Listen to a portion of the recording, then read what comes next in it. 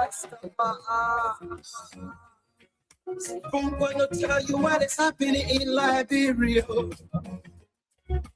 I'm gonna tell you what is happening in Moravia. I'm gonna tell you what is happening in Africa. Oh yes, of course. Spawn is going to tell you exactly what's happening in Monrovia. Spawn is going to tell you what's happening in Liberia. You want to get a news up? Good evening, Liberia. Good afternoon, those of you watching outside the country. A pleasant welcome to another powerful and thought-provoking edition of the Spawn Talk. You want to know what happened? This is your trusted nighttime forum for truth, dialogue, and national reflection. Broadcasting live from the Spoon House, right here in odious Congo Town in Monrovia, Liberia. This is the Spoon Talk, the program where Liberia speaks to itself boldly, honestly, and of course responsibly. My name is Yekezi Zobel, sitting in tonight as your producer. And of course, later on, the CEO and his team of panelists will be joining us this evening to talk the talk, to provide their own analysis or perspectives of some of the trending national happenings in the country. So don't go away as usual. It promises to be very, very fascinating, very, very informative, and educative as well. But let's welcome you to the first segment of the show, the segment on which we give you the opportunity to call in and tell us what's happening in your various communities, what's happening in your various counties. What are those issues confronting you? What are those issues that you think the government must know about? Well, you're going to be calling us shortly to flag some of those issues right here on the show. The numbers to call on are 0777 777 1075, 0777 1075, 0555 101075 are the numbers to put it through here this evening on the Spoon Talk. 0777 1075, 0555 101075. And for those of you watching us from the US or from Germany, from Ghana, from Nigeria, from Dubai, wherever you're watching us from, we will be pinning the number to call on the screen in the soonest possible time, and that's the WhatsApp line to call on, and it's only for those outside the country. So if you are here in Liberia with us, please call us on the local lines, okay? The local lines again are 0777 1075, 0555 101075 are the local lines here to call on this beautiful Monday evening. Let's talk to this first person on the line. Hello, your name and where you join us from. Hello, compliment of the CC to the Spoon FM family and compliment of the CC to all fellow Liberians on Radio Land. The great morning evening and special compliment to you, dear brother Yekezi Zogbe, in studio in Liberia. The need remain constant and functional AF come out once again back to the topic. Yekezi Zogbe, what are confronting me as a national issue is this: how to deal with the speaker that ran our country. Speaker Richard Nangwekun, foremost, he is now a Liberian based on a woman in which put in for Davos with a Mother Cecilia Paul Kum. They said this man, he is a Nigerian. But let's put that one aside.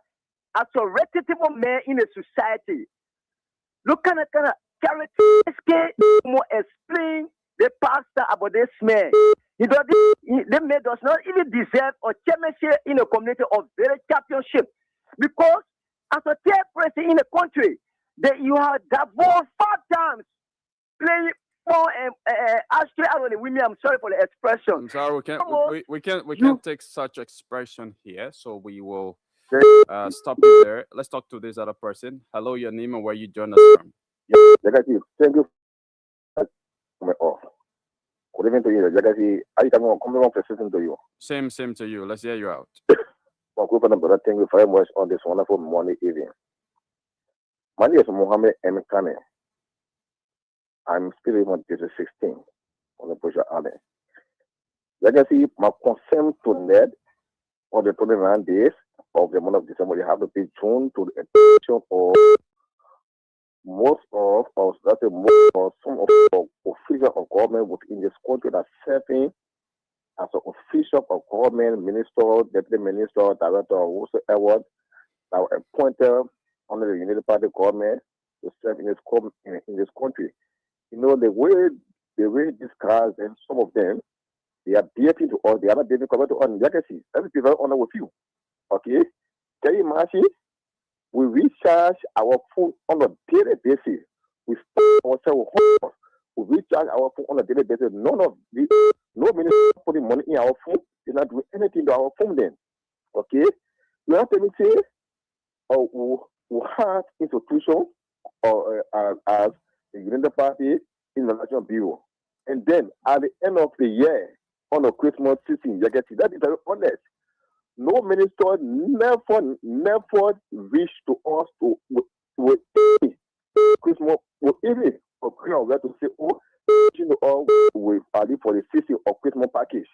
You see, they show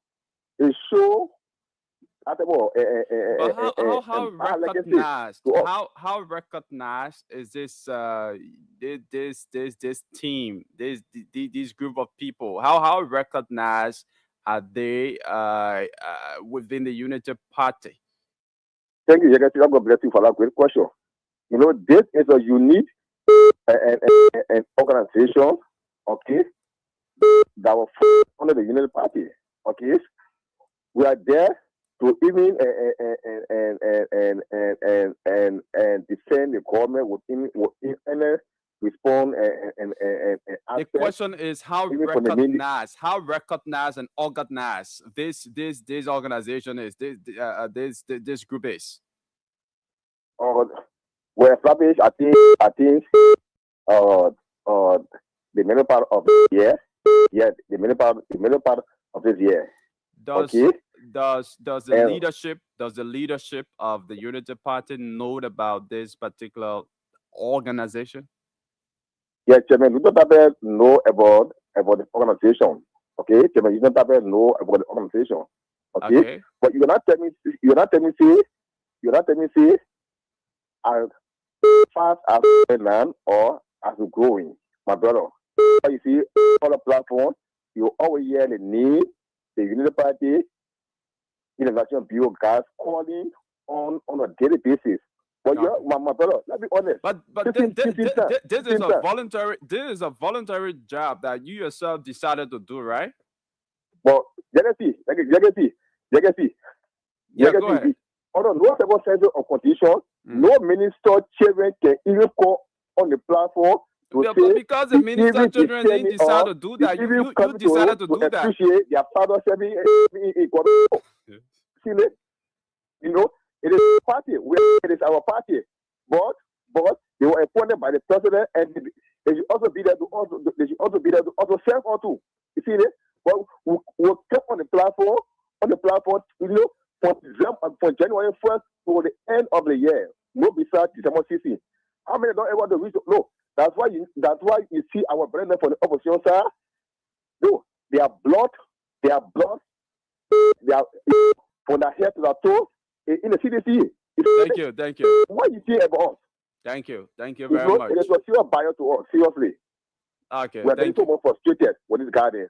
Thank you very much. Thank you very much for calling and expressing your concern, but that's interesting. Let's talk to another person here. Hello, your name and where you join us from? Yeah, good evening. Good evening, let's hear you. Yeah, man is common really man calling from PV. Yeah, really, man, let's hear you. Yeah, let me say good evening to the SNC President Joseph Yuma Boagasio, the greatest president of Papa Labrador, the only president that declared and published the assets. No other president all donate Labrador history, and the only president again that suspended a higher government official ever since Labrador was founded in the history of Labrador. No president ever done that before, and the only president again that been the integrity ever and founded Joseph Yuma Boagasio. Me say thank you to him and thank you to the mayor of Pinville. Mayor Rao has been a second for hard work doing in the city. I did hear David Johnson and Redland for a hard work. Thank you for your hard work. Keep on your hard work, Mr. President. Don't listen to the opposition. Do your work. Do the work of the Liberian people. Thank you very much. Let's talk to. Hey, how are you? Man, Alama, a farmer that want me to agriculture break. How are you, my man? Adama, let's hear you. How are you? Yeah, you know the only thing I get on my mind like you. Like yeah, you but Adama, Adama, I get call on me. my mind. You're making Let's talk it. Tomorrow go see the area. Let's start it in a class. Yeah, but call me off air now. Call me off air. Let's talk this one. They want that issue that's something between you and myself. After the show, I call you can't answer. Just give me your number. Call me on this number. Hello. Yeah. Call me on this number after the show. Call me on 0770417724. Hey, my man, I beg you, be on the line. I didn't talking, and I didn't know it. I beg you, my money will not finish. I beg you, be on the line to him. Quick, I beg you, 0770. Okay, so if you have smartphone, just go on Spoon TV. The number is rolling down the screen. Okay. Just go in now. Ready? 0770. 41 77 24. 24. Okay, thank you very much. So that's our alternative line here. So call that line right after the calling segment. Let's talk to this person. Hello, your name and where you join us from? Hello? Hello, your name and where you join us from? Yeah, I'm calling from here. David Mani is Choco. Choco, please go ahead. Yeah, the thing that on my mind is so you can see the garbage taking over this country. The garbage taking over this country. All over the place are so garbage. The PCC. No, I will tell you something. When the government will be generating money from the garbage, the government should be generating money from this garbage. In the sense that, look, the government can go and bring Tastaco, then wheelbarrow, the PCC, whether they can generate money from government, they can generate money from government. Okay? They go to buy Tastaco, they buy wheelbarrow, they buy shovel, they go in the rural community and collect people's garbage. People's garbage, and when you come for the garbage, you pay $50. All the horses in Moria, yeah? When you do that, you know how many million you generate for government? But the people don't pay attention to garbage taking what is country. It's very wrong for our nation. So, you are there, you are on spoon. They should really want to tell the government what to do. Thank you. The mosquito taking over the workplace. That's what the place. Everyone is saying a mosquito because of the garbage. Thank you very much. Thank you for expressing your concern here or making your input here this evening on the calling segment or Speak Your Mind segment of the Spoon Talk. It's 12 minutes climbing up to 9 o'clock. This is the Spoon Talk. And of course, this is the platform where we talk the talk, the platform where, trusted dialogue and national reflection is carried out. So let's go back to the lines. Let's speak to this international caller who's been hovering on the line for a while now. Hello, your name and where you join us from?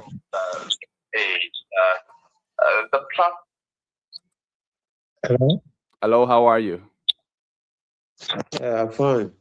Okay, let's hear you. Yeah, you guys are calling from Libya, from Ahmed. Okay, let's hear you out. Good having you from Libya. Yeah. I'm getting a feedback. Yeah. So you just want to listen directly to the phone and not the monitor. Okay, sorry. Oh, you guys, there's something on my mind. I just wanted to tell you about what your CEO is always doing. You know, the country we have over there today, we know that in help that imported. Yeah. Hello? Yeah, women go far away from my phone. Yeah. Yeah, please go ahead. You're taking up much of our time.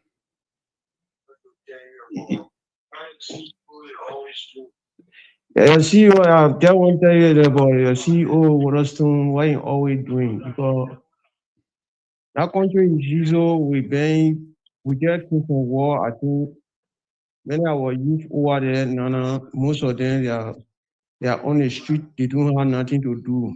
But the way Stone can be doing something in certain young people mind, we see what in there doing, Jowia kind of full, Jowia were not doing anything better. He was with all kinds of people, he was doing all kinds of things in our country, but we still have Jowia left power. And the women are in power for we all to join together and help the the country to go power. But always in certain people, they actually do them and they got and the other guy are just forgetting his name. They are on the show all the time. They can't talk good thing about the country. They are encouraging people to start doing bad things. It's not good. You shouldn't be saying encouraging all the things going on. Thank you. You get what I mean? Thank you. Thank you very much. Yeah. It's been a pleasure having you on from Libya. Yeah. Okay. Thank you very much. Let's talk to another person. So for those of you calling from outside Liberia or calling via the WhatsApp line, all you need to do when you call, just turn down or turn off your monitor or whatever is television, whatever you are watching through. Just turn it down and listen directly from the phone. Okay. Because the conversation from the monitor is a little bit is delayed, so it's going to cause some confusion, and it's also going to give us feedback here. So let's go back to the local lines and speak to this person. Hello, your name and where you join us from. Hello. Yeah, hello, you got me? I'm hearing you. Let's go ahead. Yeah, thank you very much. This is Abu Abba. It's chairman for the branch from my calling on Luzon tonight. Abu, go ahead. Yeah, thank you very much. Thank you very much, brother. Yeah, what's on my mind? It got to do with the United Party. See when the people feel that they can corrupt, see government officials, they say that international bureau. Brother, they begin to put themselves together, they put together with family organization. I'm a disabled man, in fact, and one kind of my friend, a disabled man. Put organization together, more than the party, small party in the party. Whenever we call something kind of bad, be us to go to government official. My please to government official, nobody, Leba, Fasu Kumau. All of them say they are here for international bureau. They are charging money for themselves. They are very corrupt. They are raw. No government will deal with them. Nobody will deal with them. They are very corrupt. See what is their own interest. All things of us. Let us say, yes, this is a Brazilian community and part of the organization. This is our party. We will not check the party much. No other people. They see that they can use us, they can use other people, or someone will acquire a necessary point Thank you. Thank you very much for the opportunity. Thank you for talking your own. Let's talk to another person. Hello, your name and where you join us from? Evening. Hello? How are you? I'm okay. Let's hear you out. Well, my name is Daniel Siri. I call you from the Mosquito Last district number 10. Man, that district, Alright. that district just needs cleaning, and some of the effort needs to be voluntary. Yeah, but our representative here talking about sanitation. I don't know what he's doing. He's doing nothing about sanitation here. So, But that's why you the residents of the district need to volunteer to clean the district. I mean, even cleaning your own surrounding, your own yard is helping to clean the district. and of course we can do that every time. But they got other bad guys that can come and throw that all around the place. So the representative, yeah, talk about sanitation. I don't know what he's doing. He's doing nothing. Nothing in So the what exactly you want for Yeke Koloba to do when it comes to sanitation in District 10? I want Yeke Koloba to galvanize people, his boys or whoever he can hire, to just do some community work, talk to people. But the various communities in the district have a community chairman or community leadership. Can they galvanize to do that except the representative does it? Of course, because he's the head of the entire district. So if he speak to the community leadership and what have you, that will be done. But So- if the representative is not paying attention at all, then it means nothing will be done. nothing will be done. Yeah.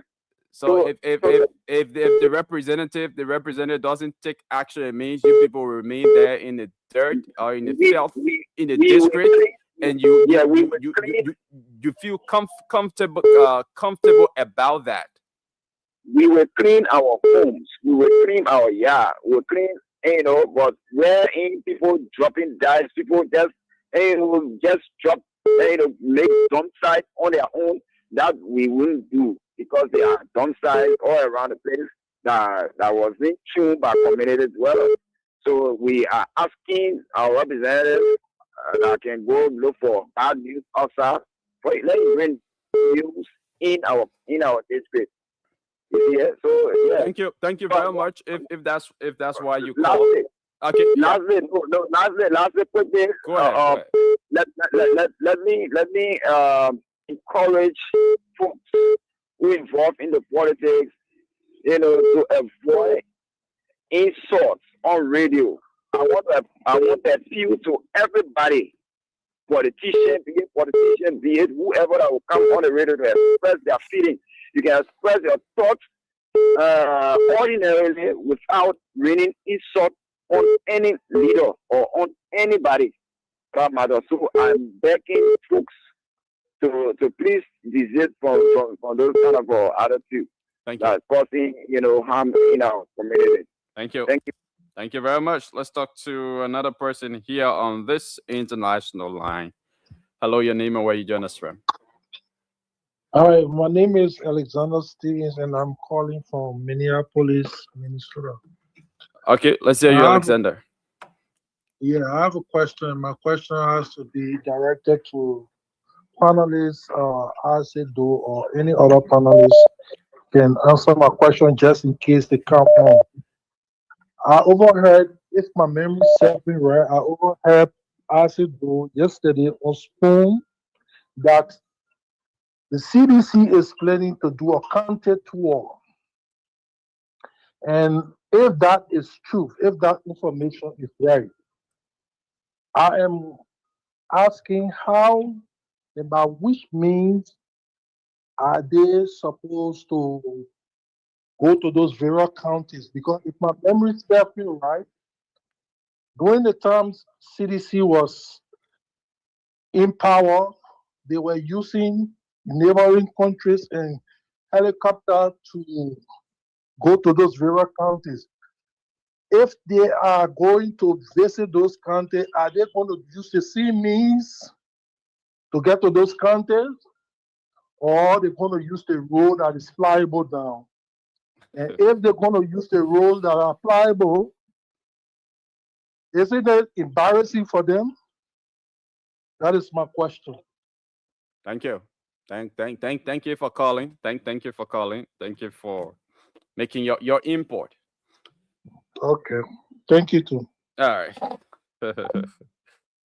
Yeah, I mean, obviously the CDC, if they're doing a counter tour, I'm sure they're going to use the roads. I mean, they were there, and the people of Liberians, thought they weren't doing well. So that is why Liberians, amalgamated, forces from everywhere to boot out this government. And the government is out. So the new government that was elected is there for everybody. So whatever developmental initiative they carried out is just for everybody. I mean, everybody benefits from it.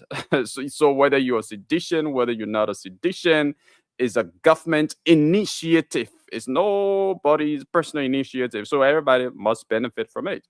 Yes, when it comes to embarrassment, well, that is left with them.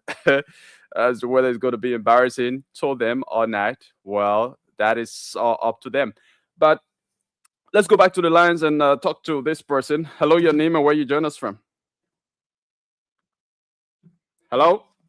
Okay, we lost that person. Let's see if we can talk to this person on the no star line. Hello? Hello?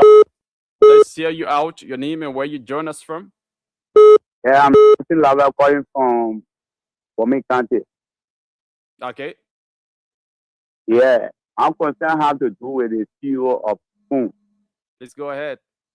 Yeah, the radio station is there to promote, not to incite the citizen. Most of the time, we listen to them carefully. The criticism is more than encouragement. I would like for them, we the youth of this nation, we are here to listen to them and also have promotion from them.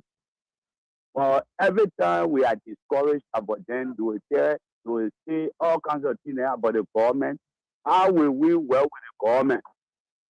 And see, not be good. You are listening to them, and they are not even in Liberia. Their family are not here. If they start anything spark up, what will be the outcomes of them? They will not see the weight. But we that in this country, in Liberia, we the one will see the weight. So I beg you, tell them, I beg you, if they are listening to me, at least the starting words to be limited. Okay. Thank you very much. I don't have to tell them they're listening. They are hearing you loud and clear. Thank you for calling. Okay, thank you very much. Welcome. All right, let's talk to this person. Hello, your name and where you join us from. I'm okay. Let's hear you out. I'm good. Okay, that's why I call from Conway. Yep. You can see, I think the guy who called from Libya, he said something very important. Okay. When people are sitting on the platform, and sometimes many of us listen to this platform to get education, and one of the significance of radio is education and entertainment. But in my mind, at this point, is losing its original essence, to be honest, because sometimes people to lose appetite for the show, more especially the kind of people you see there, like I said, though, this guy doesn't say anything that encourages anybody. More even he doesn't even motivate them. Everything about him is just about negativity. This guy is so negative to the point, I don't know how he encourages any children at home or even motivate them. Next to him, They have the moral impetus. Okay, thank you. Yes. I wrote over the match. Crazy. See you can be very low. Let's welcome. You're welcome. Can you hear me now? Yes, I can hear you now. Yeah. Tell that man they shouldn't talk about a panelist farm is met children. What you talking about the met children for? Because you're unity partisan, then you say they people that talking. Tell what kind you talk what kind I'll give you extra 5 minutes. Everybody come on the show and talk what kind I'll get in 10 minutes to talk. Oh, so that really but boy. I didn't turbo. Okay, what's up? Much. just enjoying the holidays. I mean, Yeah, I mean, it's good. How are you? My man, I woke up. You know, sometimes I'm experiencing a lot of Unity Party people giving me the issue throw. They don't want me to interview Samuel Twelve tomorrow. I woke up, man, I got sore throat. I seriously, you can see, why would I get up with sore throat? You know, I drink all the pepper soup, I eat Junior and Auburn, man, just to get ready for D12. I'm going to care. I'm going to care. You can see what's going on in Liberia. That's how people want people. What's going on? Yeah, so a lot going on here in Liberia, ranging from the capital arson case, wherein state lawyers the jurors disbanded, and also today the organizers of the county sports meet they released their ruling in the protest from Grand Cape Mount County, thereby barring booting out of the tournament Lofa County. So Lofa County football team information. Wait.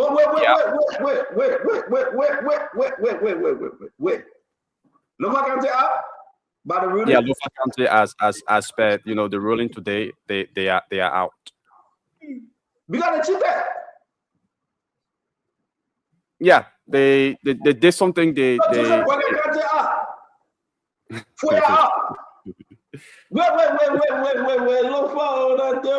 you know what? My wife in accounting too. But they cheated, man. So what? So what? My wife counting. They cheated. So what? Yeah, but go ahead. Bring us up to date. I hope they can put Kanye on county. I don't even know what county they meant from. But anyway, go ahead. Bring us up to date. Oh, my granddaughter will over, but I got Nimba still, so I don't lose it. Yeah, Nima gotta be up.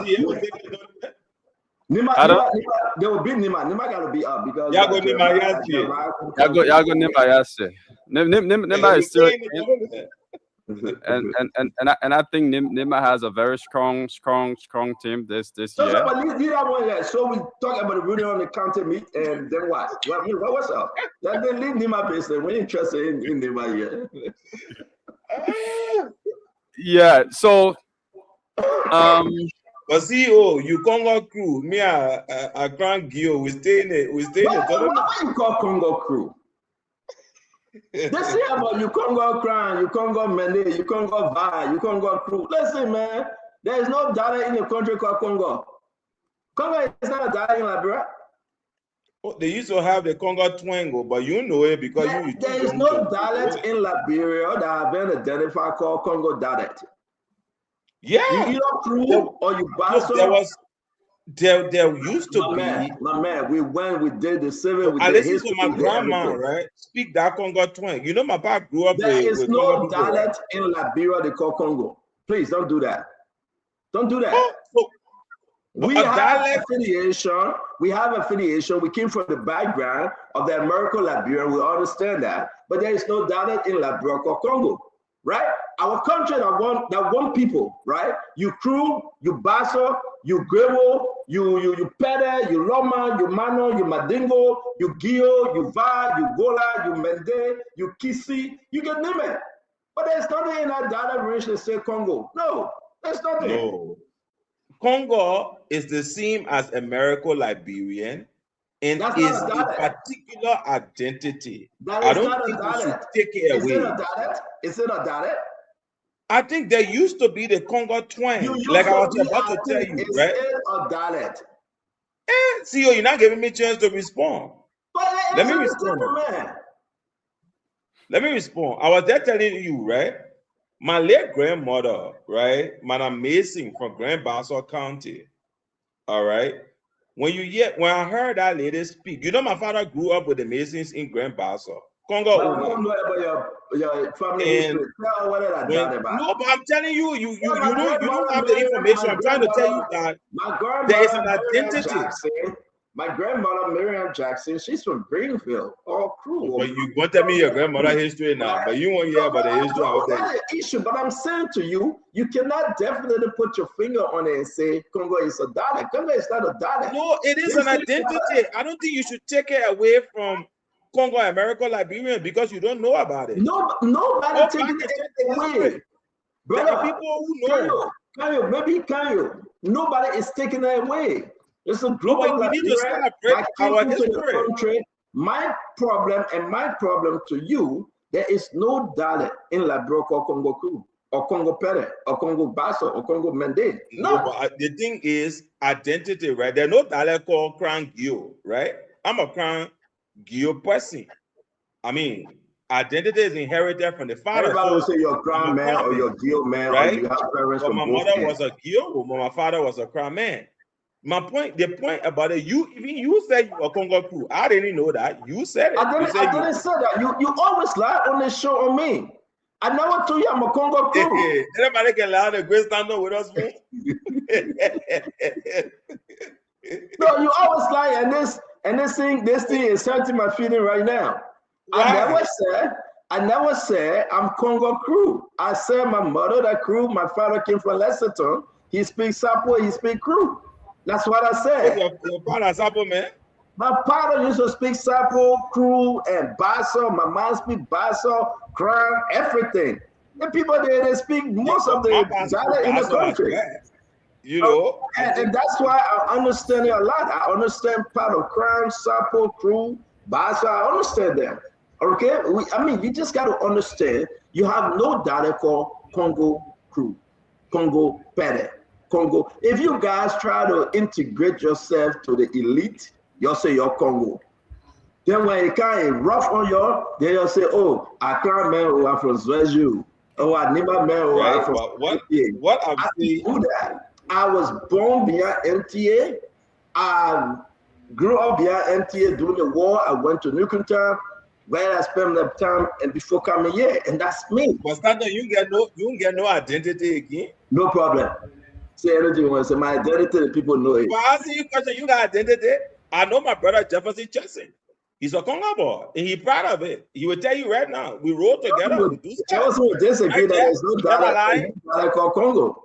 I mean, you want to stereotype and say somebody like Congo, somebody like this. No. Everybody that is in Liberia, an identity we should be proud of. Everybody that is in Liberia, they are connected to a county. They are connected to a tribe, right, Jefferson? Even a Jefferson say, our Congo man, Jefferson will say, our Basso or our Pere or our Crew or our this. Now you don't want to separate the Congo thing and bring elitism. Nobody want to be elite here. Let's stop the elitism. We are Liberians. We eat a bubble john. We eat a pan cabbage. We eat a kispi. We cook our pepper soup. We eat the pan butter, the cabbage, and everything. Because we are Liberian. It's not about Congo that elitism get it from here. You think I stupid to you, right? I'll go put myself. I'll go.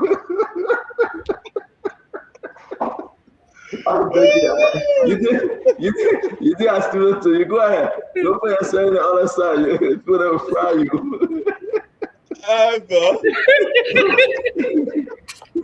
Johnson, what's up? Look, we got good man. What you keep in?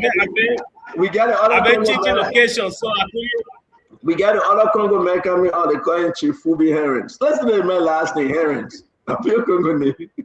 But these guys are all good guys. You see, that's the thing. Identity is beautiful. It doesn't define who you are as a human being. Because they got bad people everywhere. They got good people everywhere. We just want the best Liberia. It matter where we come from. My argument, my argument is very simple. You don't have no data in Liberia called Congo. Right, Jawasi? Yeah, no dialect, yes. Thank you. No dialect. But there's an identity. There is an identity, I agree with you. Yeah. Yeah, I agree with you, but there's no dialect in Liberia. That's no argument. In Liberia Congo. But man, we know our president passed through. And, you know, we have the offspring. We know that. We know the different terrain here and there. We know that. We understand. We're not bad. 50 years old. Jefferson. will they not use agree mechanical that Congo it's talent. twin. And I was telling Stanton that my late grandmother, you know, Mom Mason from Grand Bassa County, right? And the Congo twang was a unique way of speaking. Maybe it doesn't qualify to be a traditional dialect, but it was a unique way of speaking. I still remember the last time I saw her when she came to see my pa, when our woman spoke, you know what she said to him? She said, Benson, you know that was the man named Benson Mason, you know. She said, Benson, you're such a big boy now. I'm like, yeah, you know, these are part of our We orientation. understand, right? It's true. What you are saying is true. They get that way of speaking, they get that behavior that connected them to the American Liberian style, right? That's how they grew up in Louisiana and other places. But what we say in Liberia will not bring about the separation, right? That Congo is a dialect. I'm not going to accept that, okay? Congo is not a dialect. If you talk about the dialect in Liberia, you see the Bassa, the Kru. But when we're listing the tribes, Congo is was listed as a tribe, no? Who told you that Congo was a tribe? Where? It's not a. Oh. Where? So when you listing Congo was never a tribe. In Liberia, you will not list Congo. Congo was never a tribe. We'll list the American Liberia or not Congo. My man, we all know something American Liberia Congo interchangeably.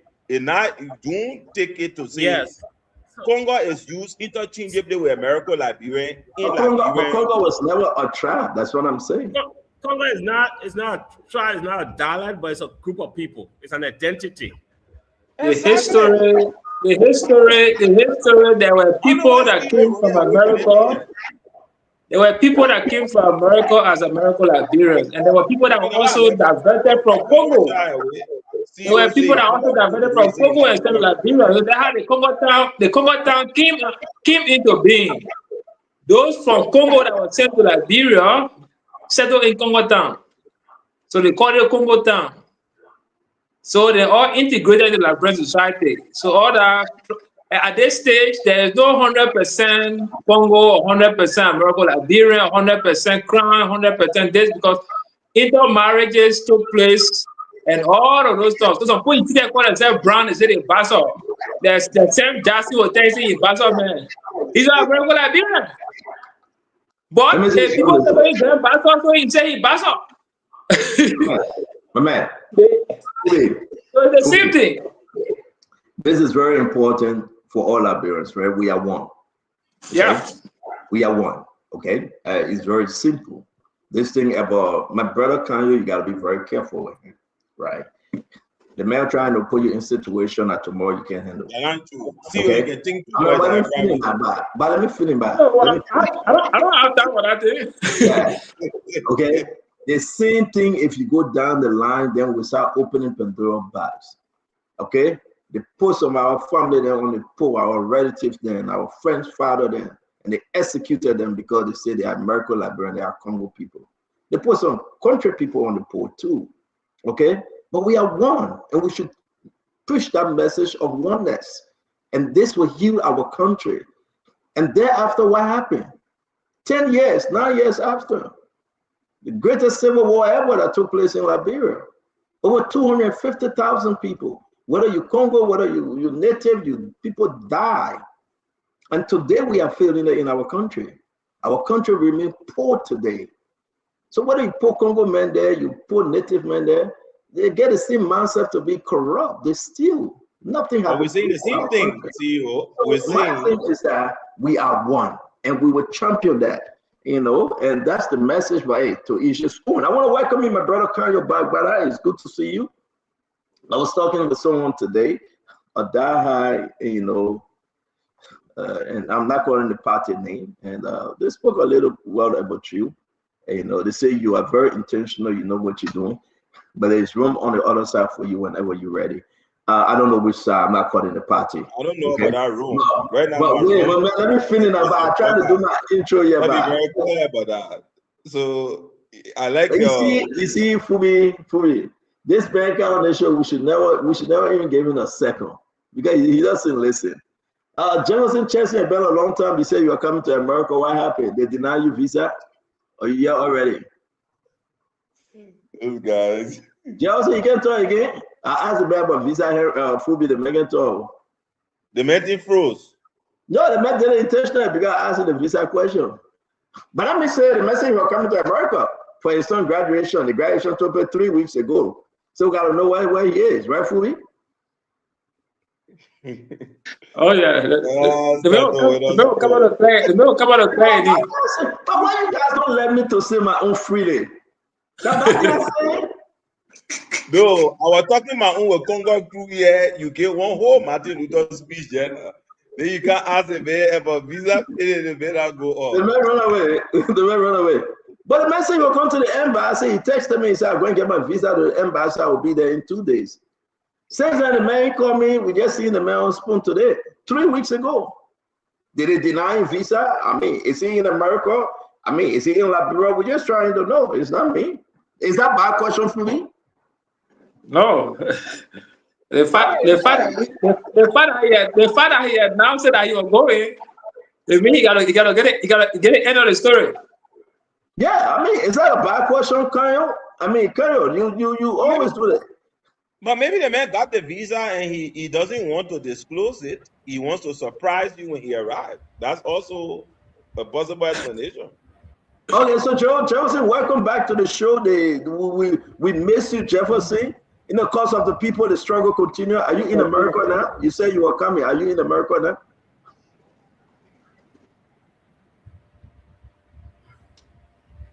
I mean, you're laughing again, Todd? I think the man had technology. What is it? No, wait, the people want to know. What is it? Tell me. Yeah, are you in America now? Are you still coming? Did you get a visa? What's the situation? I didn't get you. Talk to us.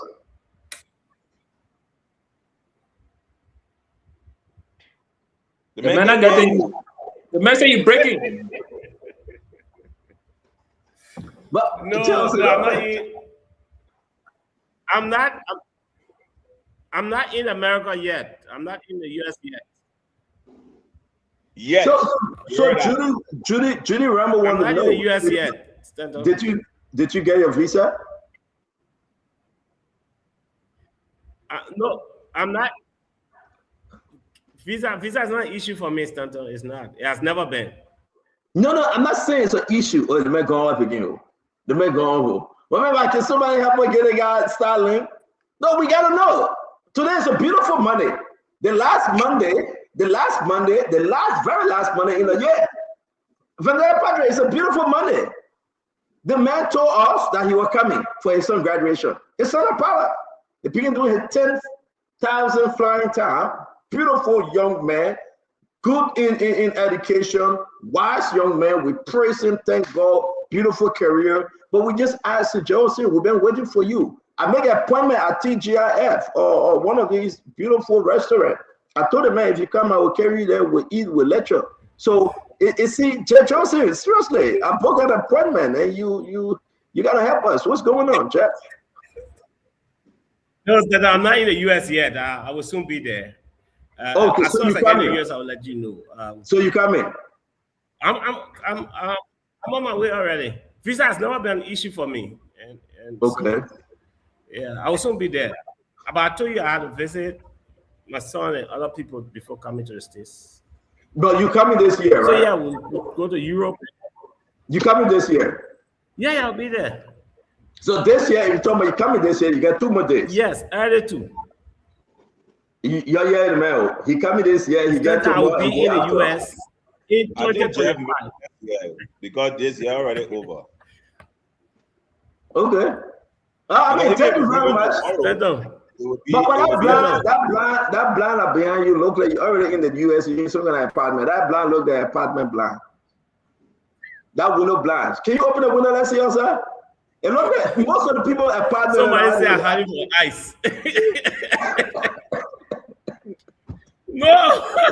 that blind looked at apartment blind from the dollar store. They buy it I think $3.99. All right, Johnson, but it's good to see you. It's good to see you. Ladies and gentlemen, we want to say welcome to another edition of the Spoon. You know, we come here, we relax, we laugh, we joke. It's nothing serious, man. Just stop the issue ever been so serious. The world is not coming to our end. We got 2 more days. There will be no more 2025. 2025 will be history. And, you know, we're just going to come here and lecture and laugh and discuss the issue about Liberia. You take it, you don't take it, that's fine. We are on the Voice of Liberia with Sekou Sharif and all of the relays. We are on Fabric, on Spoon, on Super. You can find us on Facebook, you know, on Instagram, on YouTube. Just share the show. Relax. It's nothing serious. Just relax. You know, the world is not coming to an end. Joseph Boakai Infese will remove him and bring somebody else. Some who will do it till we get the right person to face our country. We tried Madam Selig for 12 years. Guess what happened? She didn't fix it. We tried Joe Manuel we are today. We're getting like, you know, we tried Joe we are for I don't know how many years. Guess what happened? And this is what Joe we are left for us. Listen to it. Maybe in other country, Boakai can defeat. It's not possible. It's not possible. Boakai in government was defeated, and then I'm in government and I'm doing everything well. Country, maybe in other country, you know, and that's the thing. Joe we are left for us. It's not possible. And this Carrasco is not possible. It's not possible. And Boakai beat him. So it's not serious. And you know, listen, we'll try till we find the right person.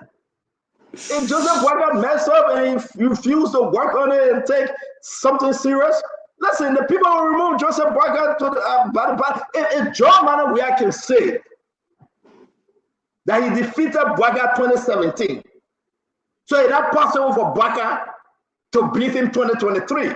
Well, that's history now. Boakai beat him. Boakai beat him. That means saying that Jefferson chasing political leaders saying it. Boakai beat him. And you know what hurt? Boakai beat him under 25,000 votes. And that's the painful thing. You know what? Because imagine a president that control the National Election Commission, that control the army, that control the military, that control the budget. And once more budget beat you. Imagine that in a David and Goliath.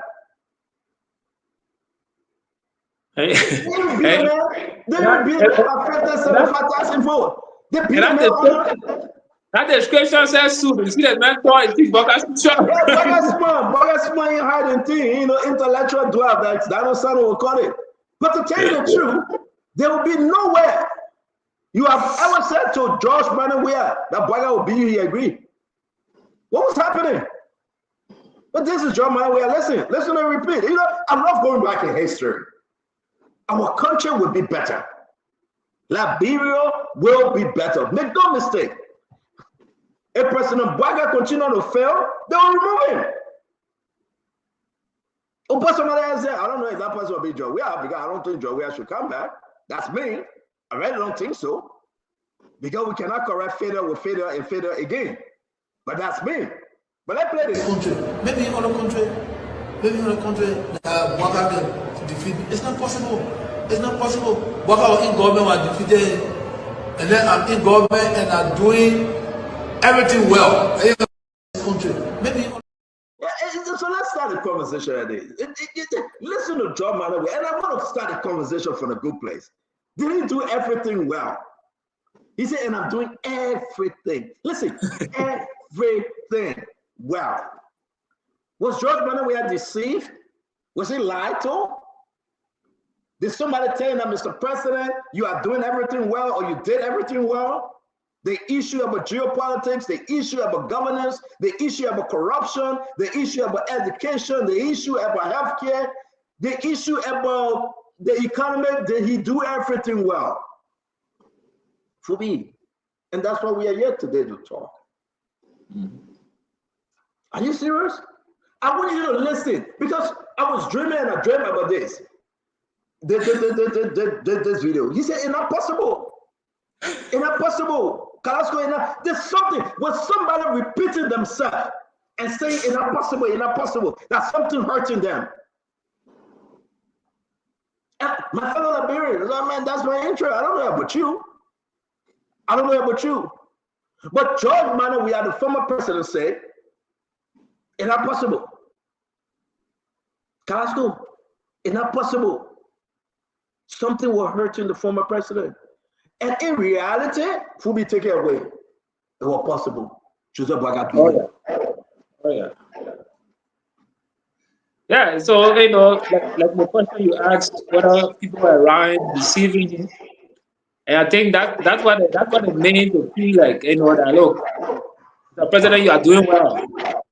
And every little time they will tell you, say, since 1847, the thing had never happened in Liberia. Since 1847, that the first time the thing happened in Liberia. And they kept in that web while they were enriching themselves and making themselves better off at the detriment of Liberian people, with all the noise and the complaint that was said somehow on the radio. The first time I did that job, we are going to do one time when it was 1 week after the inauguration, when he did his State of the Nation address, when he said he wanted to grant white people citizenship. I told my girlfriend at the time, I said, look, Joe, we are only served for one time. We're removing. And he was complacent. And that's what led to his defeat. And with all the machinery that they put together, and even the 2023 budget, they took about 50-something million from that through NSA to run that campaign. By the end of the day, I always told them, they would say IMF and World Bank data, to see the GDP indicator, this other indicator. At the end of the day, I told them, I said, look, the indicator that you're talking about, as long as it's not felt in the co-part, as long as it's not felt in the hospitals, as long as it's not felt in the house rent, you are wasting your time, because those are the people that want to make a decision. And not IMF coming vote. If the old man cannot cook for food and you say IMF show growth in the economy, you're wasting your time. If the papa cannot pay a medical bill for a while, women go deliver, they lock them up and say, until you pay the medical bill, you cannot be released. Then you're telling me that GDP growth, the economy improving?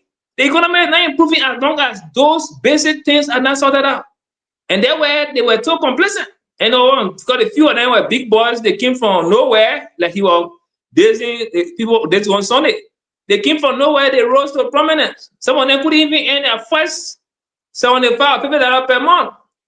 They started earning 1,000, 2,000, 10,000, and they felt okay at the detriment of everybody else. So at the end of the day, they shot themselves in the leg, and Liberian people were fed up. They were just waiting for election day.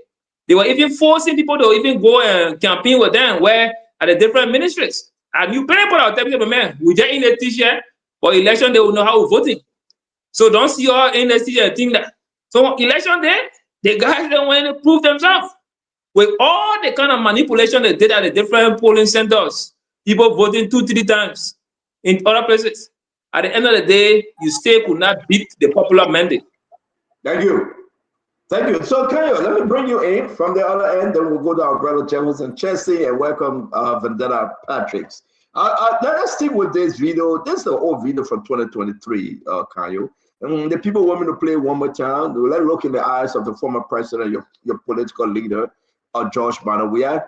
But then we'll discuss on the issue. When he said it's something that will burn him. Whenever you see Joe, we are speaking and he laying in and his eyeball is elevated in the glasses, you can only see above the glasses and see the shiny eyes of George Barnawia. You know that that's a serious issue. So let's watch. Let's just watch it. Maybe in other country, Boakai can defeat. It's not possible. It's not possible. Boakai in government was defeated, and then I'm in government and I'm doing everything well. Country, maybe in other country, Boakai can defeat. It's not possible. It's not possible. Boakai in government was defeated, and then I'm in government and I'm doing everything well. Okay, let's hear you though. It didn't work out as he expected, can you? Well, it didn't work out as I expected also. I mean, I campaigned for President Weah, and the record will reflect that. I campaigned across the country for the re-election of President Weah. I want to think that I was one of the hardest workers because I went to multiple counties with the president. And if anybody had told me that President Boakai was going to defeat us at the time, I would have told that president you were bonkers. So I can understand where President Weah came from in his conviction that he will win. But as the popular saying goes, the Latin phrase, vox populi, vox Dei, the voice of the people is the voice of God. In our human construction, we supported President Weah. We wanted him to be re-elected because we believe that he had done a lot of stuff. He wasn't perfect. He isn't perfect. There were a lot of things that were done well. There were also a lot of things that were not done so very well under President Weah. And I will admit that. Nobody claimed perfection under President Weah. But at the end of the day, it is the people that power a democracy. And that democracy came up and they said, it is President Boakai that we want to lead us going forward. And that is what brought President Boakai to the presidency. So I'm not surprised. And we challenged the president. I said it before. I personally challenged President Boakai. I said, look, with your experience, let's see what you can do. And President Boakai has stepped up to that challenge. And I believe he's leading well right now. He's doing things that I believe can change our country. And I'm convicted that if he continues on this path, it will be good for our country. So they say hindsight, you're the Americans, right? Stanton, hindsight is always 20/20. When you look back, you can see things very clearly. But because that means the past already gone now, you're in the present, so you're looking back. But at the point when whatever it is happening, is not as clear. So most times you hear people saying, oh, we could predict what would have happened, we knew. But at the point they were saying nothing, they didn't know what would happen. No, but wait there. Let me ask you a question, can you? Yes, sure. Let me ask you a question. President Boakai, right, he had his own issue. He was defeated 2017, right? Yeah. He went quiet. Something brought him back. We're going to talk about President Boakai. I want us to focus on George Manneh Weah because George Manneh Weah said he's coming back. So let's focus on George Manneh Weah. When George Manneh Weah said it is not possible, you were serving them as a spokesperson for CDC. What ran in your mind? Why George Manneh Weah thought that it wasn't possible that President Boakai could have defeated him? What's that missing link that gave the former president, then President George Manneh Weah, the reason to believe anybody can beat him, but not Boakai? Well, I don't think it was specifically about President Boakai, right?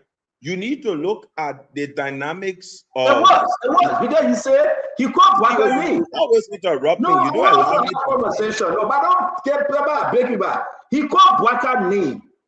He said I will let you. Boakai 2017. Yeah, but he called Boakai name though, and he called Boakai name. So it was about Boakai. No, remember, stop being a cherry picking conversation. Let's talk real here. Yeah, go ahead and respond. But don't say it wasn't about Boakai, it was about Boakai. See, I'm still calm. You're not railroading me into a response. Go ahead and talk. The point I was making is this, right? When President Weah expresses that level of incredulity, I don't think I can be defeated.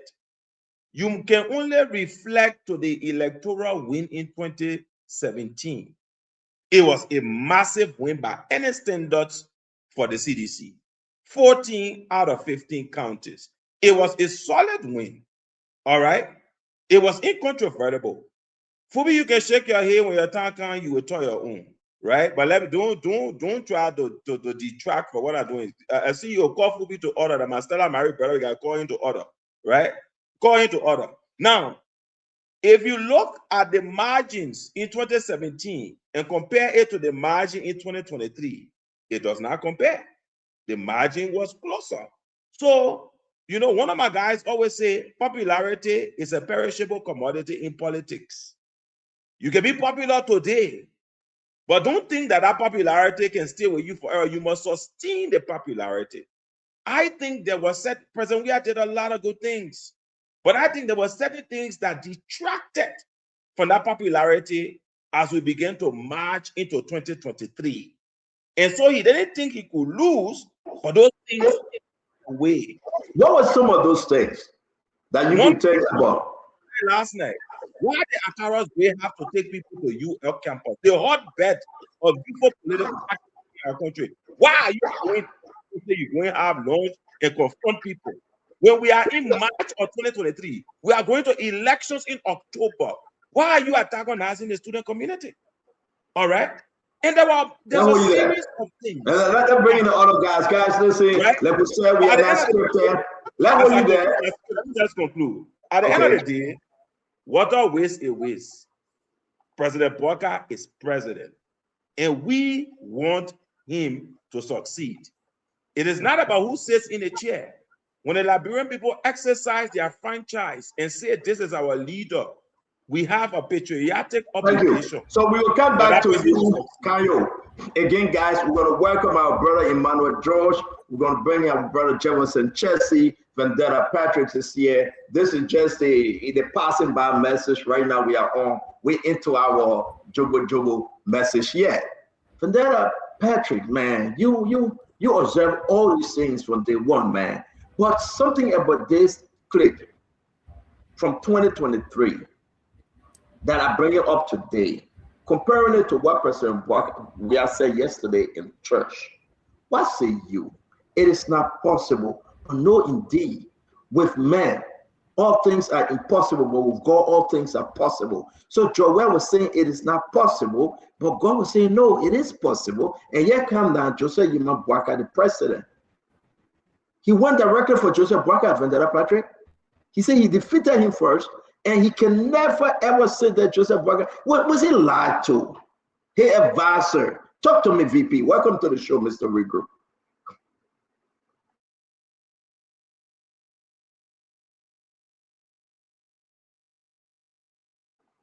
VP, we are not hearing you, my brother. You can hear him? Guys, you can hear VP? All right. VP, wait, let me see if I can work on your microphone. Wait. Say something, VP. Okay, you hear me? Yeah, you know why I'm like this? Say you carry me for safekeeping last week. You see, I've been in prison. Even Christmas Day, I spent Christmas in prison. Can you imagine? You are very redeemed. Your new year will be better. Imagine I spent my Christmas, my birthday in prison. What? No. But as I was saying, CEO, it's good to be back. And to the listening public, our ardent listeners from Mikey B, I want to say good evening. It's good to be here. But CEO, I think President Weah did not make a mistake to say President Bouaka would not have beaten him. He was looking at the statistical evidence. 2017 election, President Weah defeated Vice President Joseph Bouaka then with 732,185 votes. Joseph Bouaka obtained 4,457,579. The difference was 606 votes. Anybody sitting in such a position as president, and you imagine this statistical evidence, this data, you have all reason to say former, vice president, now president of the country, Joseph Bouaka, would not have beaten him. He was relying on the data. And let us not conclude here that he was misled. He was elected by the people as chief executive officer of the Republic of Liberia. He understood clearly the problems of the Liberian people. He interacted with them. He traveled across the country. He listened to the views of the people, whatever that might have happened during the elections. CEO, that was a different thing. So the little margin in 2023, which is 30,000, it was a shock on the part of the CDC. But this is what I can say. You see, people make decisions, especially Liberians. As we speak now, people have already decided who they will vote for come 2029. Your first year, second year, and third year, if you make mistakes and you don't deliver on the promises, you are done. Thank you. That come to something. Just in conclusion, how were the campaign messages against the CDC in 2023. In 2019, one of the key things I was talking, harmonize our salary or harmonize our vote. When did they come in? 2019, 2 years in government. Another thing, Kush. The 30, oh, President, we are broke on the million while we're sleeping under the rain, the men were enjoying life. This thing filter in the minds of the people in the 16 billion, everything. Thank you. At the end of the day, it destroyed them. So I Thank think you, President, we are to say President Baka could not the data 200 is on the 4,000 vote margin. Oh, that's small thing. Baby, thank you very much. Jefferson, are you with us? Can you contribute? Are you hearing us now? Yes, Tantam, I'm here. Just I have issue with the internet connection at the moment. But yes, I'm here. Go ahead, Jeff. Let's talk about the clip that we played.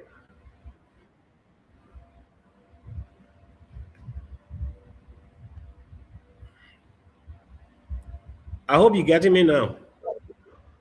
Are you not getting us, Jeff?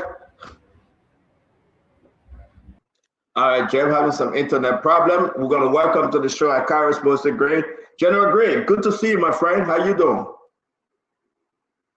Very much, man. Just telling the Almighty God, thank you. I want to say good evening to everyone on the platform and to our many viewers and listeners across the country and the world. Thank you very much. Let's hear that from Emmanuel George too. Emmanuel, welcome to the show, Dr. George. How you doing?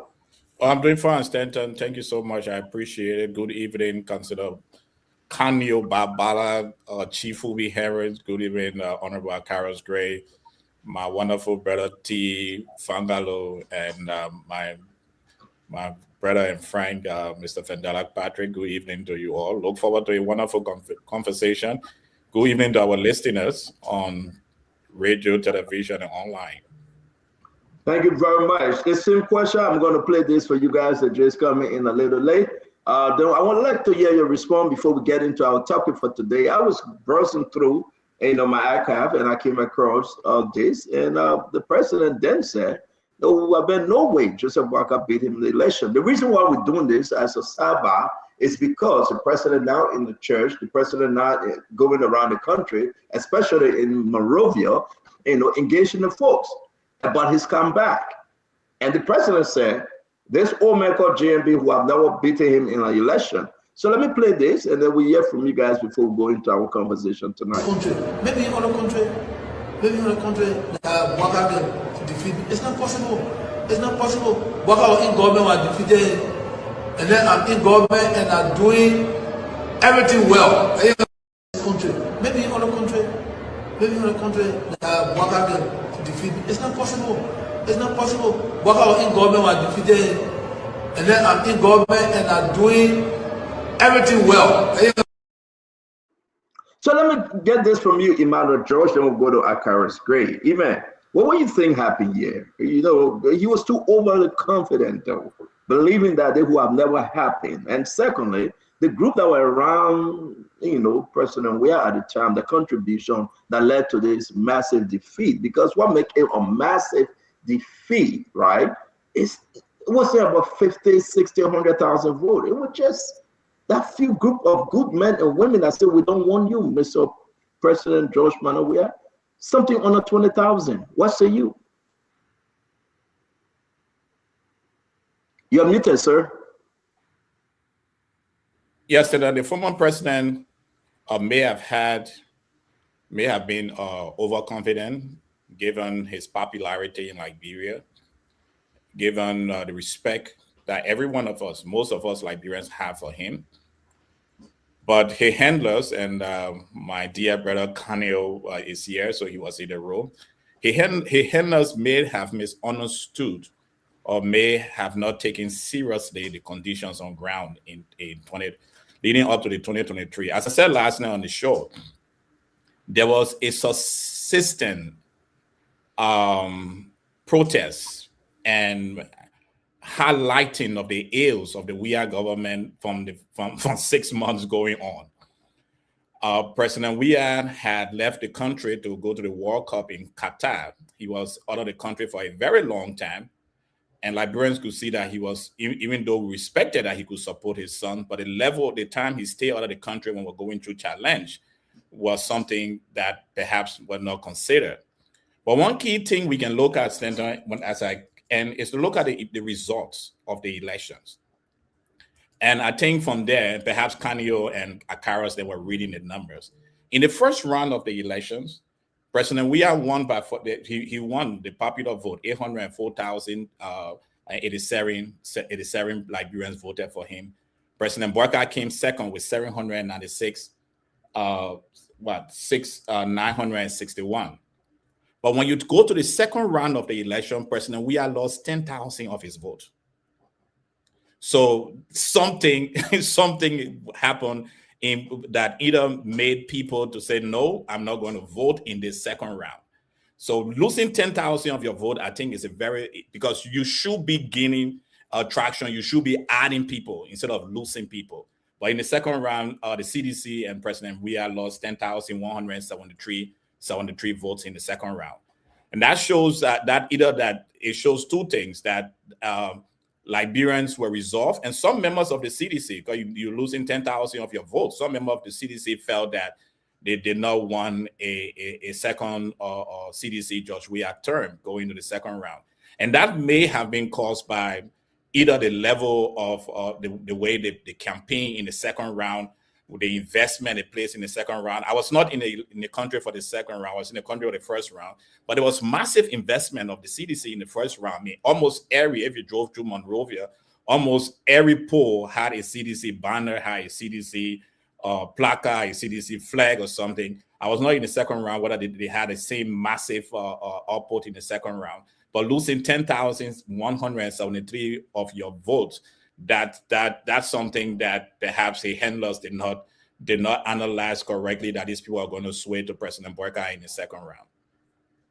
So thank you very much. You brought up about the 10,000 different in the second round, which is so unique. Let me bring in Akaros Mostly Great. Akaros, this clip from the former president, then President George Manneh Weah. I mean, what say you? He was too overly confident of the fact that, yes, indeed, we'll get this thing done. It can work. It can happen. You guys are celebrating. But it's history now, though. The reason why we're doing this, we want to talk about today and the future, because George Manneh Weah said he's coming back. So what say you, my friend? Thank you very much. It's good that you put in the CDC under the spotlight. It shows the significance of the CDC in the country body politics. So with President Weah being on the spotlight, it's very important, because I've heard people say, oh, he's not talking, he's not saying anything, just a conversation in the church. The entire country, in terms of the ruling establishment, they're going to help us scatter. Okay, they're just running all around. It shows the strength of the CDC, in my view. But the CDC, I've always said consistently that one thing that the CDC did not do, I've always said that, not that the current government is performing up to the standard of the CDC. The CDC just did not do well in the PR strategy. That's all, and nothing more than that. That's why the CDC did not do well. And the CDC, in my view, has learned from that mistake. I've said that in the first 1 year of the CDC. The second year, there are public records to show. I went from radio station to radio station. I thought it was important that we marched in, but the CDC, some members of the CDC felt that, look, they can lie. The people will not believe the lies. They will not believe the gossip, and all of those things. But I thought that the PR arm of the CDC was the problem, in my opinion. Not just my opinion, but those are established facts across. And somebody talked, and my friend struck an important point about 10,000. One of the things that happened across the country, and the CDC has to take measures against that. That is not only in the 2023 election. Many of our partisans are crisscrossed to different counties, different districts. So when some of these guys get defeated, many of them, they don't take them back. Okay, I saw that because our cherry in my district, in fact, in my district, the number in the runoff increased by 200 difference in the runoff. Because I realized that people were broiling and people did not want to bring them back into the district. So we were very open up, encouraging and sending people out, also providing buses. So I think that's one of the things. A lot of people come to the CDC, they want to run on the party ticket, in a runoff election. They don't take the people back when they get defeated. It was a problem. Yeah, I saw that as a problem. But the major reason organization was CDC problem. Yeah, organization was CDC problem. No, not organization. I'm saying some people ran on the party of the CDC. I'm not saying the CDC as a party. They had a good campaign strategy. They had a good campaign team. Okay, but there were other people who ran, and they know the people they took out. They know the people they brought. So the campaign team will not know all of these people, how many persons maybe Mr. A brought into his district. The campaign team will not know that. Okay, yeah, did they work with them? Yes, they work with them. But I know about that, and I can speak to that definitely. Because in the runoff election, I was really involved into it. Yeah. So let me bring in Jefferson. Let's hear you, my brother. I mean, you falling, can you get us now? Can you speak to this? Yeah, so bring me up to speed, Spoon. Bring up to speed right now.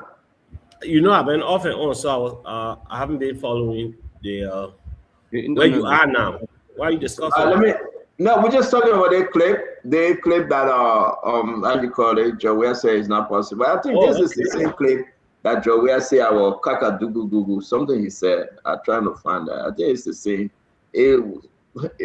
Within the same setting that Joey say I'm a kaka love to.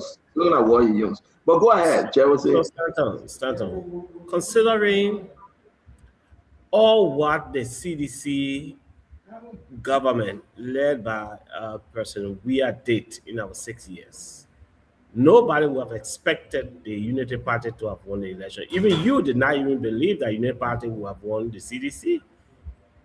But how be it? It is election. It's the people's, decision to make. But there are other factors. It's just that, when I hear Fubi lying about 50 million without showing evidence, it's crazy.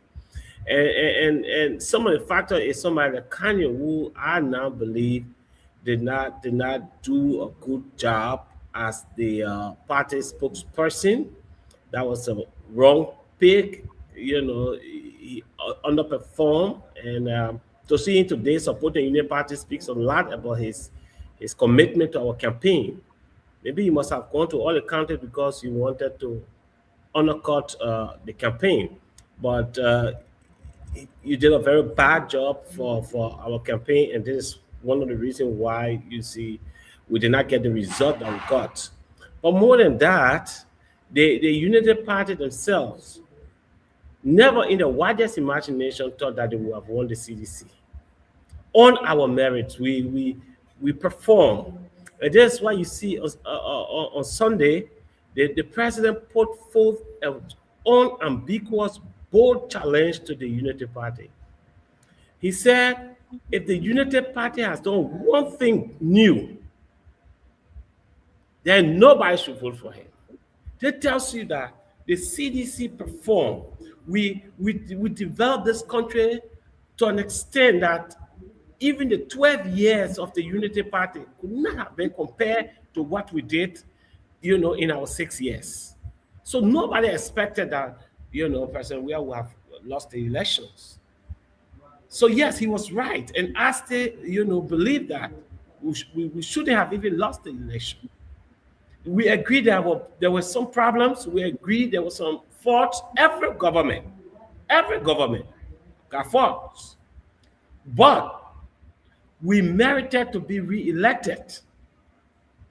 Considering all that happened, and you saw what happened, Stanton. In the first round, we beat the Unity Party. That tells you that the majority of the Liberian people wanted the CDC.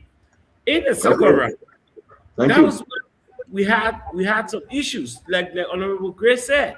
There were movement of people, and because these people did not go back to vote, this is why we lost that election. And imagine 17,000. They were massively defeated.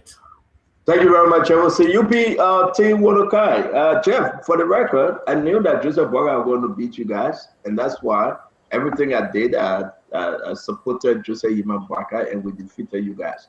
I knew that Joseph Boakai was the best candidate. I didn't hide it. I never run in the back to talk about it. Can attest to it. I knew that Joseph Boakai would have beaten you guys, and that's why we supported him with everything in our vein. Now, if you ask me if I still believe that, I can answer you after the other people speak. I think it was terrible for you to tell us on the show, you and Akaris Gray, to say, well, you're blaming Kanye Wabala. But again, you know what Akaris Gray said? It's not organization failure. I can't tell you lie on Okay, no, it's not you, Akaris. You didn't blame Kanye. I was going on everything. But for you to say that you only blame Kanye Wabala, the issue is that I think it was organization failure, right? You won during the first round. The second round that we came back, we beat you guys because you're lacking on money. Look what Grace said. Grace said that you never have people to care the people that were in the interior to go for you. That would go structural, yeah, there. So we'll do second round again, Grace. Allow us to do second round. Let me get to my own spot. For me. Great. No, great. How are you great. No, great. You're not my spokesperson. So you thought great, right? Let me finish talking. You correct me, Chief. I beg you, sir. And that's why we have a second round. This is an embarrassment. We flip this on the current government and what we should expect, right, Emmanuel? We're flipping on the current government too. But I think openly, CDC shot themselves in the lie. The cat is baby. When Kanye were on the battlefront, the war front, y'all were eating the money behind their back. Y'all didn't give their army ammunition. They were supporting themselves. Now you have to press Kanye. You know that I can beat Kanye on any day. But maybe they were transporting themselves. Let me speak. And this is what we need to talk about, right? You have $2-3 million sitting somewhere. Some people say you have $50 million, right? After the first round, did you guys support those representatives and senators that were running? Fubi? No, you cut them off. Samuel Dazo Johnson said he was cut off. You never look back on them. You never supported them. You never encouraged them to bring the voters. You let them alone because you're all after the Benjamin. So who did this to George Manawia? Who made George Manawia? Who put it under frustration? Look at George Manawia speaking. Look at him shaking his head. He knew that he was going to win the election, but somebody lied to him. The question is, who lied to him? Let's listen to the former president. Dato, George Manan Bakubawea. Maybe in other country, Waka get defeated. It's not possible. It's not possible. Waka in government was defeated, and then I'm in government and I'm doing everything well. In this country. Who told him that he was doing everything well? T. And I'm doing everything, not even some. He said he was doing everything well. Who told him that he was doing everything well? Who told him that the people had him for number one to be re-elected? Who lied to the former president? Talk to us, man. We gotta go. We gotta go to our topic for today. Talk to us. The CDC could have won this 2023 election. They had a very major problem, and that problem was number one, arrogance, and that's the same as that reason why they will lose in the next election. The arrogance, the communications problem. Kanye over there is a very good communicator, but I don't think he committed it all to CDC because he saw some things that were already wrong with them fundamentally. So arrogance, communications, lack of experience across state institutions. Many of the persons that CDC had in government were experimenting. They did not come to government with prior experience and sophistication and education and qualification. Many of them learn on the job. And rather than them accept it and say, oh, my people give me time, work with me, Liberian people are complaining about the death of auditors. They are complaining about boys that got missing. They are complaining about the economy. Sanction all across government. Rather than you admit and say, oh, my people, we have such and such problem. But now we have gotten better. Please give us a chance. They were going all around kind of buka dance, they got some kind of dance they were doing in town. Every single one of them. They were doing it. They were very arrogant. They were throwing things in the Liberian profit. How do you change from 796,000, 961, Waka being down, and you up 804,000, and it just flipped to almost the same exact number, like the other way. So the Liberian people, even in the dying moment, I think they were willing to give you a chance to hear you out. But this measure of arrogance that you don't see CDC guys come and admit accountability. They don't even care about transparency, so I'm not even going there. So that is their problem. And that's why we're with them again. I'm not worried about that. The only keep telling the Unity Party, don't repeat their mistake. Don't be like them. Be humble, acknowledge the issues that exist in government, ask for more time, keep trying your best and keep doing better. But don't make it seem like it is your entitlement. You must be president, be representative, and all of that. So I think that's their problem, arrogance. And they were exhibit that here tonight. Thank you very much. We're going to bring in our brother Lafayette Gould, Councillor Gould. Let's hear you. Welcome to the show.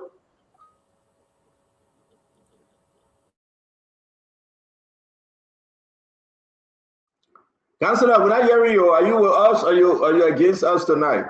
We got to move. I'm always with you guys. So yeah, welcome to the show. Nice to be my in-law, Daniel. Nice to see you. Chelsea and Sandra Patrick, Wonder K, Friedman, Carlos Gray, Obi, and then Lofa. So you know what's happening here. George, nice to be here, guys. Nice to be here. Thank you very much, Mario. We're going to just really say to you, welcome to Spoon Talk. All of you, let's share the show. I want to flip this up. Is this government doing the same thing that UP did that cost them the election? 2 years in this government.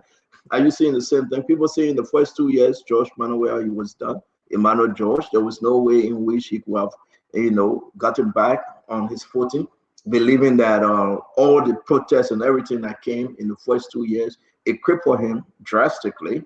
And even George Manuel didn't believe that they were going to beat him. But here we are today. Do you think that this government doing the same thing? If I go back to Kanyo, Emmanuel, let me ask you, you think the government is walking in that path now, 2 years being completed, that they are doing the same or following the same mistake that was done by the Unity Party government and by CDC? What do you think? Yeah, in my mind, I think they are doing the same thing and at a level worse than the CDC. Look, I don't know which book my dear brother Jefferson was reading, and that's one of the challenges you have when you come into leadership, the ability to see what is going on around you. Look, at the 2020 senatorial election, the CDC won only 3 seats out of the 15. 13 of those seats were won by either independent candidate or the CBP. That should have been a signal. Something was when you have the ruling party losing a lot of senatorial seats in the midterm election. About 80 to 85% of by elections that took place during the CDC years were won by independent candidates. In fact, some CDC candidates did not even carry all the party ticket. They became independent, and after they were elected, they ran on the what happened in Lofa County and what happened in Grand Cape Mount County. So the thing was on the wall for everyone to see. And I agree with a point Akaras is making. I want to step on that point because I think that will elevate our conversation to another level. The point that we are so enthusiastic to move people from one district to another district because we are on a ticket. And once we are on the ticket, we are not moving people. It's something that the National Election Commission need to consider and see how we can bring this thing to an end. Because you can see, if that is true, you can see that it doesn't only affect the candidates in that community, it also affects the top ticket in the second round of the election when we cannot move these people, when we are not putting the same level of resources, because it's natural in life. Once I lose an election, I'm not going to put all my energy again in the second round of the election. And even at a point in time, once I lose the election, I may not be putting my energy in the second round of the election.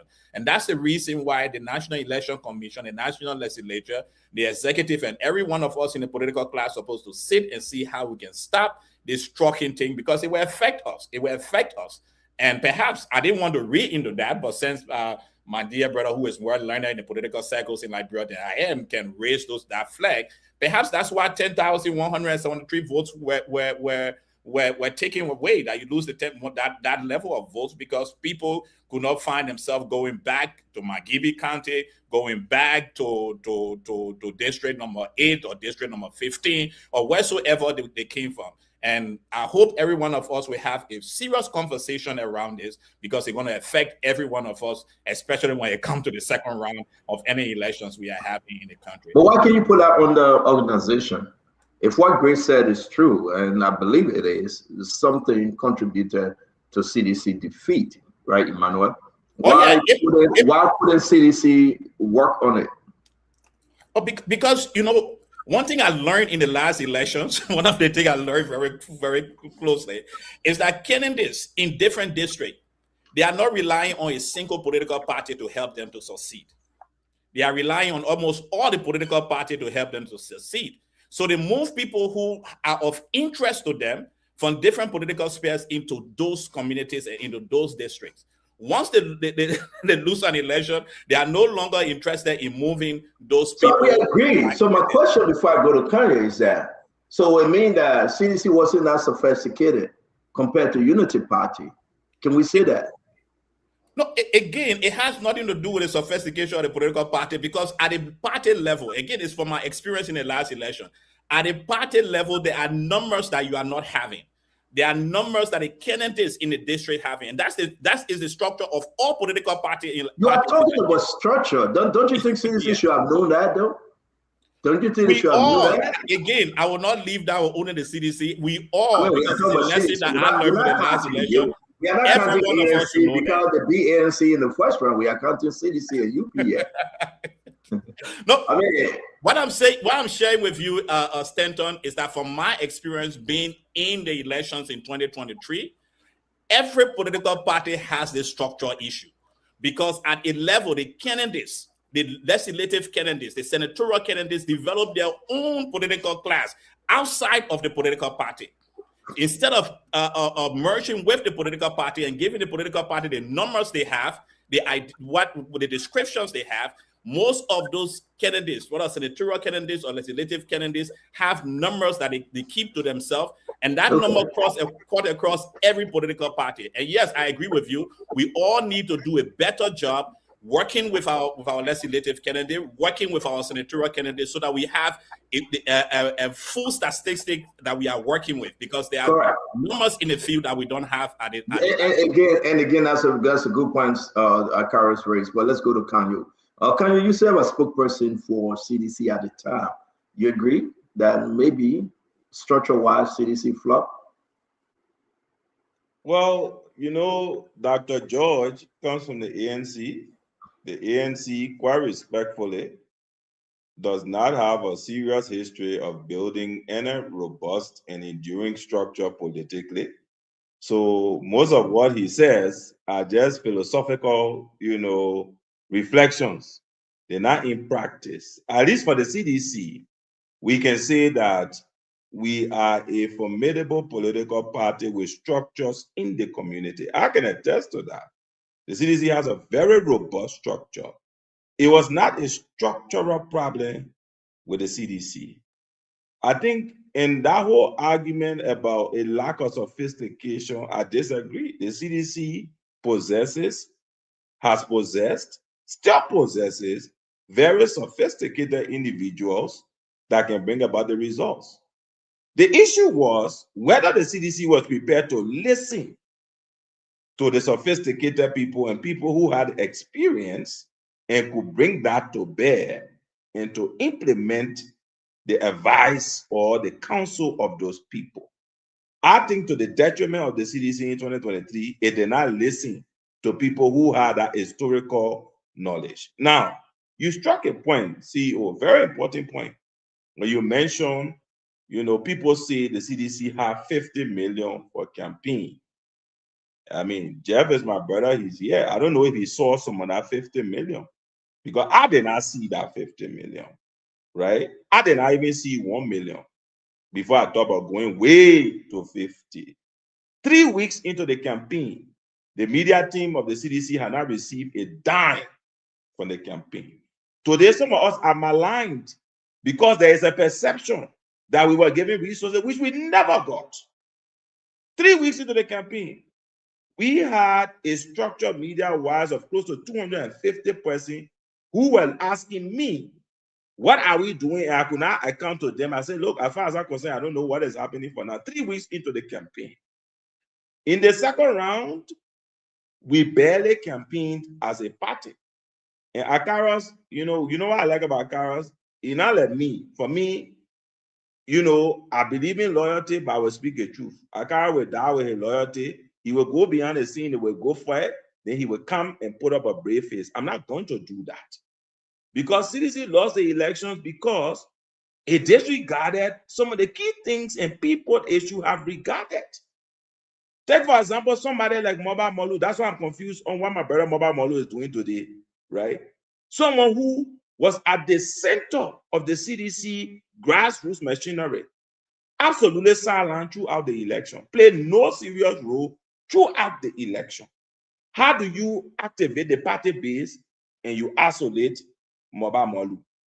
And you want to win a crucial elections like that. Elections are not won in beer parlors, in entertainment places and restaurants. They are run on the ground, in the Atai centers, in the communities. Those were things that sadly we overlook as a party. And I think that if the CDC is really serious about coming to power, and like I said, for me, I support President Bokar. As long as President Bokar is on the ballot and he's contesting and he's leading this country, he has my support. Because you need to have a structure that pays attention to critical information. Thank you. And that is the problem. Thank you. And I think it's very unique that we have this conversation. I'm going to come back to you, Phoebe. Let me go to Akaros, and then you can come in next. Let's welcome Dr. Poplar. Dr. Poplar, it's good to see you all. We appreciate you joining tonight. Akaros, you listen to Emmanuel George and Kanye. What's your closing on this one? My closing is just clear. It's sad that Councillor Kanye, who was the spokesperson of the campaign, will be saying this, especially after 2 years. It's really sad because he on public record here that he campaigned in the 15th political subdivision. He went on every radio station. He's on record here. So you think that magic to go on a radio station that you will not pay some money? You know the media stand on. A public record we're discussing here. So to say that the campaign team or the communication team, in fact, you should not even be head of the communication team. You are a spokesperson of the campaign and not head of the communication team. You got to distinguish between the head of the communication team. Point of correction, I was spokesperson and head of the communication. No, let him finish, Kayo. Kayo, we'll do it later. Let allow each other to finish. I beg you, Chief. Go ahead, Karos. Yeah. So to say that you were coordinating the communication team, no. You were campaign spokesperson. That was announced officially. Outside of that, nothing else. But again, you crisscrossed the entire 15 political subdivision according to you. And you sold the message effectively. The on public record, on one of these shows, he spoke about that. It's not a personal attack on you, but it's a contradiction of all that you have said. It's a big contradiction. Who's going to believe that? And Dr. George talked a very important point. Sometimes the candidates who they bring in, who they put up, it's not a structural issue. Okay? Another thing is, any candidate that was on the CDC ticket said that the CDC did not support them in the runoff election. It's unfortunate to say that. It's very unfortunate that they're being deceptive. If someone told you, I don't know where somebody, the audio from the bike is bad, or somebody audio bad. Yeah, okay. So you get me now? Yeah. So if someone said that the CDC used 50 million, maybe the manufacturing are numbers. But T is unfortunate because T doesn't even understand what campaign is all about. You come, you attack the CDC because you're under economic gunpoint by the Unity Party. No choice. Yeah, that's what I'm saying. Listen to me very well. You said something very important here. You were bashing the CDC. I said you are under economic gunpoint by the Unity Party. And because you are under economic gunpoint, your objectivity and thinking has blurred. But remember, that's the same CDC you were running to run on the CDC ticket. You knew all these disorganization within the CDC, and things wasn't going well in the CDC. But yet, you were all around the place, running all around here to scatter to run on the very CDC ticket. These are the deceptions we're talking about. Okay? And when Unity Party put you on an economic gunpoint and you have nowhere to go because you got to protect your business interests, you come on the show and just talk tabata. It's unfortunate that pure tabata you're talking on the show tonight. The CDC takes responsibility for its defeat. The CDC has not escaped its responsibility. Nobody, the CDC will not tell you, say, oh, we don't take responsibility for our defeat. Men do that. That's what we did. That's why we considered, even before the National Elections Commission made the final pronouncement of the election results, we considered with a margin of between 17 to 20,000. We didn't shy away. We didn't blame people. The Standard Bureau did not blame anybody or the president. We took responsibility and we'll correct those things that we thought that some of the problems we had. And we're fortunate here, 2026, I can assure you, and I'm speaking officially, that 2026 to 2029, it will be a different political ball game. I can guarantee you. So the CDC takes responsibility for 2023. The CDC will not escape. The CDC will not shift blame on people. Those who want to blame other people, they can do that, but we will not escape that. We will not shy away. And that's why the 2026 CDC it will never be the CDC of 2022. It will be the CDC of 2029 to clinch power. We'll build the necessary coalitions collectively with political parties and individuals. There will be technical movements of the CDC. We keep this government feet to the fire. We're not going to estimate anyone. We incorporate anyone. Okay. So, let me ask you a question before you get off. Let me ask you a question quick. Kanye said that you don't have money, but money never came to 3 weeks to the campaign, 3 weeks to the election. What was happening? That's not, no, Stano, we got to be real. So this is sometimes in life. That's why I don't want to be personal. But for Kanye, who worked with Eugene Nangbe, well, to Eugene Nangbe host every day, every morning, he's the first person that woke up Eugene Nangbe up. That you want to tell me the campaign manager every day. In fact, when the legislative caucus were having a conversation, to go out and campaign and getting party materials, and then Kanye went to that meeting. I remember that day in Saturday. In fact, I asked them that Kanye has to leave the meeting because we wanted to discuss, they didn't feel comfortable discussing it with other people. In that meeting that day, I asked them that he should be and he had to leave. But I'm just trying to. He was a spokesperson for the campaign, and you asked that he be relieved, he should be removed from the meeting. Seriously? No, that's a legislative caucus meeting. It's not a law because he's going to be in the meeting. That's what I said. Probably just get that right. Yeah, that was a caucus meeting with the party leadership, one or two persons of the party leadership. But I'm trying to tell you deceptions wrong. The money issue for 3 weeks, real quick. The money issue, it didn't happen. The money issue here, Kanye received a lot of money. And I will say this, I don't miss my words. Kanye was part of a group called some intellectual group of CDC. They gave them some money, Kanye squandered the resources. How much? The money that I remember they were collecting some money. I can't give the exact amount, but I will say this to you. I will say this clearly, publicly, I will say this. Kanye collected the money. He ran solo and left the group in Dalima. That's why I killed the group. How much you talking about? I said, don't probably speak to that. I said they were part of the group. At that time, then he ran to become campaign spokesperson because he lobbied with Eugene and other people. So Kanye ate your money and you're making spokesperson? No, I'm saying in a group. They had a group, like a group chat. They had their own group. They were running their own show. Okay? They started complaining that Kanye ate their money. By that time, Kanye already appointed a campaign spokesperson. So they felt like Kanye ran away from them and went and lobbied for a campaign spokesperson. Kanye was giving a huge amount of money, a lot of money. That Kanye back by that would not have money in a campaign process and go from radio station to radio station. He will put it in your pocket, taking money up. Gentlemen, if you want to go and respect the fact that, look, you can't castigate people. You can't say the wrong thing about people. You can respectfully depart from people. But to say, I did not receive money. Stand on, you believe that thing? It's a trash. Listen, I'm not a seditious, but looking at what we're looking at, we heard about $50 million. We heard about $3 million. Let me ask you a question while you conclude real quick. Where was CDC war room? But sometimes go back and try to respond to the accusation. Let me ask you a question real quick. Yeah, because where was CDC war room?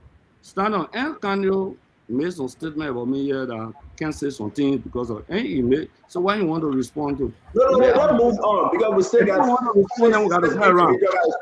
Akaris, what were the CDC war room? You see, I was not a spokesperson of CDC. The spokesperson right here. So no, wait. I beg you. So you didn't know. You're not telling us what the war room. No, wait now. Wait. The best person to tell you about the war room, all on the show, we are educated people.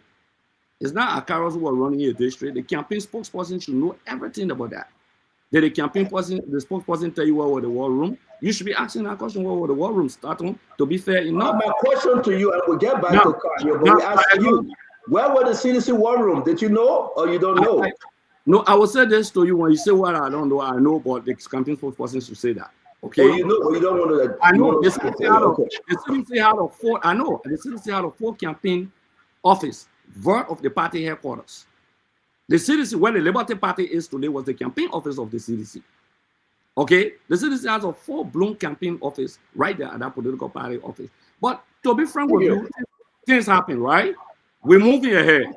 We're not shifting blame on nobody. We're not blaming Kanye. We're not blaming other person who deflected or who going ahead. No, we take responsibility. That's why Akaros is on the show every night. So many mistakes we made. We have mistakes, and we'll go off full bloom in 2026. Thank you, Greg. We got to bring in Fubi. Fubi, let's hear you, my friend. Yeah, you know. So let me. I just enjoy these guys. So firstly, the issue about 2017. Everybody was saying, "Oh, we are 114 counties." Look, y'all keep that out of discussion for something else. The main strength of the party is known during the first round of the election. We didn't win 14 counties. The second round of the election, other parties joined forces to give that victory. So that was now CDC's entire victory. It was a victory supported by other parties that they didn't want to see a repeat of UP. And it was the same thing that happened in 2023. In the runoff, other parties that they didn't want to see CDC repeated in office went behind the Unity Party and supported. So that victory is not entirely a Unity Party victory. It's a victory supported by other independent parties, other parties that were not party to the Unity Party or the CDC. I said, look, at this stage, we don't want to repeat or George Weah. So we're going to pledge our support to Joseph Boakai. So would you understand that piece? And look, CDC guys, you guys, the most important thing about you guys, you don't like to admit your errors. And that's your problem. You always think that you did it right. The fact that you don't want to assume the responsibility and say, look, this is what we didn't do right, and let's try to correct it, you will keep making that same mistake. And we hope the Unity Party will not fall in that same trap. Because once you make error, and that's why the last time I acknowledged the president and the vice president for acknowledging that the state of the economy is hard. Unlike CDC time, they were telling you that everything is okay. That's why even your judge, we are telling you that he did everything right. Failing to acknowledge that things were hard. Failing to acknowledge that the economy collapsed 2 times, especially the 2018 and the 2019, with the massive protests. Some people couldn't take salary for 2-3 months, 6 months. At some point, the president even were asking for 6 months leave. Who does that? You said the president, you say he wanted 6 months leave the country to go sit somewhere.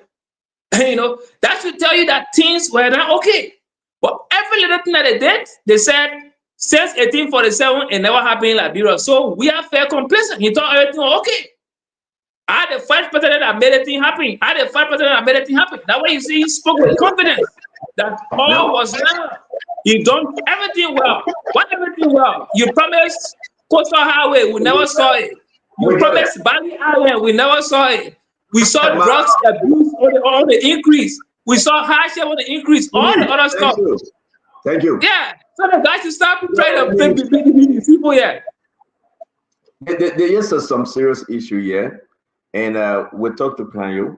Where was the war room? But we got to move to the current day issue. This is just a passing through message for the Liberian people. I want to bring in Dr. Boplet. Dr. Boplet, let's see. We'll go to Vandana Patrick, Jefferson Chelsea, Councilor Gould, and T. Wanokai, and we'll move on. Dr. Boplet, there. It couldn't have happened. It happened, and here we are. George Weah is coming back. Those mistakes, we are speaking to them and then asking the question whether Unity Party are making the same mistakes. So good evening, Stanton. Good evening to all my friends and those who watch and listen. Thank you for doing that. One conversation at a time, we can make a difference. Um, when you run a national election, you participate, and you lose an election, you do a good analysis of two words: what happened? What happened? You do a good analysis, and a good analysis leads to lessons learned. What did we learn from this? We lost an election.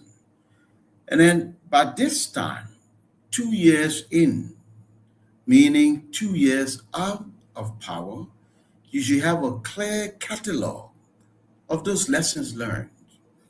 And then that become prescriptive, right? Not just to sit in 2025 and talk about 2029, but to use that, right, as a guide for developing policies. Listen, for your people who are in positions, meaning you got CDC lawmakers here, CDC senators, whatever, you use that as a prescription.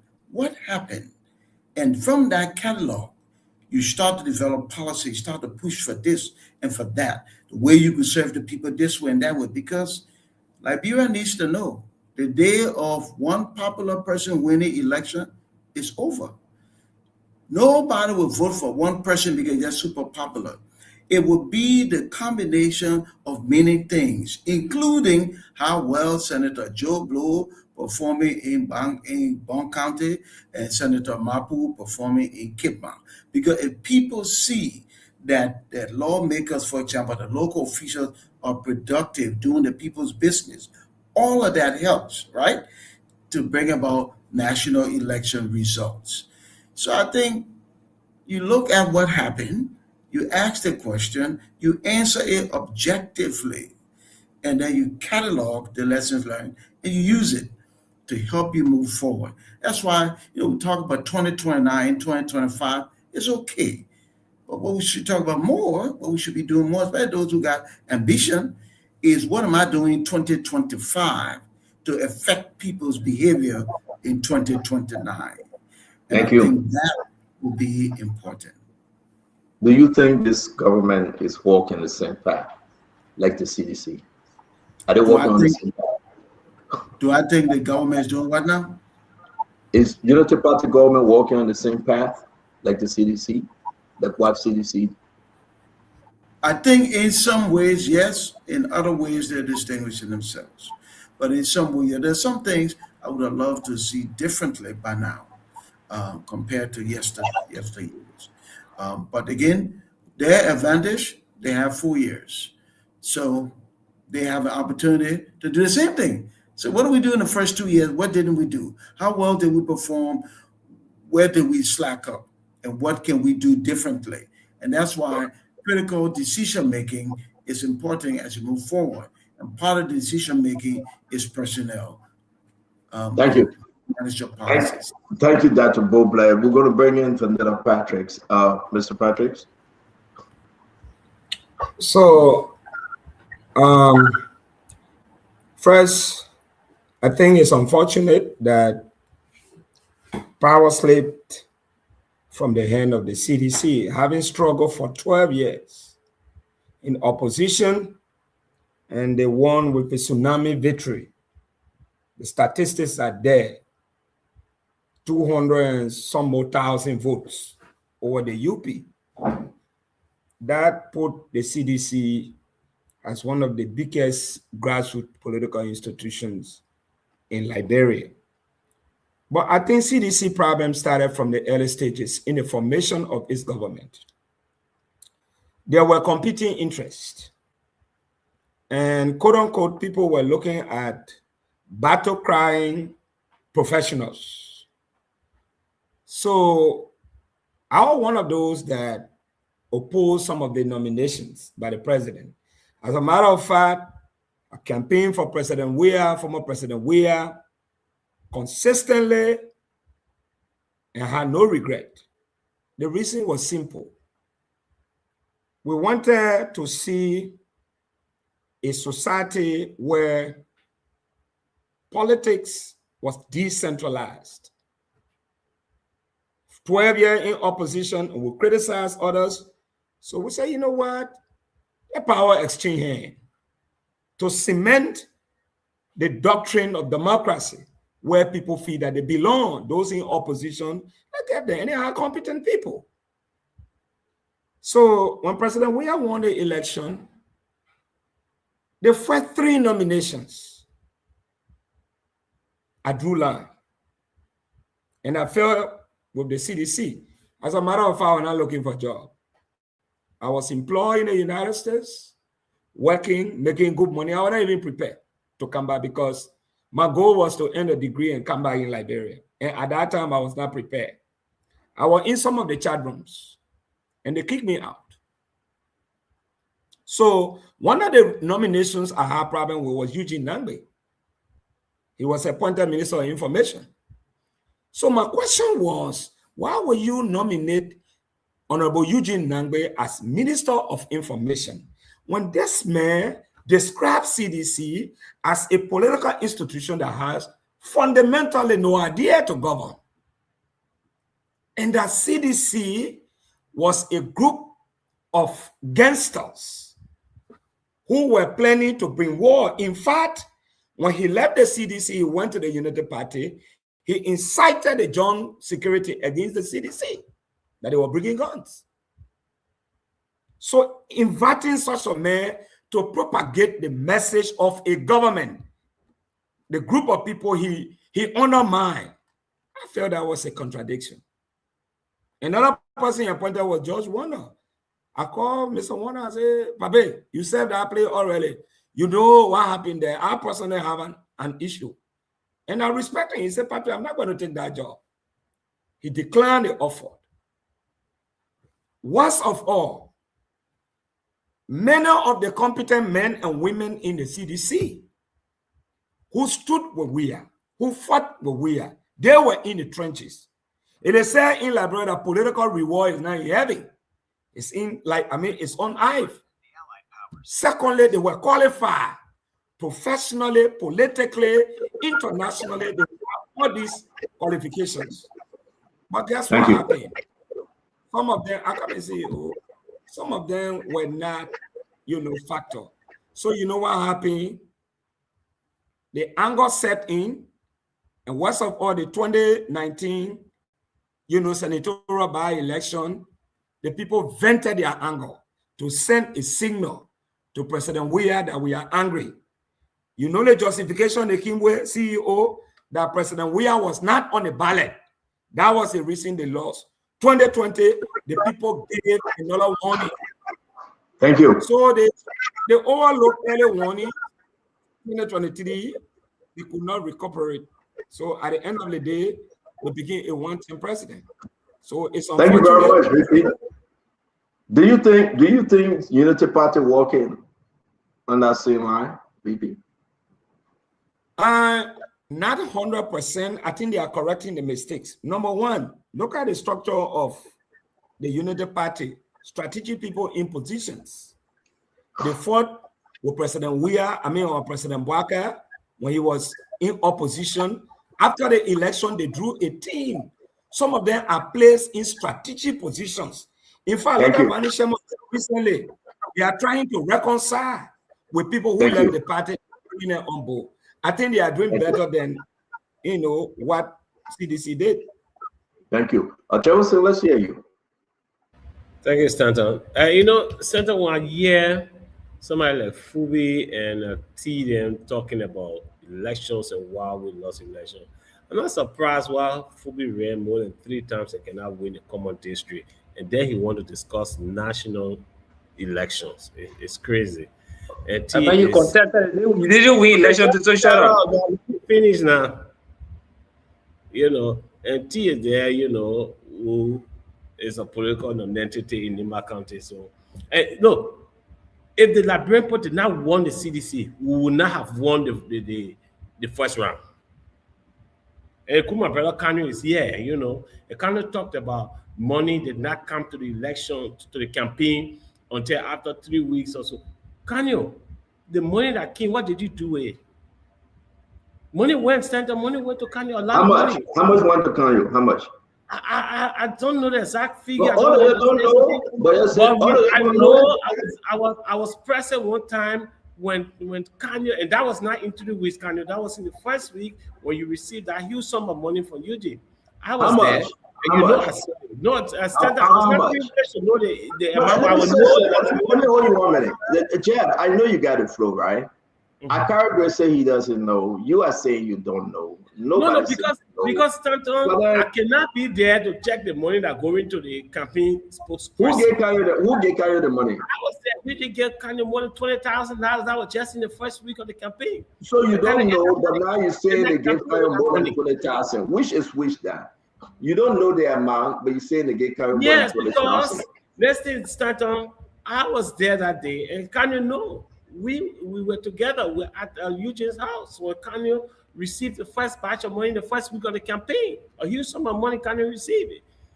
And he ate that money. He did not even do what he was supposed to do with that money. And that was disingenuous to you, Kanye. Now to still sit on this show and say we lost the election because all the your quote unquote $50 million did not come. And that was unfair. It's unfair to Liberian people to say that. You know, but more than that, Stanton, you saw the election. Despite everything you guys saying here, we won the first round. And if going by what Fubi said, is the coming together of other parties that caused the CDC to win the election in the second round, then of course it was the coming together of other political parties that supported the Unity Party to win the election. Merely. It was Prince Joseph single-handedly that caused the Unity Party to win that election. You saw what we did to them in the first one. The first one tells you the actual strength of any political party.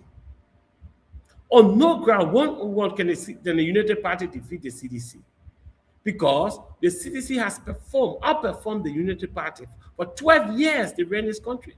With all the money and direct budgetary support that came to the Unity Party, they did not do anything with that. They left the country in the worst state ever. CDC took over, stabilized the economy, and brought development to this country. Now, after 2 years, you don't have one infrastructure project going on under this government. So we get that, Jeff. So Jeff, I can say to you, Stanton, that yes, we agree, we lost the election. But that was the mandate of the Liberian people. They made that decision. Okay, thank you, Jeff. Yeah, my issue is that, ladies and gentlemen, thank you for joining us today. Please share the show. It's very important, right? Whether it's 50 million or 3 million or 6 million, Kanye, the campaign spokesperson, head of media, just said that, listen, even me, I was looking for money and there was nothing that 3 weeks to the election. Everything Gray and Jefferson Chelsea saying, they cannot show anything that Kanye was given money. Show us something, show us some document. Kanye have gone rogue on you guys that he's supporting Joseph Yimam Parker. You just can talk now with us showing something. But nevertheless, though, my brother comes to the group. Welcome to the show. Let me hear you, man. Who mistake was 8, but now the people have rejected. They rejected George Manawia. Do you think that Unity Party is walking the same walk? Comes to the group. Well, thank you for the show, Stanton, and thanks to all of my colleagues. Well, I still see the level of arrogance that was displayed by the CDC officials in some of the officials of the Unity Party. Unity Party government, to be specific. Senator now, Representative then, Koga, described the CDC government as a catfish government. A government that every member has a beard. Yeah? Even the small one, they got beard. Meaning that everybody wants to talk. Everyone wants to justify that he or she is working. And so they're talking, and sometimes they talk and contradict themselves. And if you look at the current regime, you see the same thing.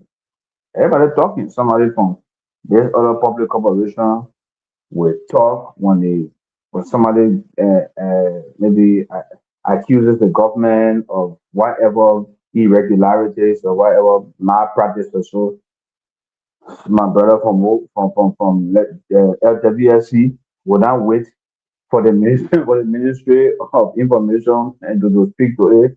You will gather and talk. The Ministry of Information spoke what it means. Daniel Sando will speak his own. The Minister of State will, so you everybody talking, So you can see the same trend of arrogance, right, in leaders. From the CDC to the current regime. We didn't see that in the Ellen Johnson study led government. You saw that responsive approach. Manasari was very calculated. I hear somebody talking about somebody accusing the government or so. Manasari, what you mean? Louis Brown said Manasari desecrated the office of the presidency by going to the legislature and declaring after he made a big statement, Manasari said, "But man, gets paid, he can talk plenty." And I see anybody in my government can talk it. She brought him on board. I said, Jackson said the worst thing about Manasari said, "Say you talking plenty in opposition, you can come and help me talk and promote my government." She brought him on board. In this government, when you criticize, you address further away than even brought closer, right? To give you a chance for your expertise to be used and utilized in the process. So I don't want to hold my brother Kanyo. Kanyo, for me, Kanyo is my brother. His brother, my in-law and everything. But I will just wish that Kanyo would just pause a little bit, recalibrate, and we can play a major role in the campaign of the government. Unless we always get to several rounds of support.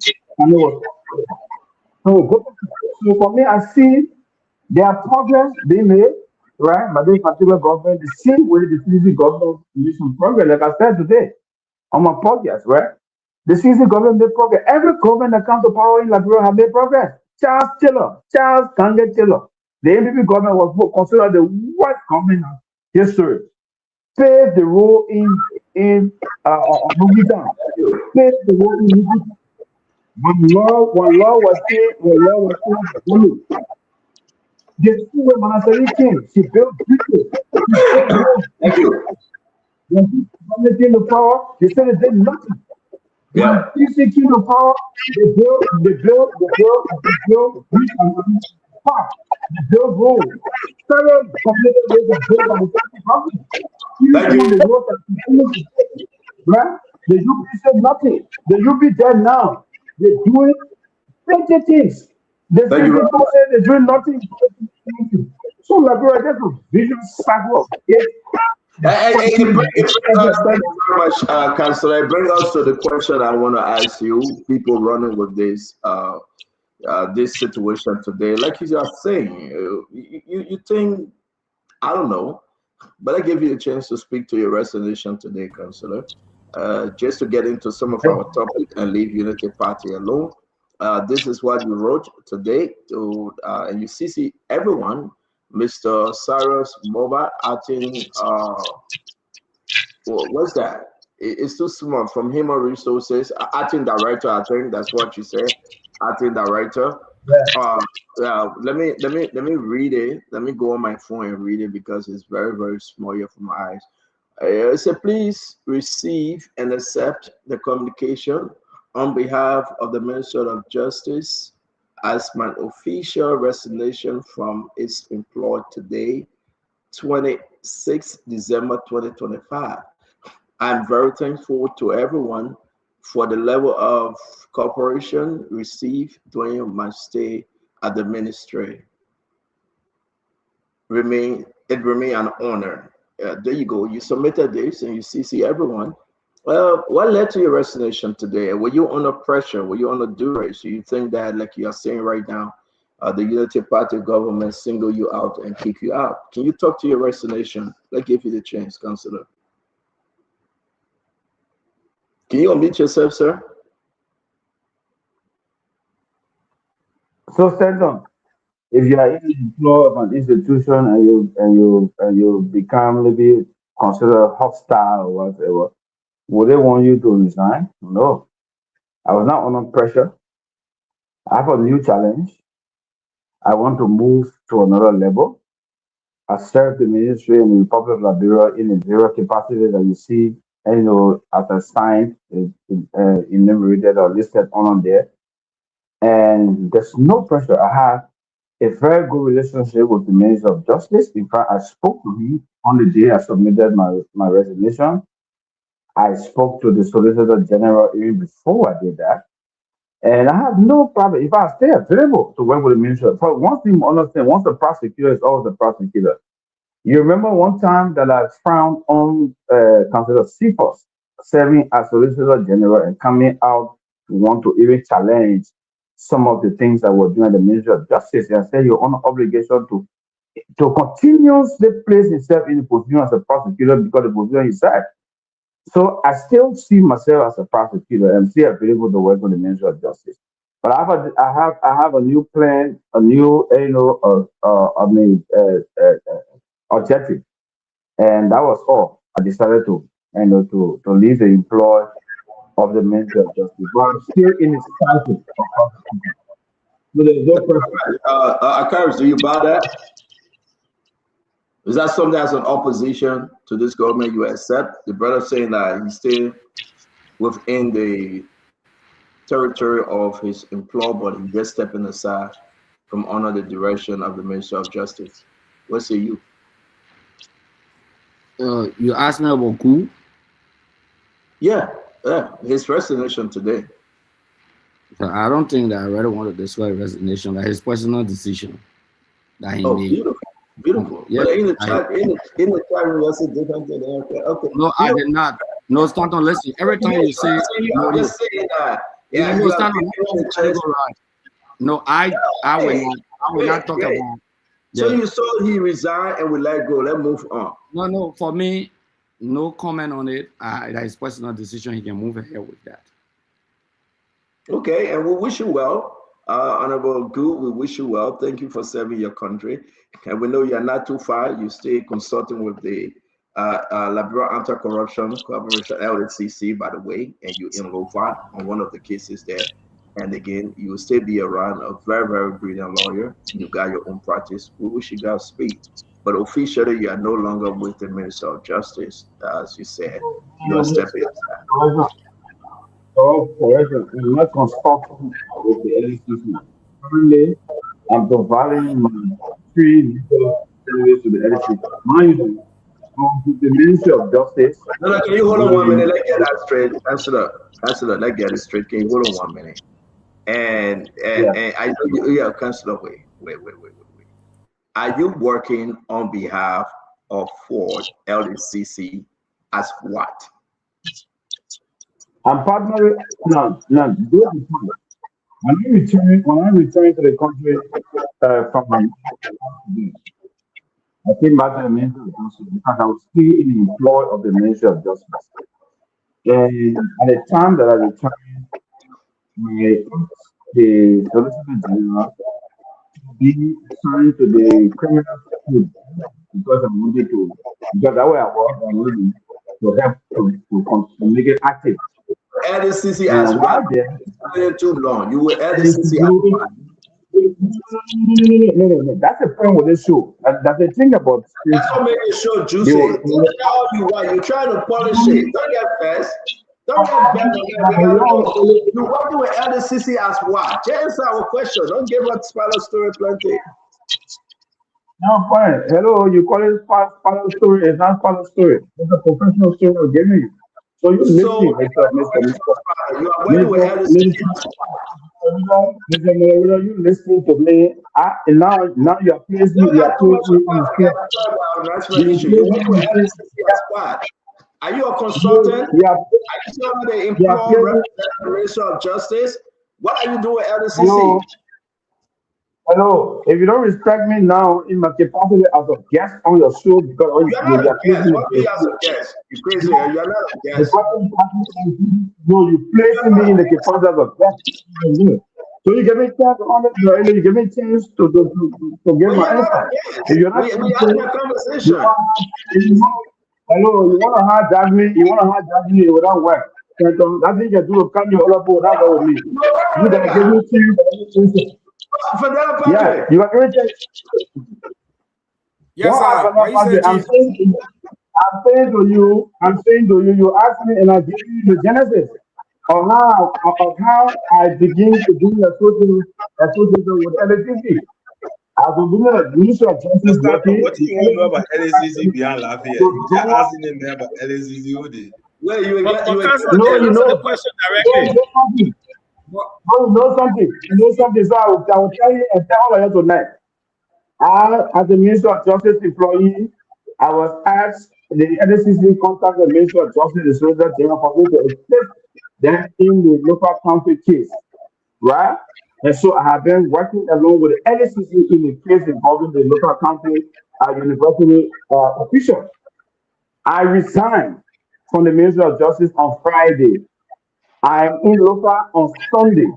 I have availed myself to continue that service with the LSCC on no contractual arrangement. The only thing that LSCC does is to pay my DSA for me to come to local county for the case. So I don't have any contractual relationship with the LSCC to speak. How much your DSA? Well, they got against them. So that pro bono.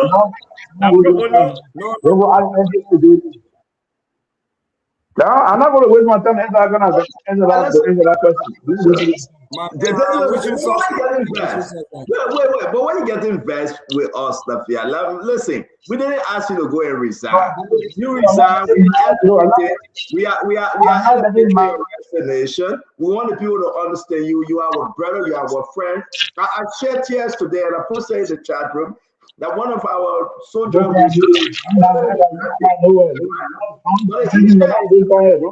Say, no matter doing one at a time, I'm begging you, and everybody here want to ask you a question.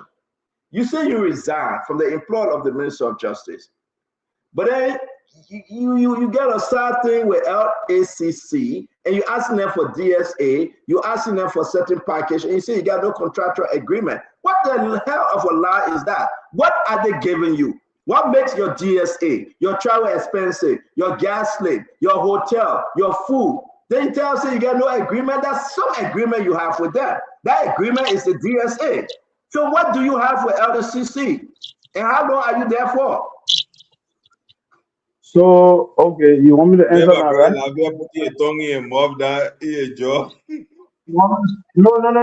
I'm prepared to answer this question. Look, can you get relaxed? You know, I'm not in the same league with you. No, I'm not. Actually, was not in the same league. So don't forget that with my brother. We're not in the same league. You know that one. I am in local county assisting the LACC in the corruption trial. Here. You are not the one. Hello. I know where you're hiding from. You doing work. Hello. You be asking questions like you hiding from somebody. Samuel, you are a lawyer. You are a lawyer, and not just a lawyer, but a junior lawyer to me. And you understand why we have to solve this. If you show me a paper that I signed, with anything, I would know if I was true. So don't come to us about that yet. I'm telling you, you're a lawyer to you in what capacity? You're a lawyer in what capacity? You have went to law school to see that. Why are you talking about you're a lawyer? In the process of law, you don't have contractual.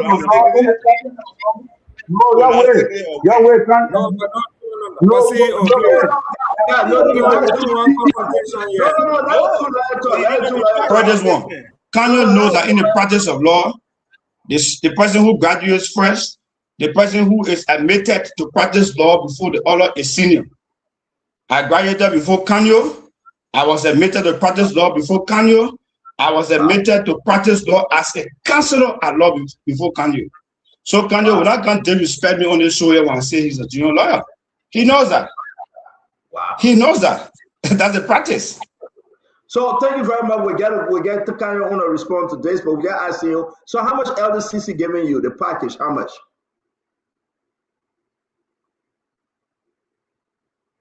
The point. Your internet going up now? How much they giving you? And how long they will be paying you for? So that's not the point. That's the in point. Our practice, it is about practice. The length of time you practice, that what makes you senior. And he knows that. I'm not talking about your senior and your junior. So let it not talk, Tabata, my brother, like I said. So as I speak now, I'm aiding the LACC. I'm aiding the LACC is in the prosecution of the case in Lofa County, and I don't have any contractual arrangement with the LACC. As Kanye want the people to understand.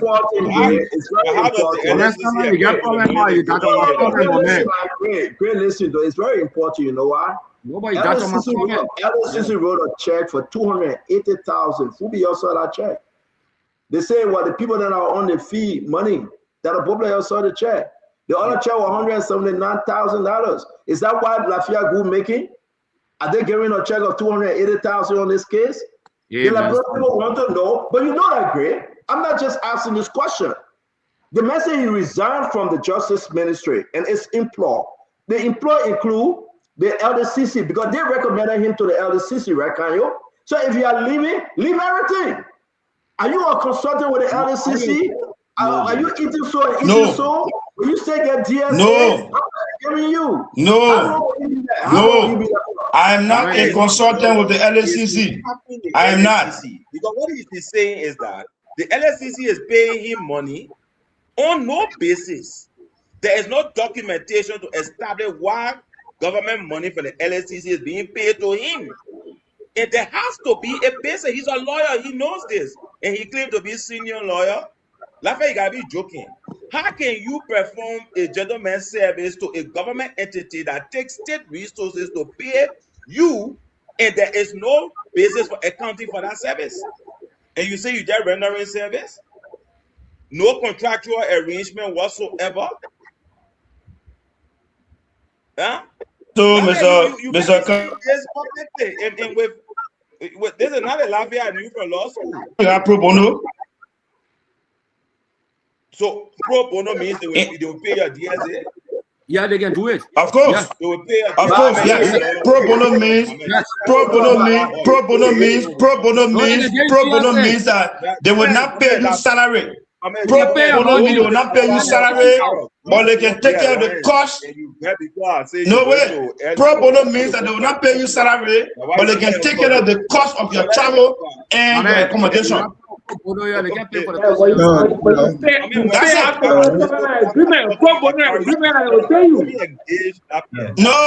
have no. Let us know that the problem. What are you saying? No, Fubi. No, Fubi. Let's take this. Even as an employee, Fubi. Even as an employee, if I was an employee of the Ministry of Justice or the LACC, if I'm leaving Monrovia to go to Banga, they will give me DSA. As an employee, even though they pay me, they will still give me DSA for accommodation and for meal.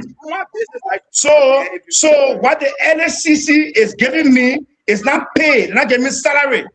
They gave me the same DSA under the law that is required for someone who goes all the time. There must be some kind of agreement. Not paid. There must be some kind of agreement. No, you don't know. They will not get everybody that going to go for DSA. There must be some kind of agreement. So let me ask a question, Fubi. We gotta bring that to Bobla. Why you guys don't know? We gotta bring that to Bobla, and that Bobla go ahead. That Bobla, my question is, right? These are all the little form of massive corruption in government, right? You either go for A or you go for A. The brother resigned. When he said, okay, and I'm not talking to my friend Lafayette. I beg you, but where were you back? Because our friendship now, just saying I don't make the show. That friendship I'm not talking about like you, my man. I'm not talking about the man. I'm talking about generally. We saw on our LSCC that a popular 280,000 walk out of the window.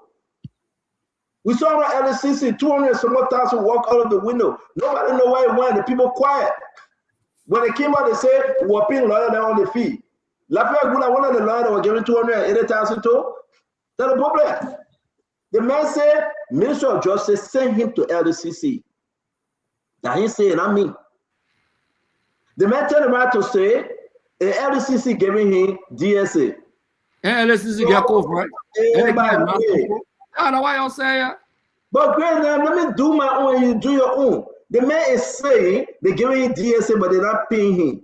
Right? We agree they're not paying you. They wasn't paying you because you were on Justice Ministry's salary.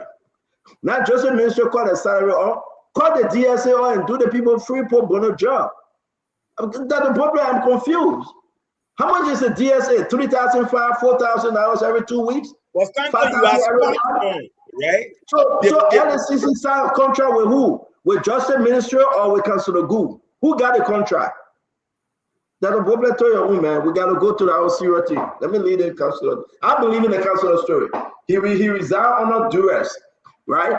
He resigned on a duress. I believe his story, and he looking for LSCC. And maybe, I don't know, that my brother and friend, he will get very with me, but I believe his story. I'm sorry, that's my own. That's a problem.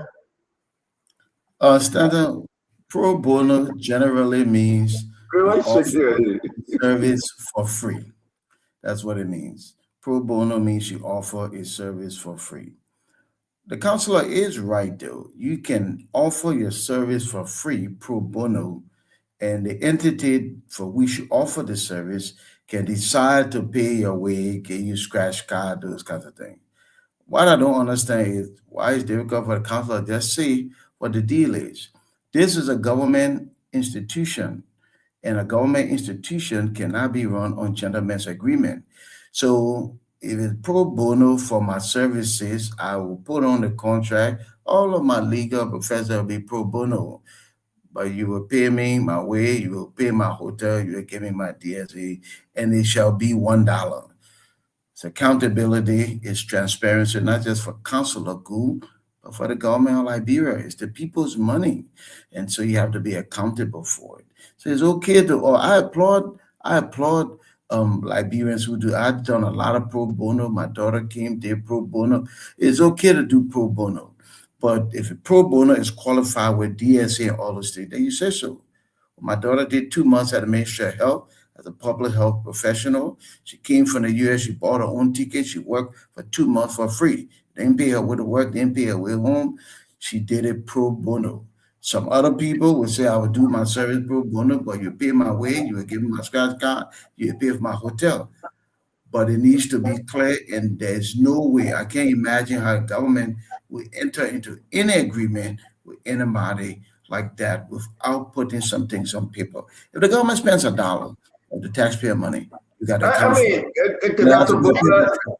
Yeah, that Bola move. I respect Councilor Gu. He's my brother. He's my friend. He's a decent man, a well-known lawyer. I would take him any day than take Councilor Wagbala, because Councilor Gu is a legit councilor, a councilor that can practice before the Supreme Court. You respect them. Unlike those that have never practiced before the Supreme Court. So I take the Councilor Gu any day. Then Councilor Wagbala, that's my own. And on this note, you want good to agree with you. Councilor Wagbala, you know I do that because somebody just called me and say, oh man, leave Councilor Gu alone. So I gotta make him happy. But I want to say thank you guys. Why you well, let me say something and see it on. No, we gotta go to our next topic. It's after 6, guys. I beg you, it's after 11 in the phone. You get jumped like that. You are not councilor. This thing between councilor. I don't listen. Let me say to you, T. Let me say to you, your background is figuring. It's shaking. You not put that regular StreamYard living room in your background. You know that StreamYard living room. All of you used to it. I mean, we can see you clearly, T. Yeah, when that StreamYard living room, that's not your real living room there. And tomorrow will be yeah, man. I hear when people I hear when people put that stream in that living room. Oh, they better take it off.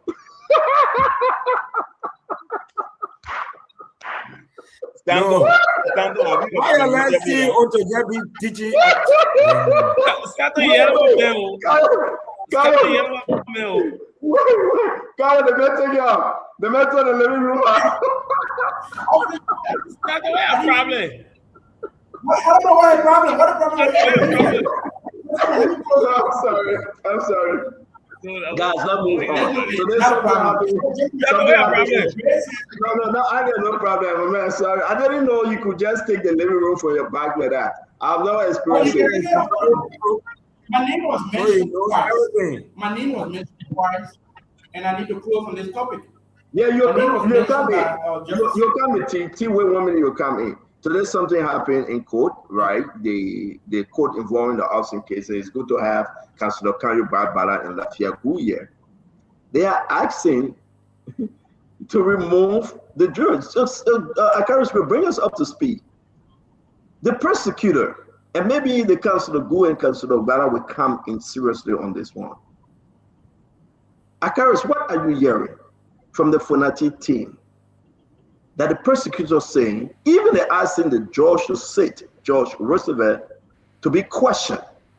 I know this councilor will tell whether these are normal time in our country, but Akaris, talk to me.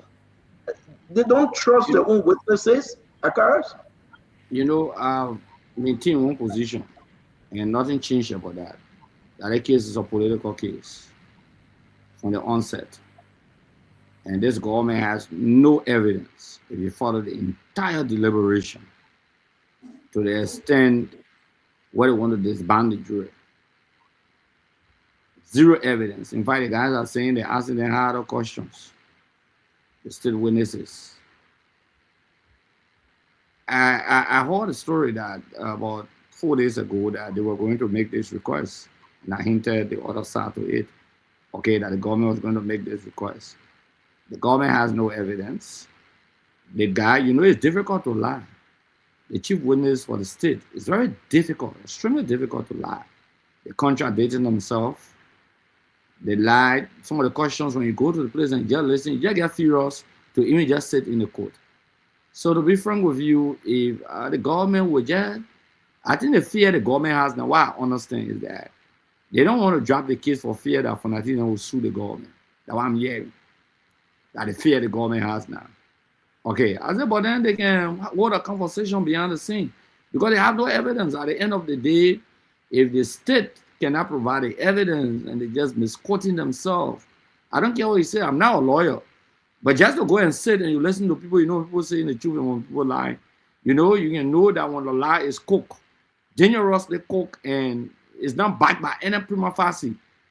And you're even asking that, look, some of your own evidence, they should do away with your own evidence and all of those things.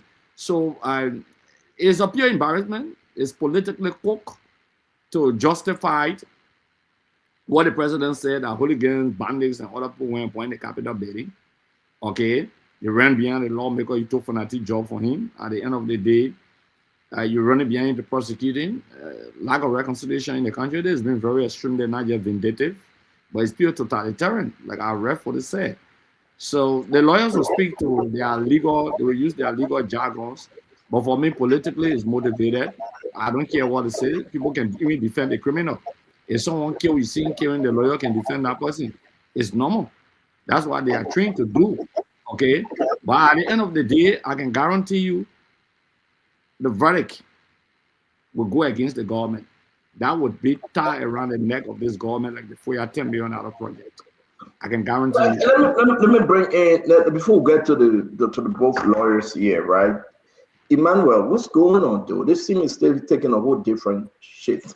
How can you say the judge should now testify on who's going to sit on the bench? Is this a normal thing? They're asking the judge to go sit on the witness chair to testify, and they should remove the folks sitting as juror. So, Emmanuel, what's going on? Well, Stanton, first of all, I'm not a lawyer. I don't pretend to be one.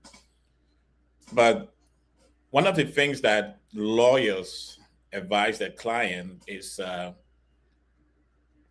publicizing a case, putting them in a position that is difficult for them, And I think that's what happened at the beginning of this case. When the president visited the Capitol, the utterances made, fingers were being pointed.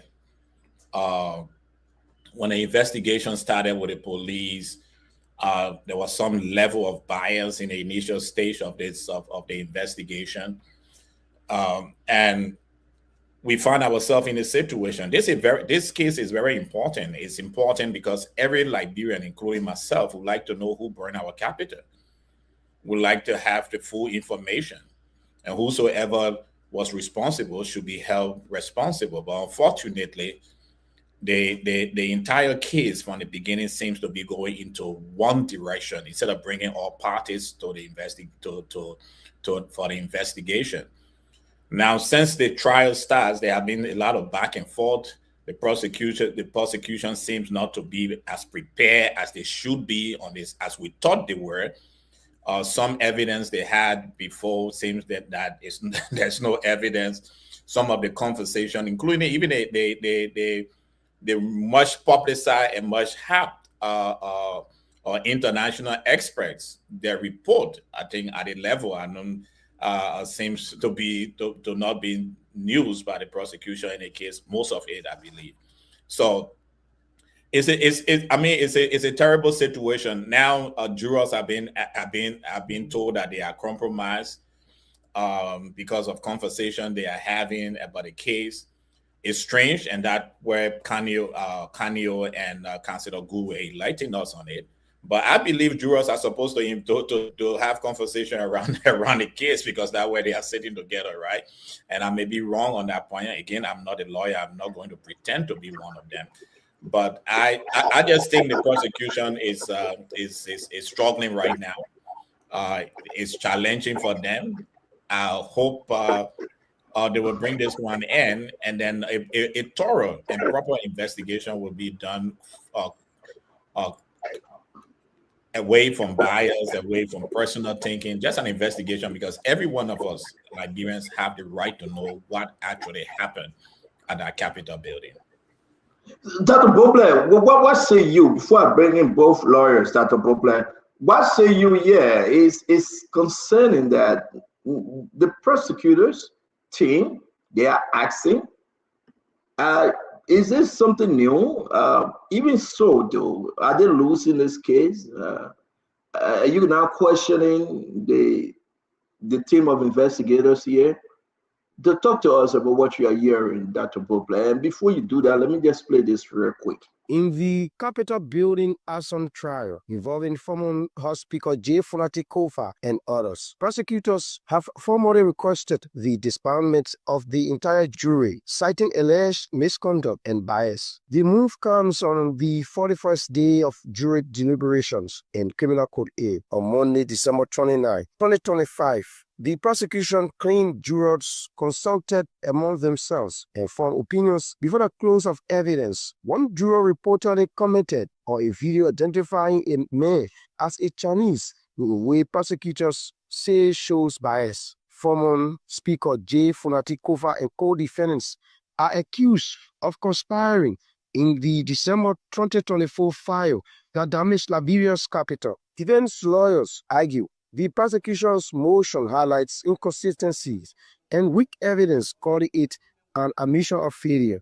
Legal experts say juror questions and scrutiny are not unusual in complex trial, and the motion raises concerns about restarting the case, potential delays, and fair trial rights. The court must now decide whether to dissolve the current jury or continue proceedings, a decision that could have major implications for one of Liberia's most high-profile cases. Judge Roosevelt Zewildi has reserved ruling on the motion for Friday, January 2, 2026 at 11 a.m.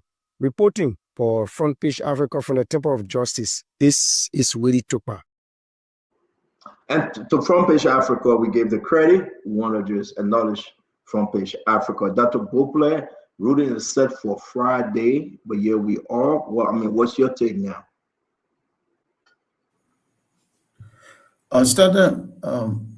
It's an extraordinary move by the prosecution but it's allowed.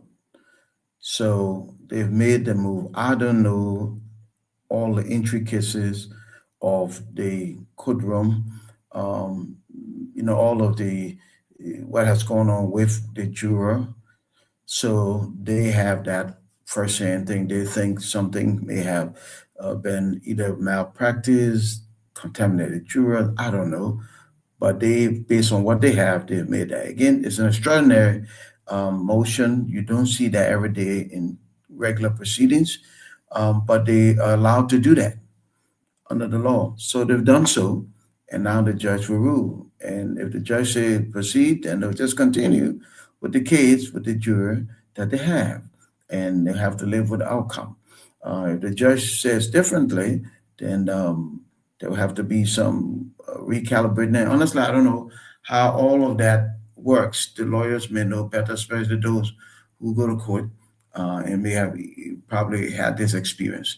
I think it's extraordinary, but again, the whole case is extraordinary. It's the burning of the Capitol, the former speaker, who happens to be my personal friend, is on trial on other people. So a lot of extraordinary things here, and we'll wait to see what happens on Friday. I think Friday will be an important day in this case. A very important day.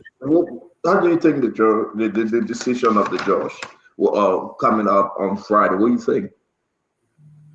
You know what? It's hard. It's hard to gauge that, okay? Because the judge also, must deal with first the law, then the circumstances, and then, the legal people will tell you your own reputation. Professional people, you think about your own reputation. The rulings of the court and all those things form part of your resume per se, and to an extent your legacy. So you try to balance that. You want to be fair. You want to look at all of the circumstances. You think the judge, this court is under pressure by the government? I don't think so. I don't think so. All right, Vendetta Patrick, let's hear you, my friend.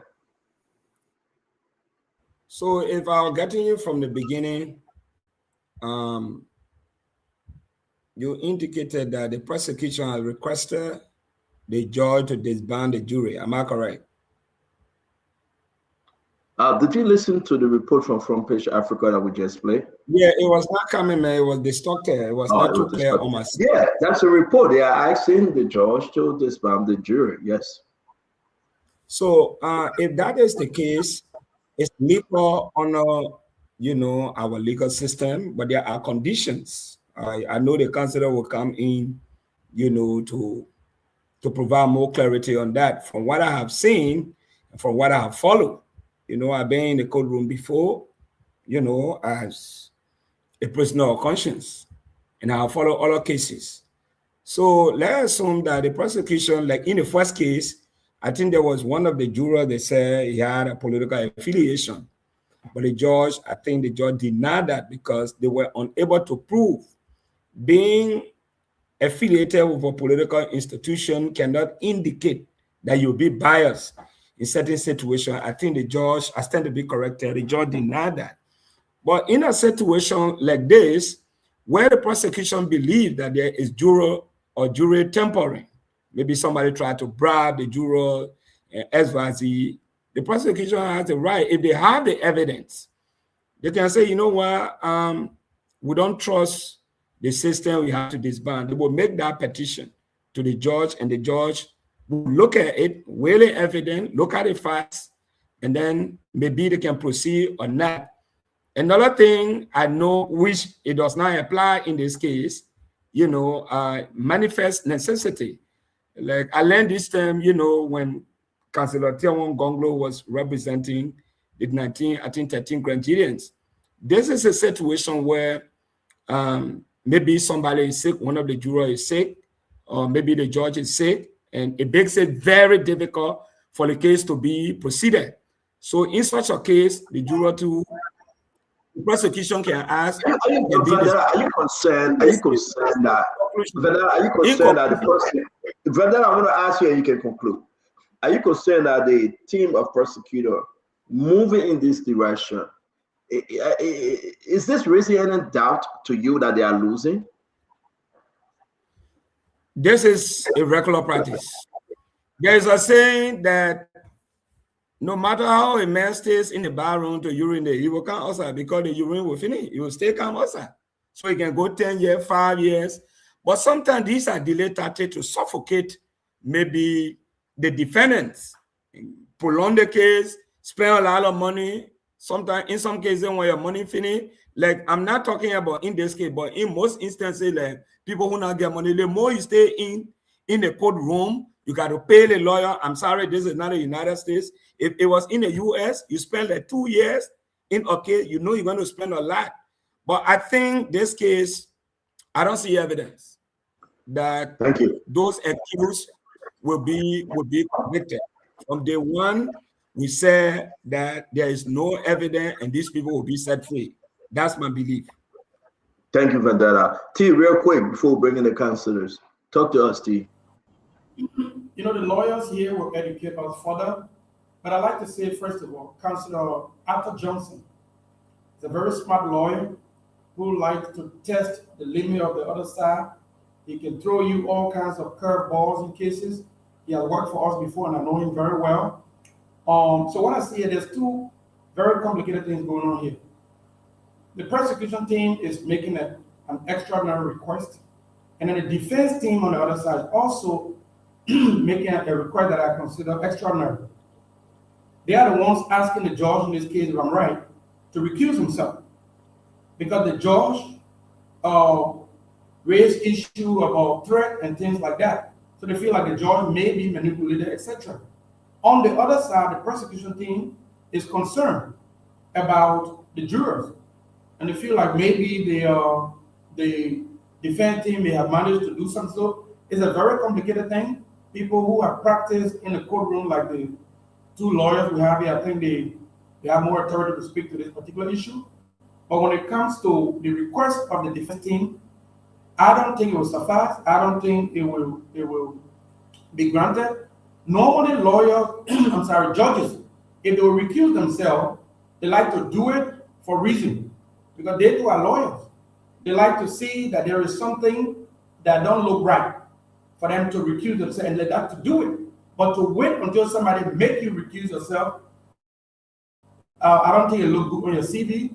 In many instances where defense team have asked judges to recuse themselves, those kind of motions can be denied. But again, the lawyers will educate us on. Real quick, I keep the two lawyers for last, but let's hear you, Fubi. What say you in this matter, Fubi? Yeah, so the politician will always lose a political case, but it's fair. There's nothing that you can divorce from politics. Everything in life has some kind of political tone to it. But the other speaker said, asking for the disbarment of the juror is not a strange thing in the practice. It's a normal thing that even the defense can call for once they feel that there's some kind of juror tampering or they feel that the jurors are biased. And jurors are ordinary people from the very community that go to the court. So it's possible that they can also be planted. And I have been a case where jurors were planted among the jurors. There was some few of them that were planted. And they managed to weed some of them out, but at the end of the day, then 2 or 3 of them stay among the team. And after the verdict, which was a hung jury, a hung verdict, we saw the defense, the defender, and one of the girls there hawking. You know, they got to know that there was some kind of relationship between the wife of one of the defendants that was sitting down on the panel of jurors. So you can definitely know that you will have this kind of thing happening once in a while. So if the defense or prosecution team don't recognize and pick those things up quick, at the end of the day, it will have an impact on the ruling. So I think they know what they saw, and I think they have raised some issues. So let them go through it. But at the end of the day, the judge will decide, and if they stay on, they not feel okay, they still got remedy under the law to go to the Supreme Court to deal with it and bring it back down to the lower court. But those are normal things that I think will happen, and both prosecution and defense counsel have have that under their president to do it. Okay, Chef, let's hear you. What's your take on this? Well, for me, I would prefer to hear from a lawyer. But Fubi, if you don't know something, you don't talk about it, right? The state cannot appeal in this case, so you just don't talk. Let's give the lawyer then a chance to speak directly. Man, just but I'm seeing yeah, but man, don't lie. So I'm not talking about appeal. I'm not talking about appeal. So for the defense counsel to effectively be calling for disbandment of the jury, I think they effectively calling for mistrial, and that means that they won't buy time to fight to fight the case. But I would prefer the lawyers going into this and let's get counsel. What I say, it's not the defense counsel calling for it. That's the prosecutor calling for it. Let's give. Okay, yeah, thank you, Stanton. Let's give the lawyers a chance to speak to this. Okay, so let me bring in. We'll go first. Let me bring in the general counsel first. General counsel. You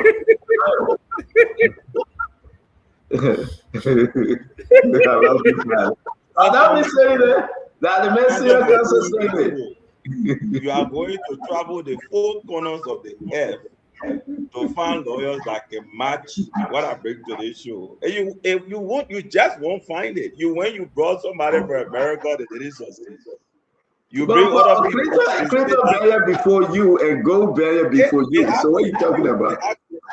They won't just succeed because you see, our facility with the law is so transparent that people can rate the quality of what we bring to a conversation about law. That's why we are professors of law.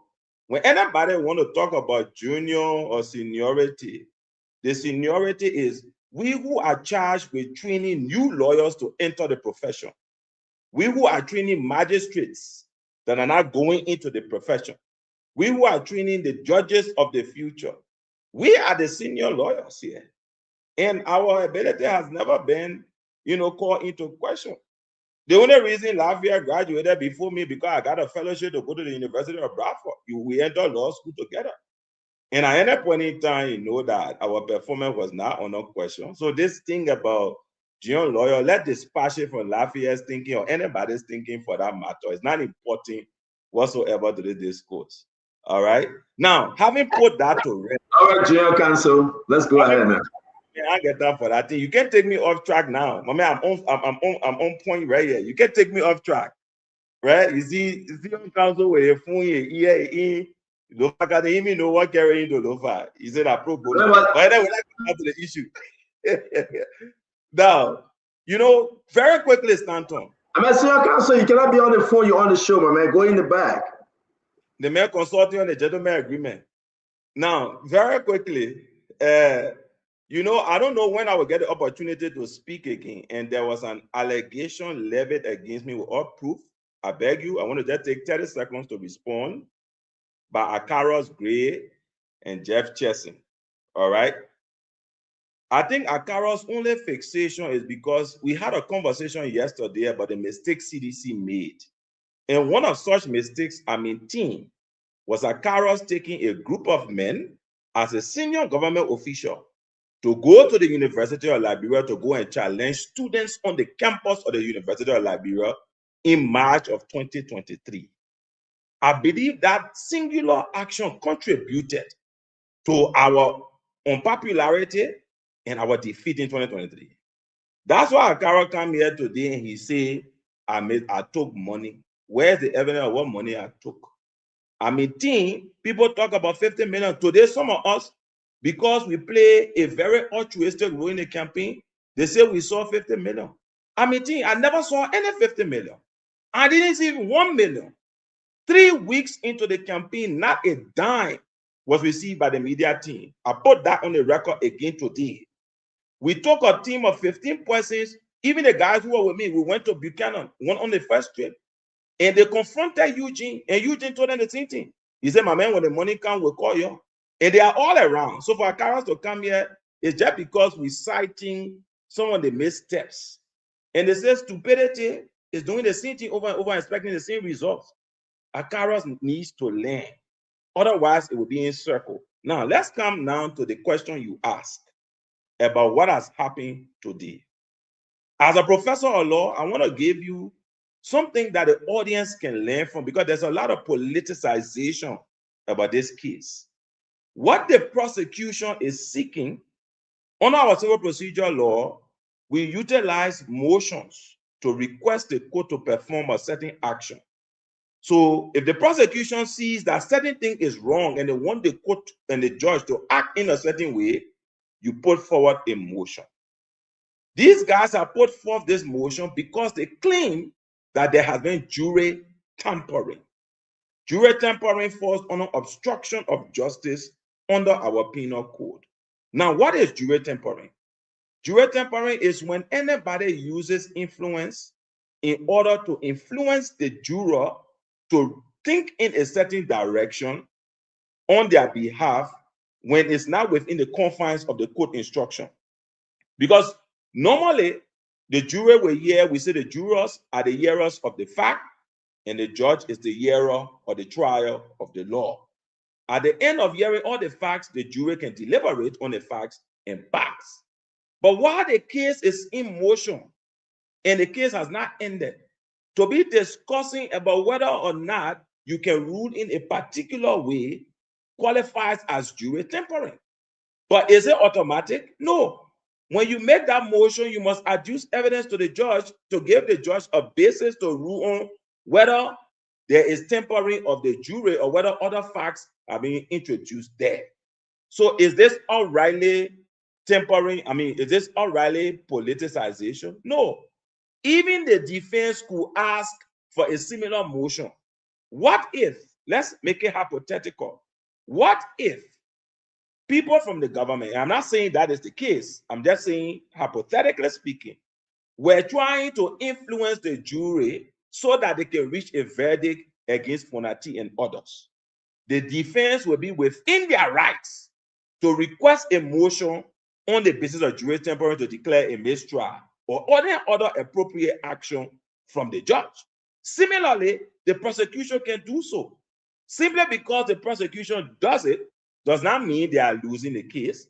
But if they observe it and there are facts to prove that jurors are colluding, somebody has tried to bribe them, someone is trying to influence them, again, if there is evidence to prove it, they can request via motion for the judge to rule in that fashion.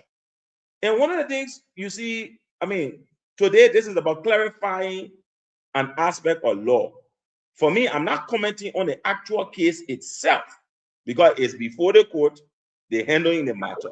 But the question you asked about, can the prosecution do this? And I'm saying under our civil procedure law, they can file a motion, which is the appropriate form, to the judge. They can raise the issue, which in my estimation is jury tampering. Let me ask you before I leave you. Let me ask you the last quick question before I leave you. They are calling the judge to sit in as witness. Is it allowed? Do you think the judge will sit in as witness? The prosecutor wanted the judge to testify. Well, I need to see what that because the way you are rendering it is not clear to me. I need to see what the application was. Because if you're going to call the judge to sit in, who are you making the application to? The judge sits as the head of the court. And that's the reason why I said. And again, looking at the court minutes that we have, and I will share it in the chat room. I don't know what these guys are going on with this thing, Emmanuel. It's so confusing. You want the judge to go sit and testify. So, Stanton, the point is, the judge, as we always say, is the trial of the law. All applications before the court are made to the judge. If you are dissatisfied with the judge, then that's when you take flight upstairs to either review an action of the judge. So where is the application made to make the judge his witness? One of the things you see happening is this case has been heavily politicized. It's been heavily politicized. Yeah, and that's true. I agree with you. It's true. It's been heavily, a lot of people agree. But let me move on to your CM counsel. CM counsel, go. Let's hear you, sir. Thank you, Stanton. Stanton, I think you were born 1975 or 1976. 1975. And I was born 1978. I'm older than you. Whether I get doctor degree, I get whatever degree, you're older than me. You're my senior. In the practice of law. Okay, I'm older than you, but look at me, my man. You look older than me, but anyway. Yeah, no problem. In Liberia, in America, so no issue. So I'm sorry that I'm glad. I mean, in the practice of law, and my brother knows, I won't deal with that first. My brother knows that whether you can be professor of law, you can be worker of law. Once the person graduated before you, the person was admitted to practice before you, the person is your senior. You can go or you can't down, the person is your senior. So let's forget what I want. I want to say practice of law. So whether can you left or enter law school, you left, you went to whatever country to come out, that is business. I graduated before him. I began attorney at law. I started to practice law before him. I began counsel at law before him. I his senior. Why you not like it as a business? And my in-law. So you're leaving. But let's forget about the politics. Let's look at what the law requires. It is the right of either party to ask for the disbandment of the jury if either party believes that there is some kind of a malfeasance involving the jury. Other jury temporary also, because the jurors are not allowed to cast votes, on their decisions should be independent. They're not allowed to be discussing the case amongst themselves. So when that starts to happen, because I know in the mercenary case, I think Federal Patrick spoke about it in 2013. We asked for the disbandment, I think, of two jurors. In fact, we had 3 jurors who we had investigated and found out that and people were talking with them. And we disbanded the jury. And we got conviction. That conviction was sustained by the Supreme Court. That's a case involving Republic of Liberia and Nizi Bawe and others in the mercenaries case. The case that led to came from the death of 7 Nigerians and a peacekeeper in Ivory Coast. The prosecution also moved for the disbandment of the jury in the Matilda Parker case. 3 of the jurors were picked out of the 15, and we have evidence to show that somebody in the jury's management at the time were communicating with the jurors, and we got the communication. Were able to get. In fact, I think they put it in they put the communication in a bread, like a sandwich bread, right? And send it through. And that's the state. They still have plenty of eyes, and we can see. And we saw it, and we went for that with all those jurors. We took them, we disqualified them, and then the judge said that the remaining 12 jurors should continue with the trial. The state said no. The fact that we have already taken 3 of the 15, all of them were in the same area, it means that all of them are contaminated. We move on certiorari, and the jury was disbanded in that case. So that is the law. That is the procedure. It's not about whether somebody losing case or whatever the case. No. When you find you have a reason to believe that the case, because it is the duty of the prosecutor to ensure that justice is done. It's not just to convict. To the extent that even where you have exculpatory evidence to show, to prove that the person, that the accused is innocent, the state must produce the evidence. So where you find as a state that the case will not be fair, there will not be fair trial in terms of what you see from the juror end, you can move the court to disband a jury. That is the law. I don't care about whoever discussing politics or whatever, but is that the procedure? Yes. Is that a practice? Yes.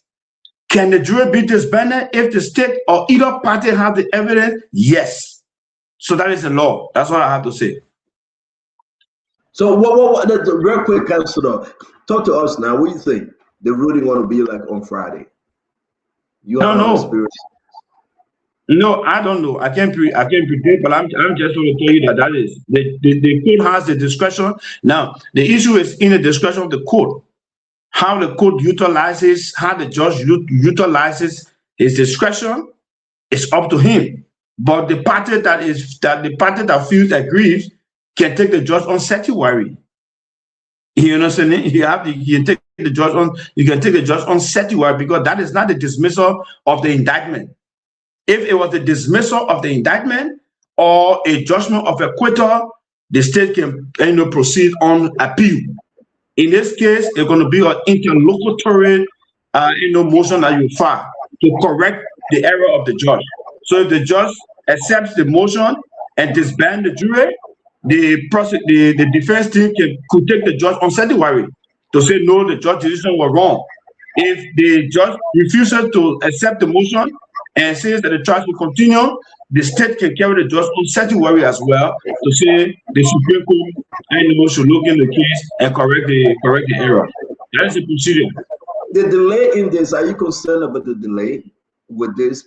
I mean, actually, they're going to push the date further, right? But justice is not. Whatever 747 jet. No. Because for you to provide justice to both the accused and the person who is accusing the complainant, it requires time. You're going to be meticulous. So yes, there will be time. That's why we're talking about court process. The court process has a lot of time. But then, at the end of the day, we'll get justice. A decision will be made. Whoever is right, the court will decide. Who doesn't want the court to decide? So yeah, there'll be delay. In this kind of process, there'll be delay. Yeah. So yeah, no, thank you, Councilor Go and Councilor Bala. And because I made the same point, and Jefferson came to speak loosely about prosecution cannot take appeal to the Supreme Court. When people speak, if you got a political motive to talk, you can talk your stuff. But when people speak with sense, if you don't understand them, you just keep quiet. You don't have to attack. Because when you attack me, I will attack you back. Because I made the same point, and you came, you should shut up. You don't know what you're saying. So don't bring your ignorance to the discourse and people speaking. I don't speak what I don't know.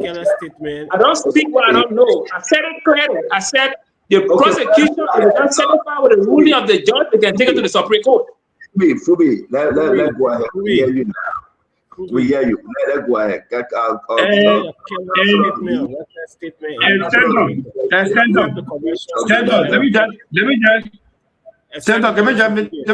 a little clarification, right? Let me just make a little clarification.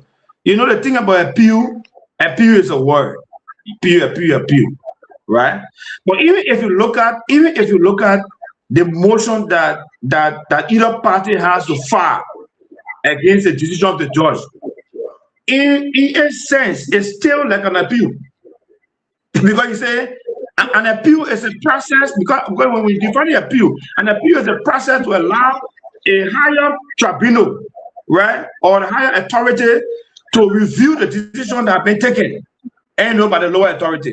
So even if you file motion for certiorari, you file wrote an error or so, it still seems like to be an appeal. But again, the language is not appeal, it's a certiorari, it's an interlocutory judgment. Motion that you file.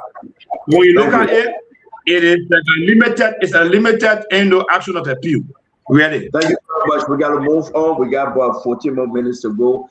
I want to appreciate tomorrow will be a great day here on Spoon. We're having the former Minister of Finance, former Minister of Finance will be joining us. His name is Samuel D. Twain Jr. He's going to come to discuss national issue. He's going to be talking about Samuel Twain, this case in the court.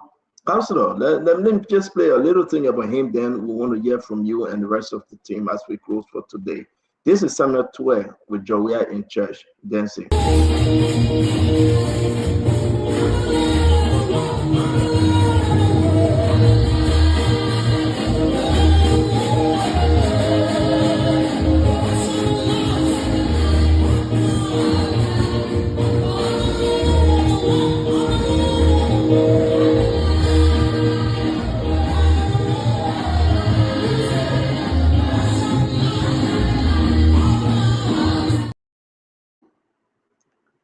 What's going on? Is that offering time? I really want to play one more time, then we can do our closing. But 712 pointing. 712 doing the pointing. But again, though, he will be here on Spoon tomorrow. One-on-one with the CEO. We'll be having a blast tomorrow. And I want to say to every one of you, it will be a very interesting program. Share the show. A very special edition with Summit Detour. We start the show, not the usual 8:30, but 8 p.m. You know, we will bring in the pre-analysis, and therefore, after the program, 2 hours, that will be 10:30 Liberian time, which of course going to be around 6:30 our time, maybe 5:30. We'll come in with post-analysis. We want to say to all of you, Summit Detour is coming back. He's coming back in studio. He's coming back to discuss the bread and butter issue he's been talking about. He's coming back to talk about George. We are coming back. He's coming back to talk about the energy sector, to talk about everything plus more. What's your take? But he's happy. I mean, is this concerning? That 712 will talk about the court issue, the over-the-counter money, the money to FIA, and now you call them FIU, the lawsuit, the good, the bad, and ugly. But 712 coming back. Listen to the music. Listen.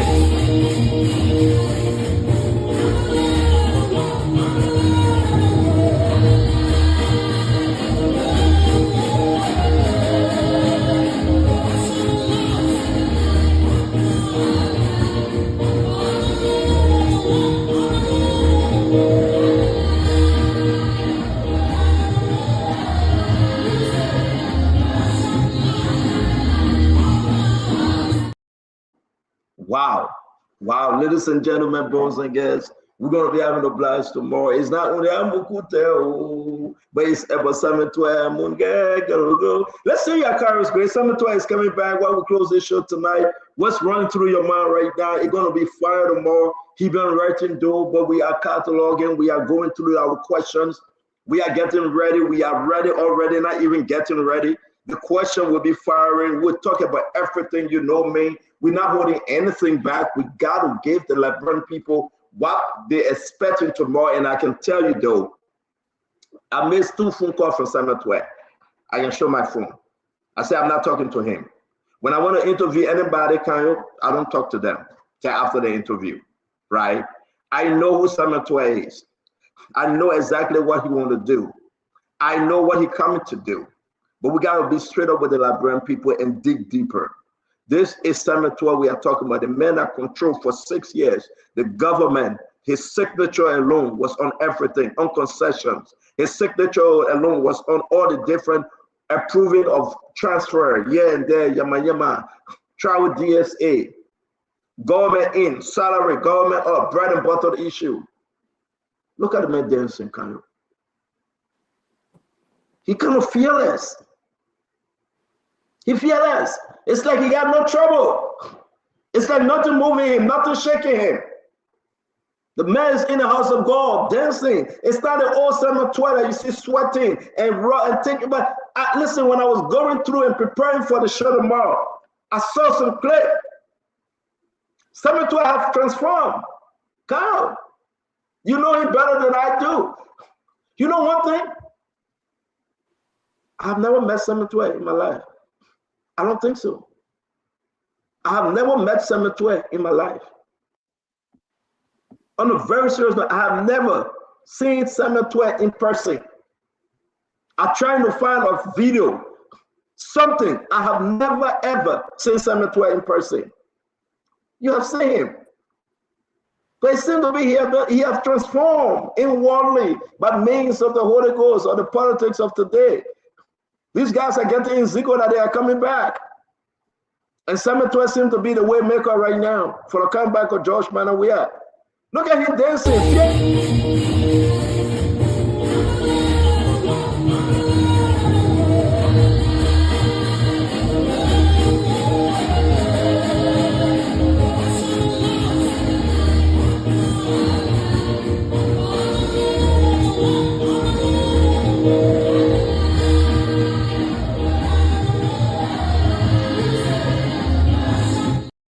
Let's hear you. Let me bring in Akaris. Akaris, we don't go to Kanye while we close the show. To all of you joining us today, we appreciate you. We're going to say, Yegezi, come on. Akaris, what are you seeing? Summit 20 is already in Zuko.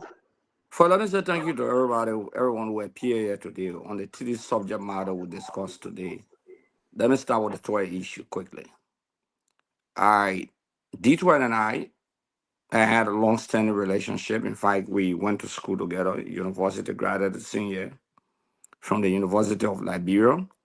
In less than 20 hours, the nation will be held in perpetual intellectual hostage on Spoon. Let me repeat.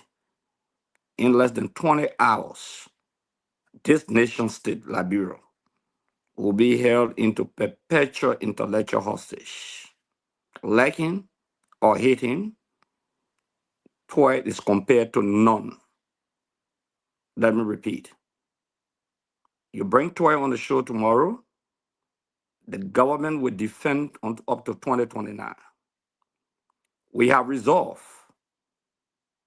that the government can take everybody to court in the CDC that work in the past administration. Our men will move on the front line. We engage the administration fearlessly and objectively. And Twed is just the beginning of the fight. And he posted that on his page. So make no mistake, the generals and two faces of the movement are resolved that there will be no repeat of 2023 in the history of this nation. Good that the deflectors have retreated and they are moving ahead. The frontline commanders that resurrected the CDC when people thought the CDC was dead after 2005, those men and women, including those who joined up to 2023 and joining us now, will take the full front line of the CDC. So that the government, surrogates, collaborators, and members of the government itself get ready. They just been discussing Toy on air tonight. Been monitoring everything. But tomorrow, stand on, that will be the greatest interview of a finance minister or anyone of the financial sector of this country on the platform Spoon saying it was established. Let me go on the other subject matter. The CDC does not shy away from taking responsibility for its defeat. The CDC will not run and will not act like cowards. We want to be very clear about that. Councilor Kanye says something about District 8.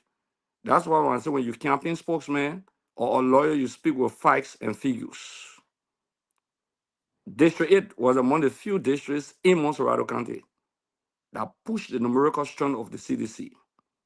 The presidential election in the first round, the margin was CDC, 3,000 plus in the first round.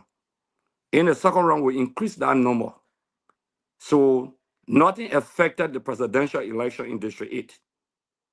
But where the campaign spokesman came from and where he contested in 2017, the CDC lost massively in that district. Because you came with nothing and you will leave with nothing. This is a movement. It is an institution. Political liabilities will come, political liabilities will go.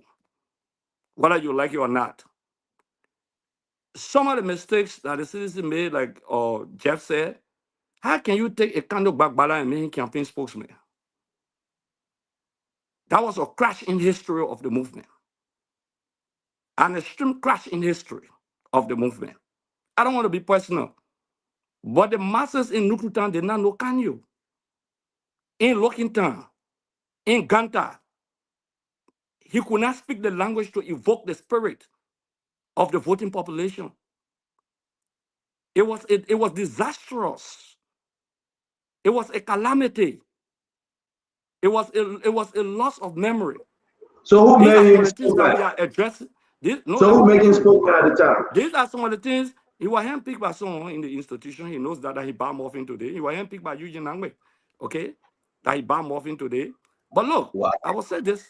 Yeah, he was handpicked by Eugene Nangbe. These are the corrective measures. That's why when you see General Grimm on the front line on this platform at this hour, that's will be sleeping or going on other radio station.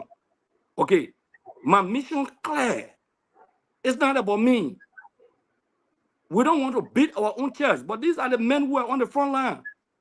When strangers would deviate and come back for political compensation in a runoff election in 2017, and benefit from the institution and come back and deflect again. These are some of the things we talk about in the CDC. But this will never be repeated because the frontline commandos are now on the front line. They will be on the front line. You see Jeff on the show today. You see other people on the show today.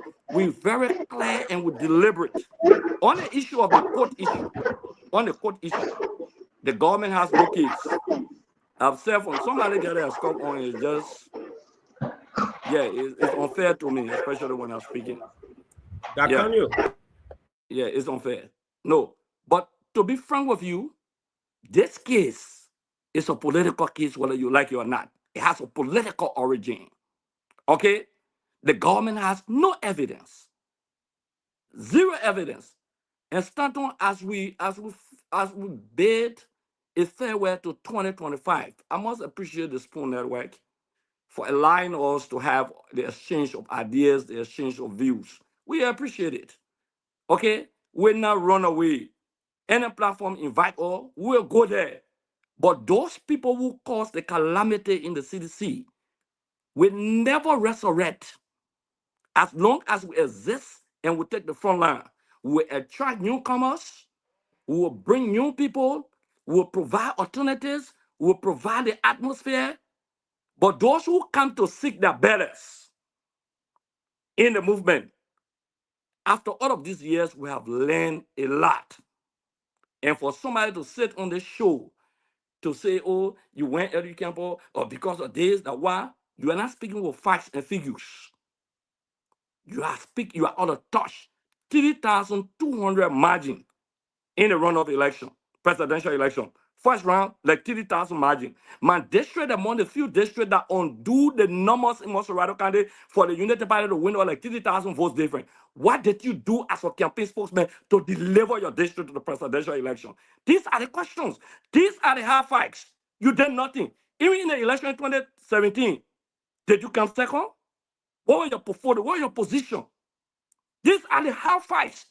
And in the CDC, we've been addressing these issues. That's why some of the cowards are escaping. Because they don't have the calorie to stand. The masses, they not know. That's a fight. When you say somebody is a campaign spokesman, like Mo Ali in United Party, that time you were campaign spokesperson, he jailed with the partisans. But they cannot jail with the people. Can Kanyo walk West Point to them, the old man then come and see that Kanyo Babala here? They don't know him. Can Kanyo go look in town? And his partisans come and say, oh, that old Kanyo Babala here was CDC male campaign. So, Greg, we do close it and let's go. But the man saying that y'all didn't give him money. Y'all gave him title. Y'all gave him title, but y'all didn't financially strengthen him. So I said on the show, he was in one group of asset when he stole asset and money. He was on the show today. He will talk about that one. I'm a Benny. I said we'll explain that. But I'm just but the group is different from the campaign giving Kanyo money. That's the issue. Group, listen, the campaign gave Kanyo money to operate. When he came to the campaign, Kanyo had more than 100,000+ in assets dollars. And somebody just told me to gain almost 200,000 US. That's what I'm hearing. From the campaign. They said physical cash, they put Kanyo here 200,000. From the campaign? For the campaign. Okay. The first round, they said they gained 200,000 US. The second round, they gained another set of.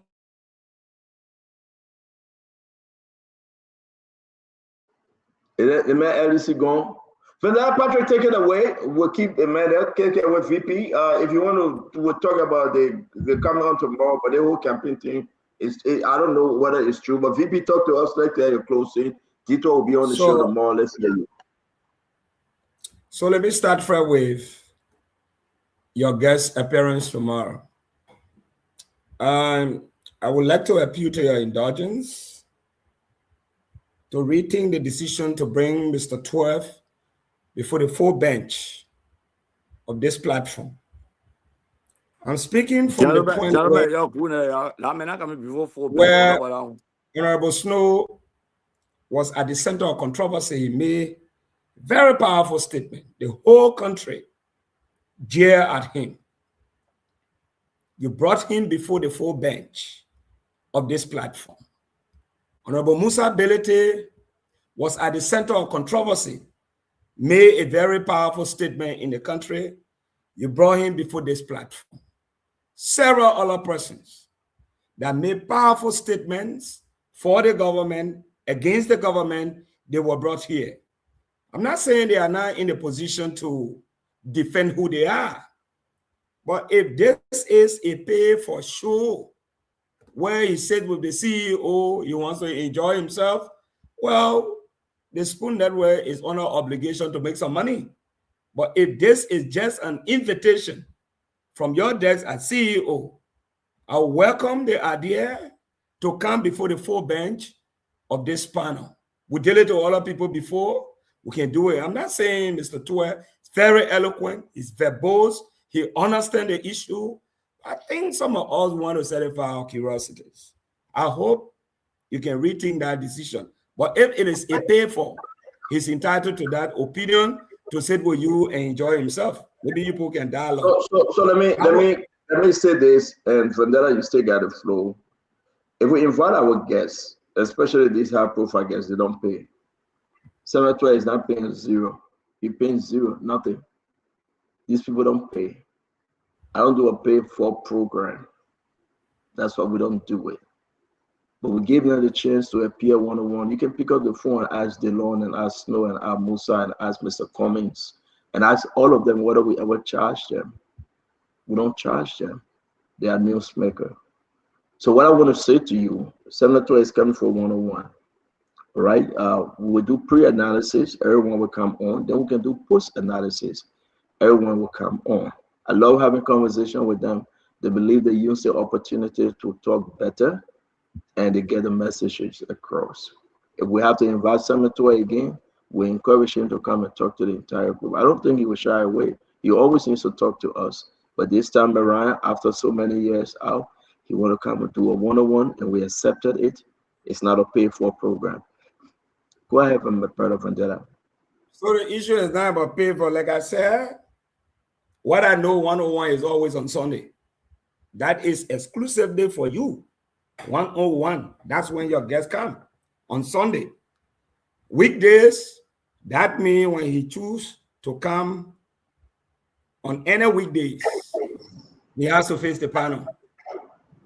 This is the condition of mine. That's not true. Mr. Cummings came weekdays, and we did a one-on-one with him. Where were you?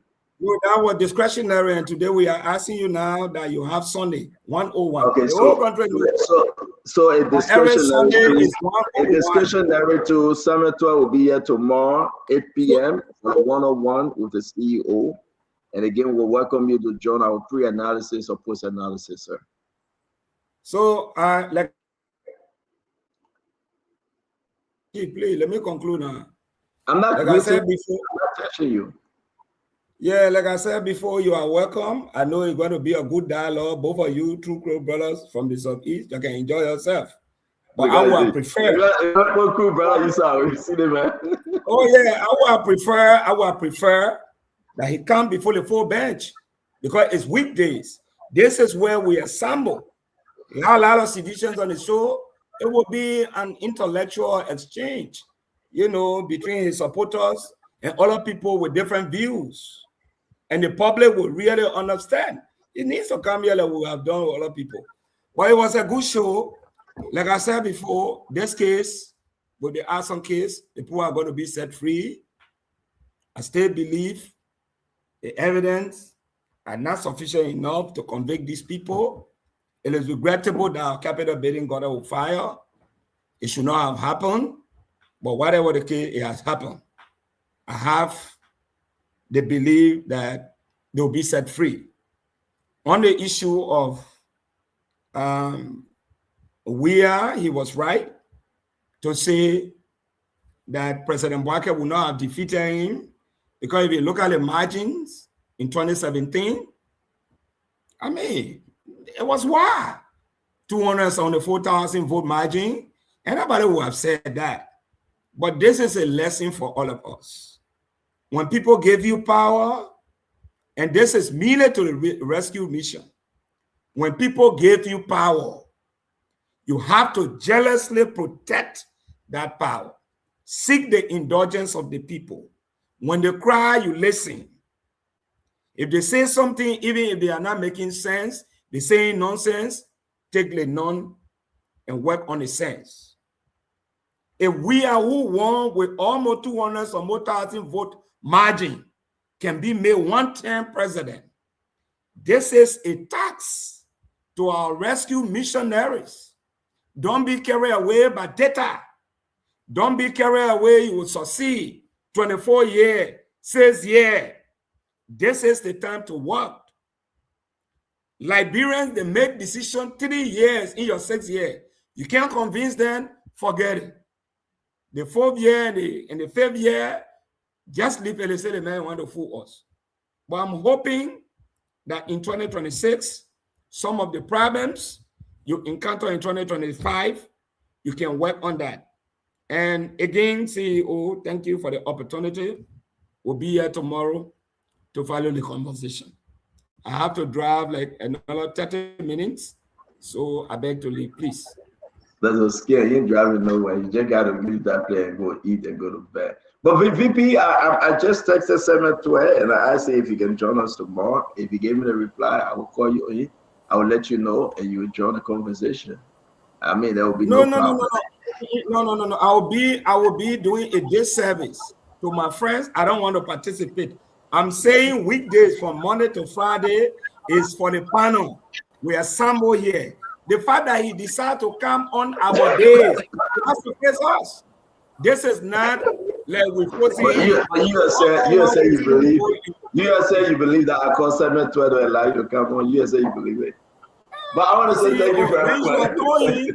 You should have told him weekdays the 4 bench will be here. This is a code of public opinion. This is a code of public opinion. The man want to go. So the man want to go in to go meet the justice in chamber in the code of public opinion. Where both of them can just talk to. The four bench, couple of people have recruited themselves. So therefore, we're moving with only 2 associate justices and 1 Supreme Court justice. So I can only predict that tomorrow it will be a promotional show. It's not going to be driven by conviction, facts, and I maintain that weekday is for the panel. If you appear on Sunday, then it's one-on-one. Let me ask you a question. Have I ever done a promotional show? You name me 1 promotional show. Oh, when people come, they don't get asked. They talk. Even when the man lying, you can't ask all the questions. You cannot ask all the questions. Name me 1 promotional show. When I say promotional, I'm not saying that you ask them. No, I know you're very tough. Let's get that clear. Maybe have a good night, man. Leave her alone. You just talking tabata. But let them come and do the close. Yeah, man. That man at the end of the show, you talk some crazy stuff. Now, it matter why these guys are afraid of Samuel Twe. I believe Samuel Twe have a lot to explain, right? Samuel Twe got to present himself because people been wanting to hear from him. Let's go down the line. We discussed briefly. After the election, people blamed Samuel Twe that he wasn't spending the money, and that's why CDC didn't win. When Samuel Twe left the country, the whole North was Samuel Twe Mokamba. They put Interpol around, Samuel Twe, they charged him, he went to court. The same Samuel Twe, Emmanuel, how serious is this? For 6 years, he ran the country financial sector as a finance minister. He know the good, he know the bad, and he know the ugly. How hard this interview going to be for Samuel Twe tomorrow? Because now he got to defend everything. Look what we're talking about. He talked about bread and butter issue. I don't want to let the cat out of the bag. But what happened with the $11 billion to Mawani Deeds for the rest subsidies? What become of that money? Let's talk about the importers. Let's talk about, the bread and butter issue, the fuel and everything. Samuel Twe have a lot to discuss tomorrow. What say you? But on the other side, though, I think the Unity Party people are concerned. Not only the partisans, but those in leadership, those lawmakers that dealt with Samuel Twe on the budget.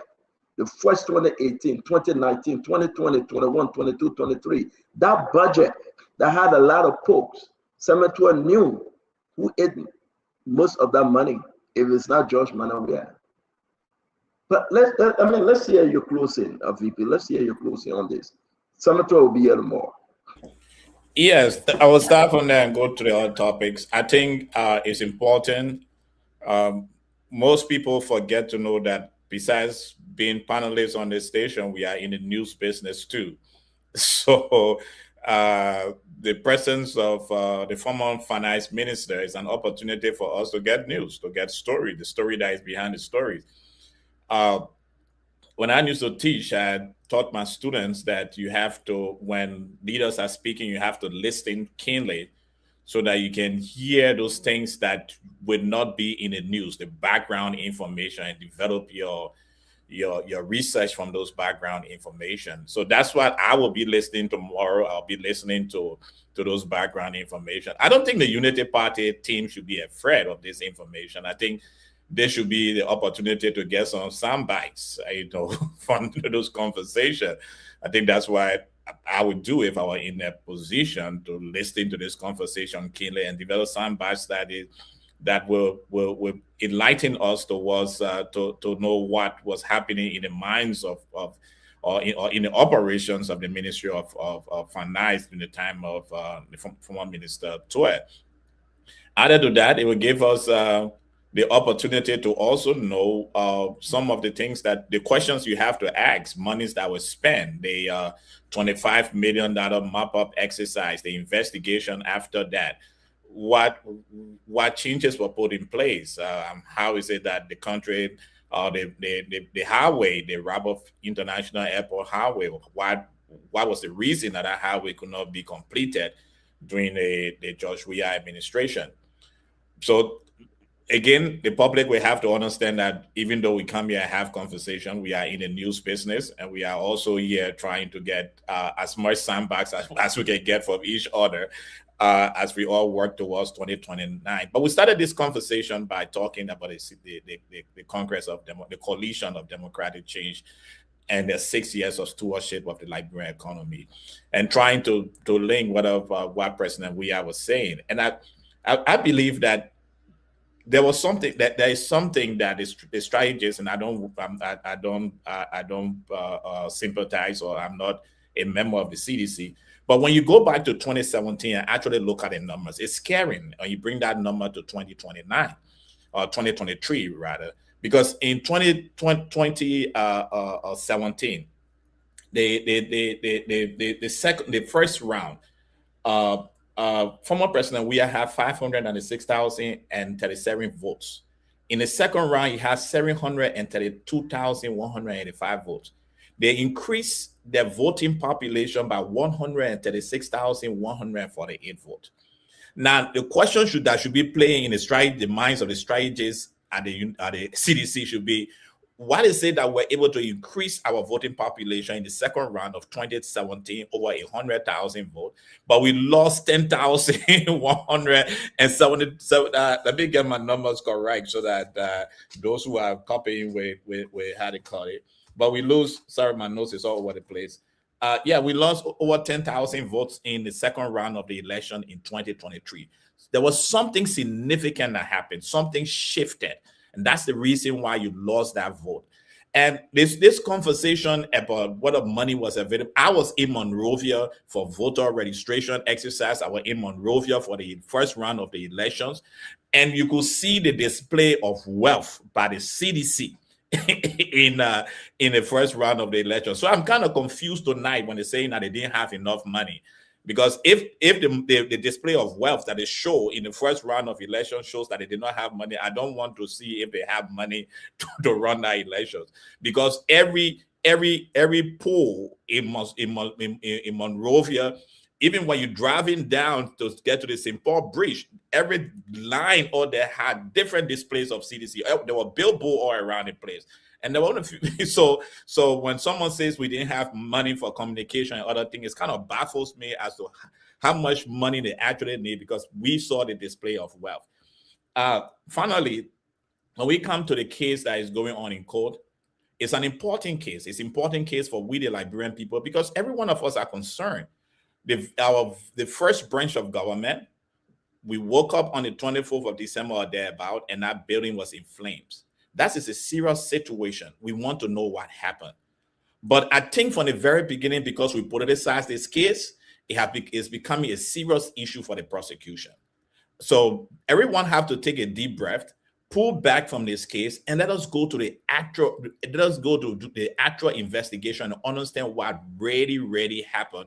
And let's every one of us close the political eyes that we have, even though mandates seem to come from left and right. But it is important for us, the Liberian people, to understand what actually happened to that Capitol building.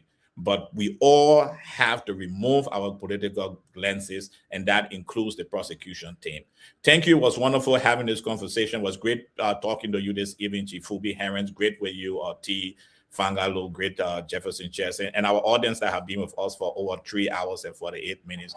Nice and great having you in and out, Honorable as a go. Imad Josh, thank you. Thank you very much from the AMC. T. Wanoka, we'll get to you. Let me bring in Jefferson Chesson before his internet starts to trip. Jeff, let's hear you, my friend. Well, Sandro, thank you. Tonight was a great show. But first thing I want to say, the court case was prejudiced by Bouaka from the initial stage. From the very inception of the case, Bouaka made a reckless statement that jeopardized the case and has caused the police to move in the wrong direction. And therefore, they have no standing case. Those people that have been accused will be set free because the state has no case. Second, the CDC won the 2023 elections in the first round and lost by about 17,000 votes in the second round. I can assure you that mistake will be corrected. The Unity Party will be defeated in 2029. President George Weah will be elected as president in 2029 because the Unity Party underperformance is making the CDC government look like God to the Liberian people. The CDC government in 6 years, considering the years of COVID, perform under its mandate. The Unity Party in 2 years has no infrastructure project, no meaningful infrastructure project to point to tell us that Liberian people, in our 2 years, we started this and we ended this. The Unity Party have failed in the first 2 years, and they will continue to fail because they have no foundation in performing in this country. And the CDC has been re-energized. What happened in 2023 is never going to happen again. This new CDC is going to be inaugurated after the 2029 elections. Certain, I know Kanye said that no money was in our elections, but let me disprove this. I remember Kanye, I drove to Eugene Nangwe's house and he received his first chunk of money. I cannot tell you how much he received, but I was there that morning. We drove together. We met Eugene Nangwe that day, that morning, and Kanye was giving this huge sum of money as his first payment to carry on his job. And if he ate that money and did not perform, that is on him. He cannot put that on the CDC. The president did all he could do to sponsor a well-organized campaign. The people of Liberia made a decision, and the CDC, the president, we have respected that decision. This is why he did not act like the Unity Party by trying to stifle the decision of the Liberian people. He allowed the Liberian people decision to be upheld, and this is why you see today Bouaka is president, and his misrule is causing all the hardship in our country currently. Tomorrow, Samuel Tuah will appear on his show, and the reason why the Unity Party people are afraid is because he's going to point out all the lies, the misinformation, and the corruption. And he's going to damage the legacy of the Unity Party.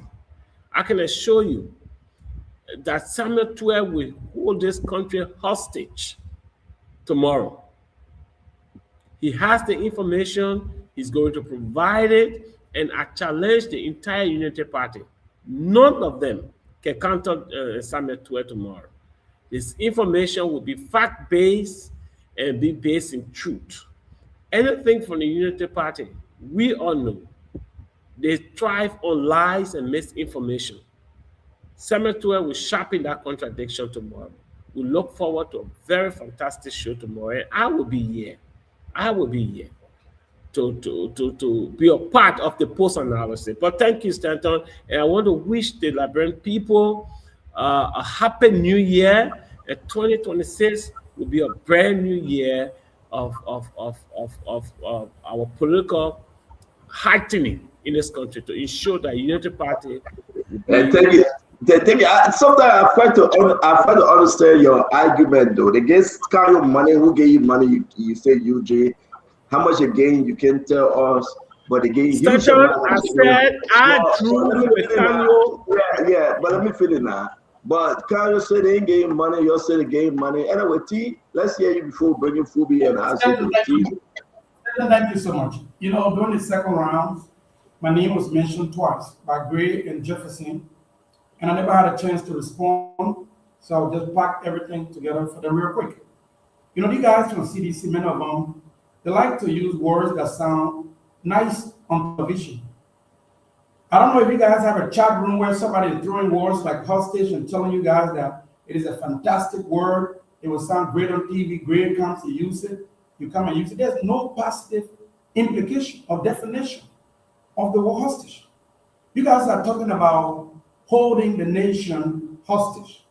The colleague you say as if it wasn't enough, you repeated it 3 times. What is the meaning of something like that? But let's get to the issue.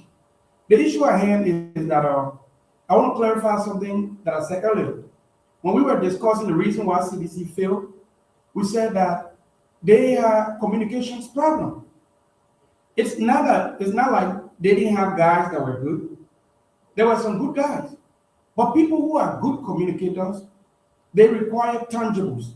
You got to give them important information, or you got to do something good so that they can publicize it, so that they can put, the information out there to the people. CDC struggle in that department. Also, people who are good communicators, they will propose ideas. They will make suggestions to you. They say, hey, it don't look like we are doing something good here. And then if the team will listen, or the manager will listen, then they can improve on the basis of that. But here's what happened 2 years before the election. Guys who should have played a very effective communication role in your organization, including Ozzie Jackson, including Fangon, including my colleague Kanye Bagbala. What happened to them? You got rid of Ozzie Jackson somehow. You got rid of Fangon somehow. You did not listen to Kanye somehow. And then you go around talking about hold the nation hostage. Who is Samuel Tuer able? Who is he more educated in? Who is he more sophisticated in? Who has he achieved more than? And you can come and talk about hold it's not your time. It's not your time. They skipped me in the second round. Please tolerate me. So what I'm saying here is this. CDC will say arrogance was your problem. And when I spoke in the first round, I said you were exhibited here. Rather than recognize what CDC actual problem is, Kanye Bagbala was not your accountant. Stanton asked you 3 times, and he asked Gray twice. How much money? You keep saying money, money, money. Talk to your bookkeeper, talk to your accountant, and say what the spokesperson was given. If the institution operated as an institution, and there was bookkeeping, there was record, there was accountability, then somebody should refer to the money.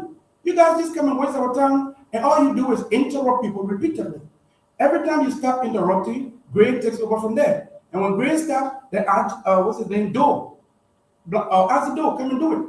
So you guys will lose the election in 2029 because you have not recognized and rectified your problem. You keep looking to the wrong direction. And let me tell you, when Gray said I was begging CDC to run on that ticket, it was what's inside Joseph that was reaching out to my team repeatedly and begging, because they understood my influence in District 3. When you talk about people that are charismatic, it's not your time. I skipped a section. Please tolerate me. So what I'm saying here is, it was Joseph that was repeatedly begging my team. Say, damn, this guy is good. Look at the crowd that I poured in District 3. People came and they're like, wow, where's this guy from? Because I've demonstrated sufficiency. I told the people that I have passion. The only passion you guys show here is y'all really love CDC. But sometimes integrity, personality, and character has to stand above your love for your party. That's all I have for you tonight. Thanks, Stan, for giving me this moment to get this thing out of my stomach, because it's difficult to listen to you guys. Just talk to the Liberian people that we are not educated, and it really hurts. But I have a moral, professional, ethical obligation to not interrupt you. So that's why I sat here and listened to you. Thank you, Stan. No, thank you very much for joining us. Ubi? Yeah, so good show tonight. And look, 100K, don't waste your time behind the CDC man. They got nothing to offer. So that's why they will always push. They will always push things out and look for ways to attack, even when you're making sense to them. So they will always run with that direction. Look, Samuel Tuer is a good talker. So when they say talkative, number one, but I always use yourself. If the people that can rap, they do them to eat them on high grade. That's Samuel Tuer looking. He will eat you on high grade. He will talk. He will give you all the sweet talk. But bulk of those sweet talk got no substance. That's why he kept running. He ran the economy the way he ran. The economy was in free fall. A lot of the times, people were not taking pay. He came out all those fiasco schemes. 9 embassies had to write the government, tell them to put their money back at the central bank. So at the end of the day, the U.S. government sanctioned him for all the wrong things that he did as finance minister. So all you coming to talk tomorrow, that's sweet talk. Don't worry about that one. People shouldn't even waste their energy. Just listen, question, and give a critique, but that's sweet talk. Someone talking, anybody on high grade, just gain, sit and talk with you. He know how to rap you. So if you mad at one, and you don't have your own senses to sit down and analyze, he will deal with you. But the issue about, we have statement with President Boubacar, and the issue about CDC winning 2017. CDC, they didn't win 2017 on our own merit. Like I said earlier, you won the first round. They didn't. They went through the first round. The second round, other political parties, opposition, and they didn't want to see a unity party third term. Overwhelmingly supported the CDC. That's what CDC won. But they took that for granted and thought that they won that election on merit. And that's why they screwed up. And they were all over the place with their Senate 1847, Senate 1847. It never happened. And they deceived we are never even realized that he was messing up. That's why he said he had done all the good things. And Samuel Tuer always say, oh, the way they meant doing the thing, we have made him president for life. All the kind of talks. At the end of the day, the people voted. They seen with the Unity Party, like I told them, look, you can do all you want to do if you don't focus on the economy, which is the most important part of the whole piece. You can build all the roads, you can clear all the alleys, you can have all the corruption cases being prosecuted, all the other stuff. If people cannot feed those things in their homes, on their co-parts, in their paying their children's school fees, their hospital bills, you have failed big time. And that's why CDC failed. And they failed to realize that. And Unity Party should also take you from that and put herself in order. If she doesn't, the Liberian poll also make a decision in 2029. And so all of them, everybody needs to do that. So that's the most important part. I always say, when you take a test, you go for an exam. There are some exams that get 5 marks, 10 marks, and there will be some questions that have 20 marks, 25 marks. So if you pass all the 1 point, 2 point, 3 point, 4 point, and you fail a 30 point or 40 point mark, you fail the exam. So you can get all the little things correct, but once you miss the very big important part of the economy, you screwed up the whole administration. CDC didn't take advantage of that. They kept focusing on all those previous things and clapping. President Boubacar realized that the economy is not good. The VP has realized that the economy is not good. If they don't work to fix it, then they get a set of blame. Those are all in government. Some of them are not working in government. People come, oh, you don't want. CDC stole my election 2020. That's why most of you can get more accountable. You didn't win election. The more you ran election, they flog you to you run away. You can't put your foot by in politics. But you won't tell me about winning election. We'll go back again. That's the part of the game. I will not give up. Thank you very much, Phoebe. I said, take us home now. No problem. I will not give up. Yeah, very quickly. 2 points here. Starting off with the Samuel Twe coming tomorrow. I've always said the Samuel Twe is not a smart man.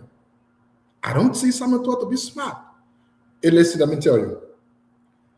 Germany had our expert, a scholar. Italy had Leonardo Vicente, a scholar. The United Kingdom had Sir Isaac Newton. Croatia had the great Tesla. Those men were geniuses in their time.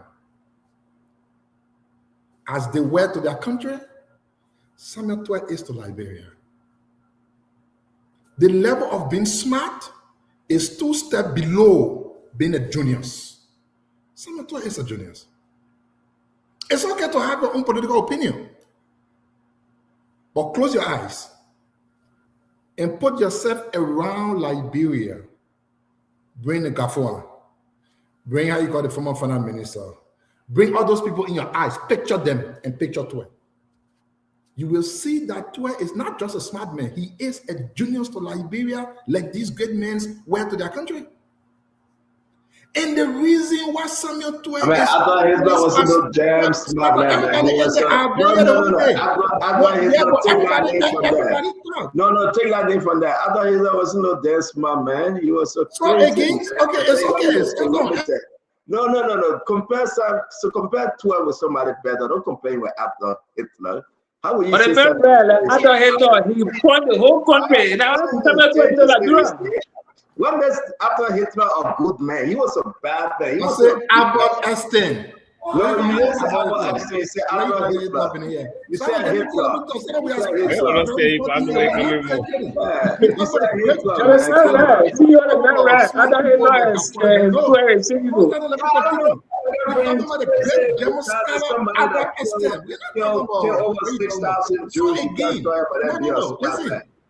Mr. Emmanuel just said something.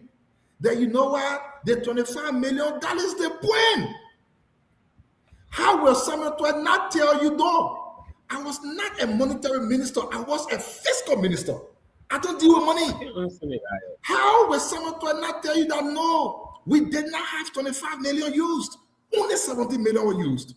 It is easy to speak to lies than it is easy to lie about something. How will you come and tell Samuel Twe, oh, you know what, you're a 3 missing boy? Why will Samuel Twe not tell you, you are the government now? Come and put us in jail for 3 missing boys. It is so easy to debunk lies. Samuel Twe released 2 pieces on social media, and you saw the dumbness from the United Party. Samuel Twe came with real data, talking about the poverty rate of our country. You know what was United Party argument?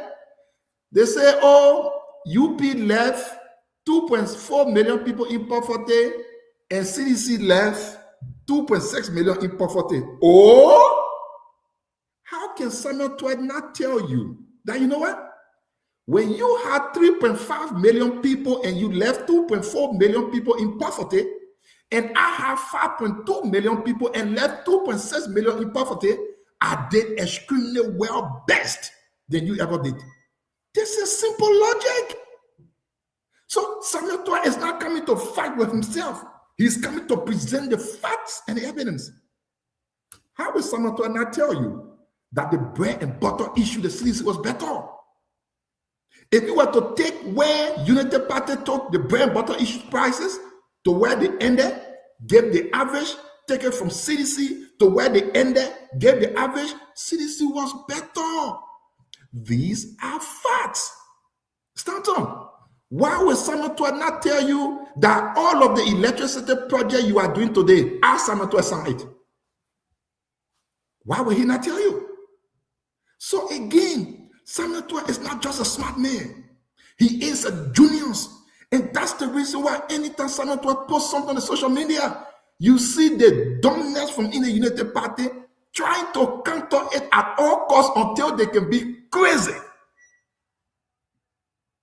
You did not come with a real argument to defeat Samuel Tuet that, you know what, you left more people in poverty.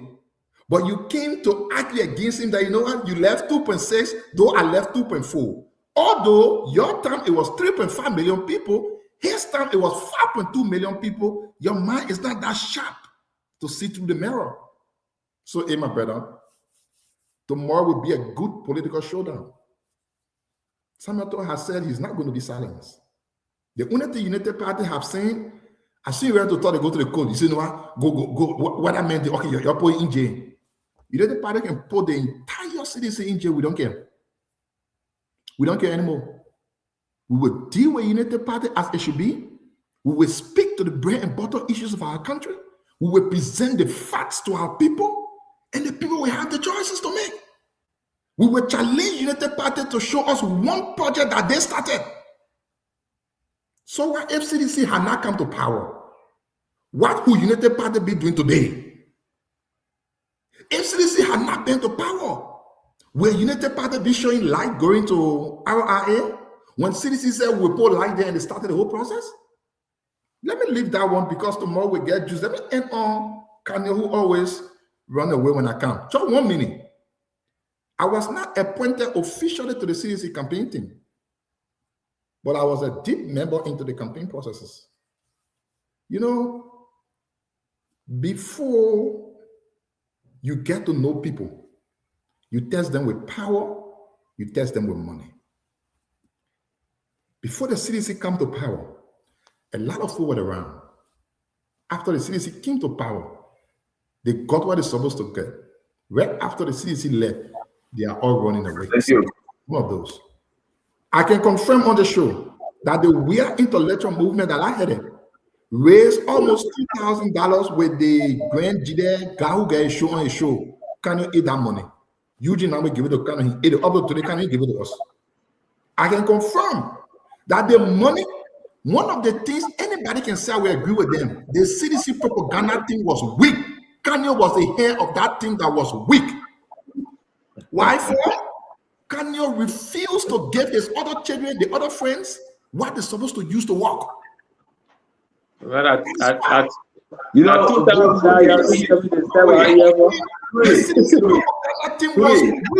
say, hold on 1 minute. I say, allow us to come in. Hold on, I say. Let me have this point. He come in. Hold on 1 minute. Kanye was the head of the propaganda team that was weak.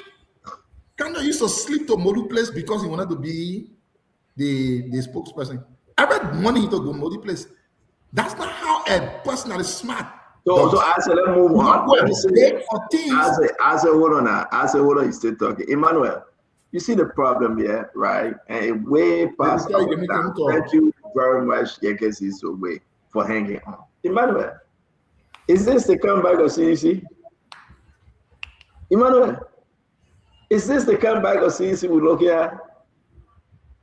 In a whole election, that John Manawa won when he get carried $2,000 through another charity organization.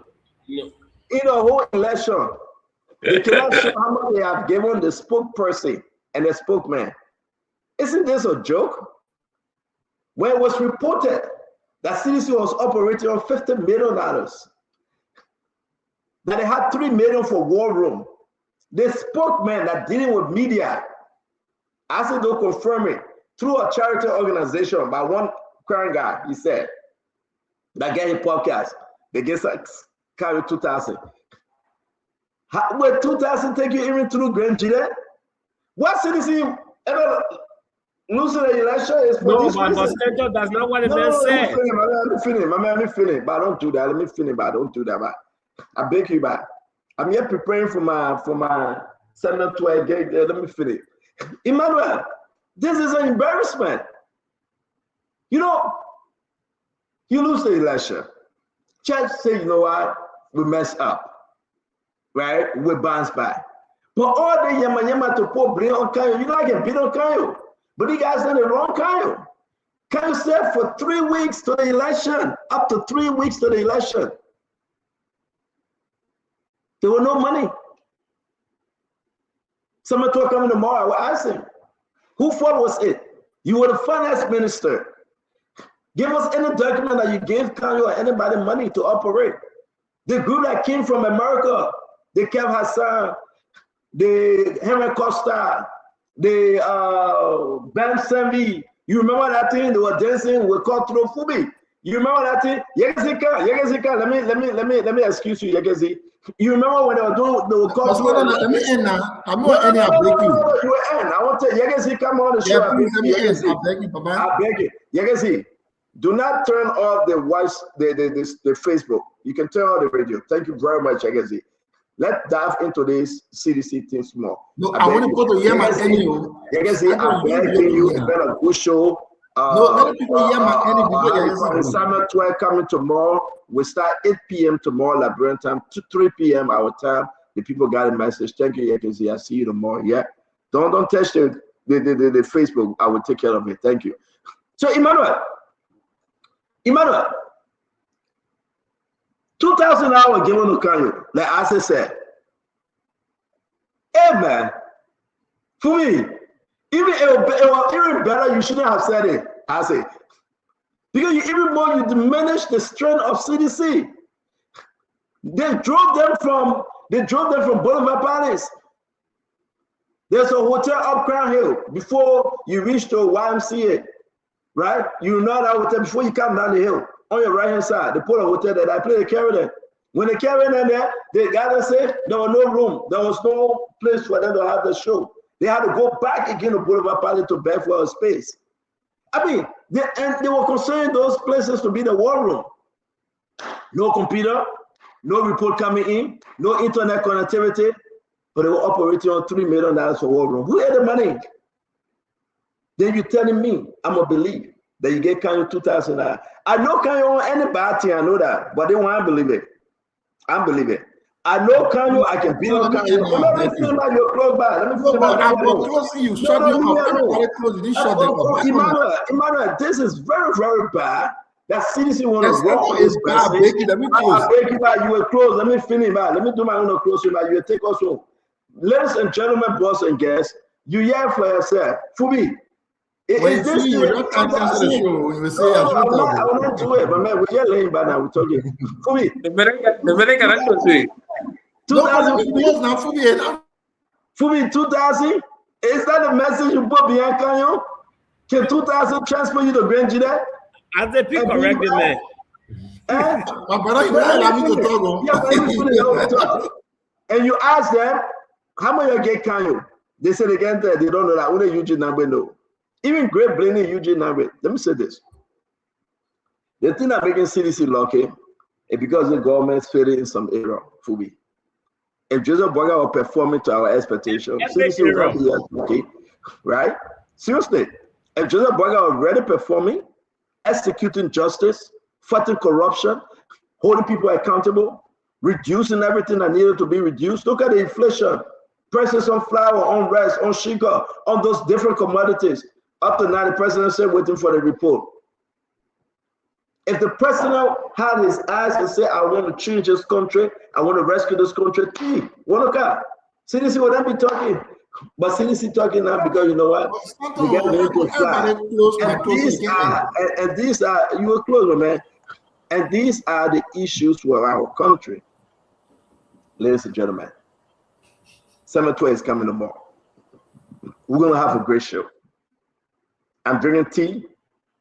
I bring in Lama because since I spoke to a Unity Party person, I guess each so through maybe they don't want me to do the show with Summer 12, but I will still do it.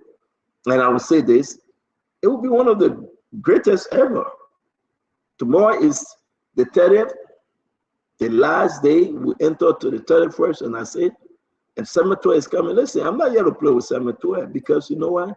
He comes to defend everything. But who is Summer 12? Who he served in different capacity. That's something I'm holding back. I'm itching to talk it, but come tomorrow. Fubi, there will be a bombshell tomorrow. Seriously. There will be a very, very strong message to the Liberian people. And now, you know, the opposition and imposition will listen and take you, but I'm concerned, you know. Tomorrow will be a wonderful day, guys. Join us tomorrow. Look at Summer 12 dancing.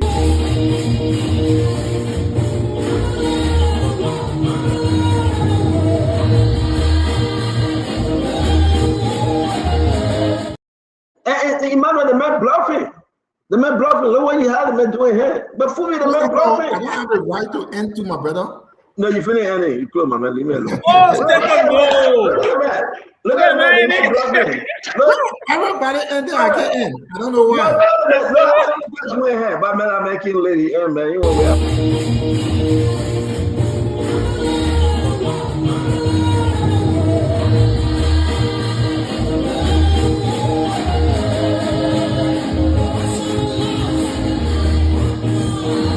But I can tell you tomorrow will be a great show. You want to join us tomorrow, one-on-one with the CEO, the former finance minister, Samuel Ditwe. He will be in studio. We'll be discussing issue of national concern. We want to say thank you very much. Samuel Ditwe will be in studio. We'll be discussing different issue, different topic. Be our guest tomorrow. Come and listen now. We'll talk about everything, pre-election, post-election, this governance issue within this government, Samuel Ditwe lawsuit, Samuel Ditwe sanction. The bread and butter issue is the government performing to the expectation. Why we take this government to reform itself? With George Manawia come back, what will be that comeback message? With Samuel Ditwe come back with George Manawia, there's a lot of stuff we'll be discussing tomorrow, a lot of video, a lot of pictures, a lot of news article. We'll be raising the issue, raising the bar, and Samuel Ditwe must answer the people. We will take your question. It will be something different tomorrow. We will take your question. We will present ourselves 45 minutes in taking your question. We will hear from you, the Liberian people. You will ask your question. You will post your question. You will text your question. And again, Samuel Ditwe said he will answer them all. Till we meet again tomorrow. May God bless you. May God keep you. May God save our country. One love, peace, and have a good night. Emmanuel? Good night. My man, come to America, we're waiting for you, man. Well, good night. At 2000, they got this time. Yeah, at 2000, man. Oh, the man will come, the man will talk, the man will talk. Then at 2000, talk, we got, yeah, they get it, man, 2000. For me, who does that? You operate 50 million budget, but you tell us that you get carry 2000. For transportation, Carry went through 15 counties for 2000. Yeah. You see the re-election for 2000. I mean, I thought I was going to say maybe 250,000 budget was set aside. 2000. Very good. That's to say. They want me 50 billion for that poor performance. No, but it's for me. I mean, they were afraid to say 2000. I know. So the whole 2023 election, you won't win election, but you get your spokesman, your media person 2000. 2000. Man, that's seriously a draft phase. This is, I'm serious. I listen, they take me off, but you can never win 2000. 2000. Hey, imagine. Michael Graceman, they said they get him at 2000, my man. Not me saying that. They said they get him at 2000. And the people said they had 3 million for war room. Where's the 3 million? You get him at 2000? Yeah. I mean, a government I was there for 6 years. So BM, so scammers. I said, don't make a mistake. You shouldn't have said that. Right. I don't think you should have said that. How can you give the man 2,000?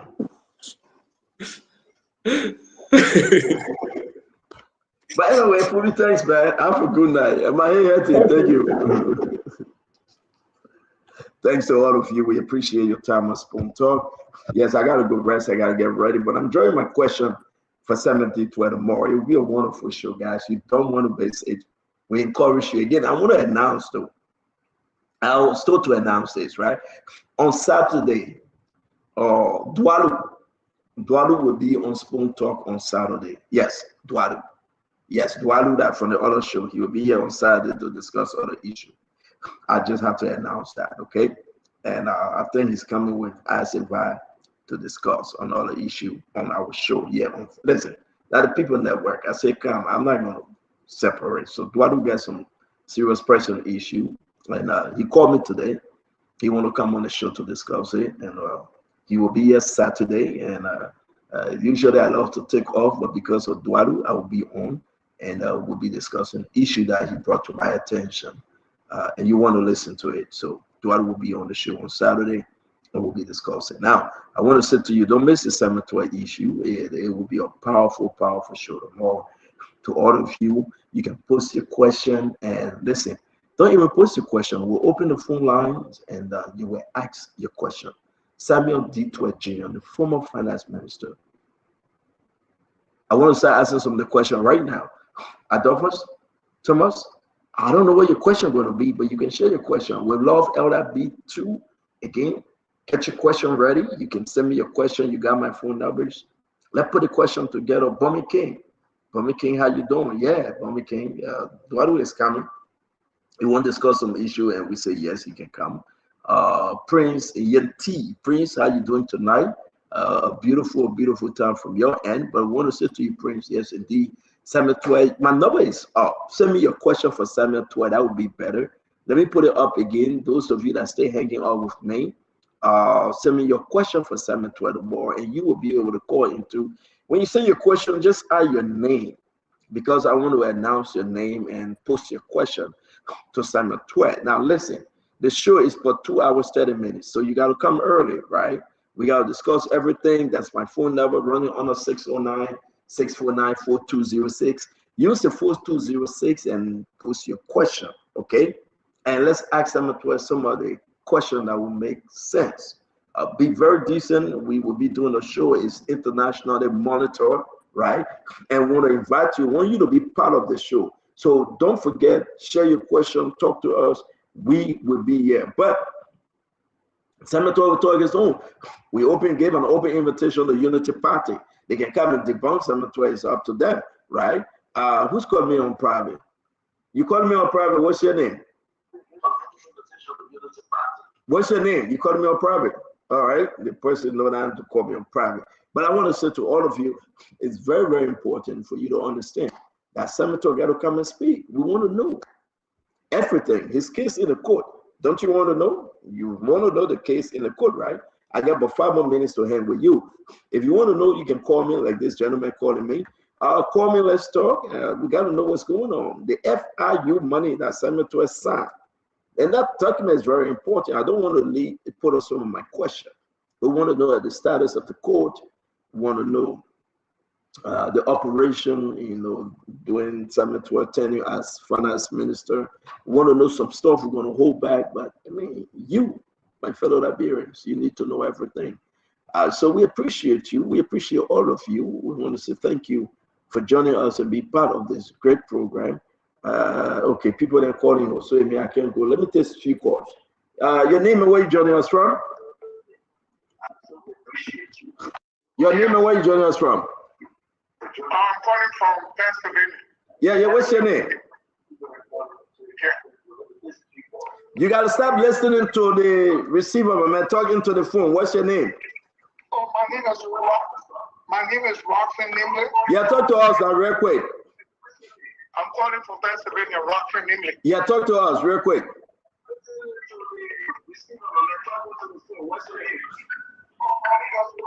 All right, hello, your name and where you joining us from? Rockfin Nimley. Hello, your name, where you joining us from, my friend, on the 9690 number. All right, guys, you got to talk into the phone. Don't talk in. Your name and where you joining us from? Hey, my name is Matthew, calling from Delaware. Matthew, talk to us. What's up, my friend? Oh, man. Tomorrow will be an interesting show. So I look forward to you giving the hard question to Samuel Twain. Yeah, my man. But send me your question. You got my number now. You calling me. Text me your concern, your question. We got to ask Samuel Twain over 100 questions tomorrow. I will send you my question to next phone. Yes, sir. Yes, sir. I appreciate you. Let me take another person. Your name and where you joining us from? Yeah, as Victoria Sabbath, calling from Pennsylvania. My Vicky, what's up? How you doing? He sent a photo to you out there for you to say a birthday greeting on there. You don't send it. What? My Vicky, happy belated birthday. Oh. I tell my son, my daughter said, oh, this may show you a rare forget, but you. But I didn't see it, my Vicky. I didn't see it. Sorry, huh? But happy belated birthday. All right. Thank you. All right, my man. All right. Let me take this one. Your name and where you joining us from? Your name? Yes, sir. My man, talk to me now. What's going on? My man, I will let you go. The phone ringing. You just hold it on the phone. You got to talk to us. Your name and where you joining us from? Hello, your name and where are you joining us from? Yeah, good evening. This is William Hines. What's up? Yeah, been a while. You ever see you told me to come on the show? I've been talking to Nelson. I got a good phone now, but there's no way. So my question, maybe we get reached another time. Yeah. They come on the show. Yeah. Well. Yeah. All right. My question is a fun show on tomorrow. We hope for it because the man who said that he gave 25 million mop up exercise. The man who told the he took 27 million out of poverty. The man who told us that was selling current to Africans. This guy is coming on the show tomorrow. Mr. Alexander Stoughton Waterspoon. I'm just appealing to you to speak the minds of Liberians. Speak the minds of the ordinary people tomorrow. Yeah, we're going to ask him. Send me your question. You got my number. Send me your question. We're asking. Yes, sir. Yes, sir. Yes, sir. Your name and where you joining us from? From Morrisville, Pennsylvania. Yes, Mr. Nimland. Mr. Nimland, talk to us. Well, I will text my question to Stanton. Yes, sir. I wanted to remind him about my nephew. I was on the show, Roger Allen, and he won the election. Yes, he did. From Pennsylvania, he did. Yeah, so we wanted to let you know so that maybe you can come back on the show to thank the Liberian people. Whenever you got my number, tell him to text me, and we'll bring him back. Thank you very much, Mr. Nimland. Okay, thank you, my man. I know you from Nikuta. Na fuere. Apoyo su atro. Apoyo su atro. Yes, sir. Thank you. Thank you. Apoyo su atro. Yes, sir. Bauru. Yeah, your name and where you joining us from? Yeah, that was a man Johnny from North Carolina. Talk to me, my friend. I'm excited that Troy coming on tomorrow, Stanton. Yeah, what was going on there? I'm excited that Troy coming. At least he will get account of those auditors who lost their life under his reign when he served as finance minister. So I'm excited. There are a lot of questions we got, a lot of tough questions.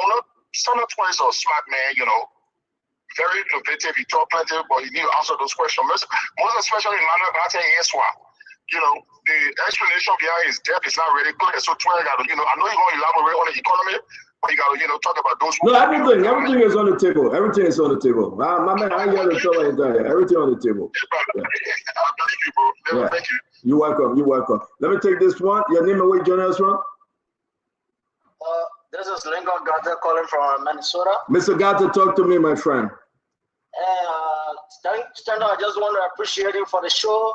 I mean, you've been doing extremely well. Thank you. Keep doing the way you do, and Liberia comes first to every one of us. Yes, sir. We need to put aside those party issue and focus on the issue.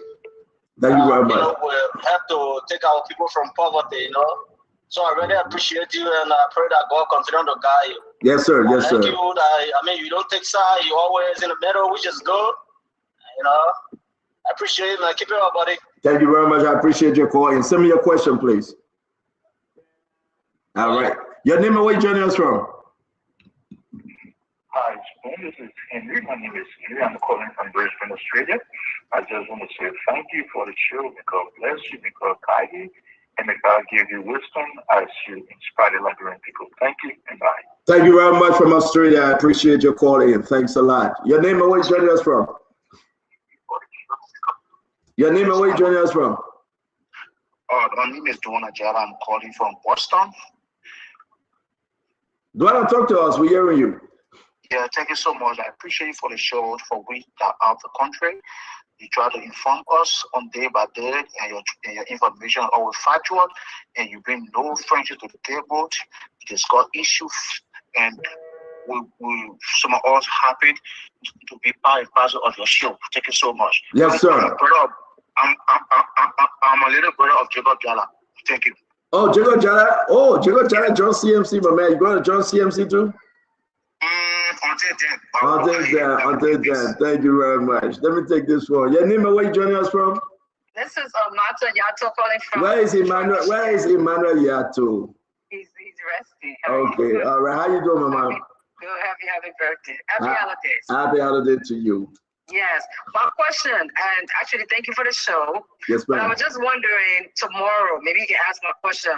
What responsibility that Mr. Otwe, what kind of responsibility that he take for everything that happened? A beautiful question. Can you text it? Can you text it to me, though? Yes, I will do that. Yes, ma'am. Thank you very much. I sit with it for my drivers, though. I know. I'll come there and cook in your kitchen. Thank you, mama. Thank you. All right, thanks. Yes, yeah. All right, your name and where you joining us from? Let me take this one real quick, guys. We got to immediately the grandson coming and we'll stop and hearing his voice. But your name and where you joining us from? Yes. How you doing, Senator? I'm super, man. Thank God. What's up? Yeah, say hi to your wife and the children. Yeah. Oh, this is my voice, Senator. Hold on. Hold on 1 minute, mama. For the show. And thank you for everything that you're doing for the Liberian people. But Senator, I'm calling for you to really for you to talk about the blind people and the disabled as a whole in the country there, Senator.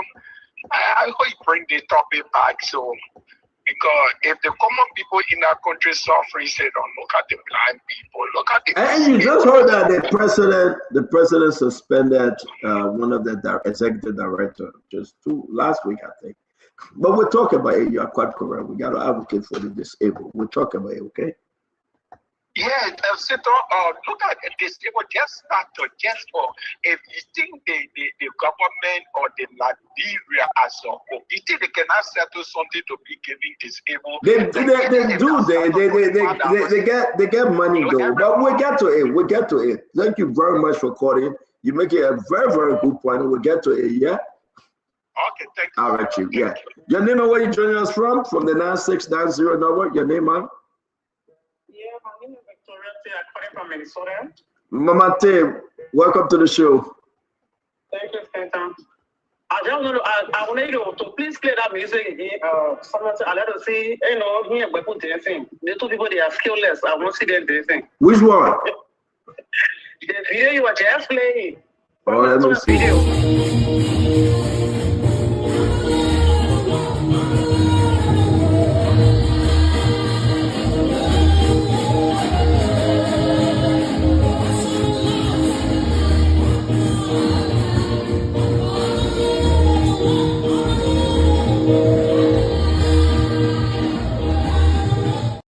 Yeah, there you go. Someone do I get dance, you got moved. Let me take this one right here. Your name and where you joining us from? Yeah. Yes, welcome to the show, my man. Talk to us. Yeah, Sandro, I had a question about tomorrow. I'm going to text your question. Tomorrow, going to add the finance minister and Liberia. I hope going to listen to our question, please. Okay, I just want to call this text line if it's working. Okay. Yeah, that's it, man. Welcome. Thank you. Okay. Yeah. Your name and where you joining us from? ACO, I'm James. I'm calling from Pennsylvania. Go ahead, my friend. You got it line. Yeah, thank you. See, I was saying my question later on. I know you won't let the guy walk in a path free. Tomorrow, I know you'll be tough on. I see all the questions that the Liberian people deserve. Thank you. I was saying my question later on. Thank you for all you do for the people. Thank you very much. Thank you. Your name and where you joining us from? Hey, Stender, how you doing? I'm super, man. I'm super. Talk to me. So my name is Sylvester Chopper. I'm calling from Minnesota. Sylvester, talk to me. Yeah, thank you so much for the show, Stender. I very, very appreciate you for what you do for the Liberian people. I got one thing. I follow the show all the time, but tomorrow will be on, right on time. But please, do not let the guys interrupt the show tomorrow. But they usually do that. I mean, they should please talk to them. No, that one-on-one. That one-on-one. That one-on-one. There will be 12 and a half. I know they will be in one-on-one. I know they'll be trying to question and all things. But I just pray that they shouldn't interrupt people. Thank you so much for the show. Okay, Chief. Thank you. Yes, sir. All right. Let's go. Who's this? Your name and where you joining us from? Your name and where you joining us from? What's up, Stanton? This is Black calling from Delaware. No, I got a name called Black. What's your full name? We talked before in the past. No, yeah. No, but you said Black Bar. No. Okay. But talk to us. Right there in the police station. Okay, talk to me. So I said, well, I want to say one thing to Liberians. For Liberia to ever get better, you see, the day-to-day Ghana is better. Rawlings did what he did. To get better, they got to use the same ideas that Rawlings used to make Ghana better. Again, no matter what they say, I'm just saying this. Thank you. Thank you. Your name and where you joining us from, my friend? My name is Rafael Bala. I'm calling from Pennsylvania. Tomorrow I'm going to pose my own question to you to ask the honorable man. Thank you. Thank you very much. Just send a question on the WhatsApp on regular text. Send me. I will ask your question. Your name on the 4206 number. Your name? Yeah, yes, sir. Your name? All right. Hello. Your name? Well, yes. Talk to us. Yes, tomorrow I will have my questions. I'm going to be sending it to you because I know that man don't have anything to say to the Liberian. I'll be sending my question tomorrow. Say, but what you mean, man? Got to understand. The man will find himself a situation. Man get swimmer. Something to got swimmer. You're not going to lecture anybody. We already know what he did. 6 years. He got sanctioned and everything. But I think it would be good that we hear from him, right? Yeah. It's good. It's good to hear from him, though. Thank you very much. Thank you. Your name and where you joining us from? Are you waiting for Samuel Twain tomorrow? Yeah, whatever. Samuel Twain tomorrow. I'm Joseph Smith. I'm calling from Ireland. So I will ask about maybe the question is supposed to be for the comment, but maybe Samuel Twain can help us answer it. Why is it that some of will vote against that about the harmonization, and why it's hard for the government to forget about the harmonization stay there? Maybe it's all be for the government, but some of them about the harmonization, so maybe you can help us to answer it. Thank you. Thank you very much. Thank you. Your name and where you joining us from? My name is Aloysius. I'm joining you from New York.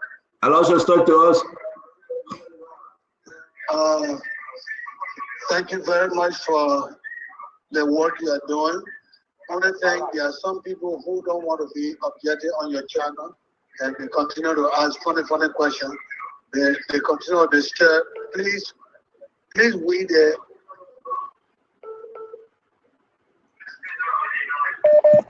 Aloysius, we'll listen to you. Go ahead.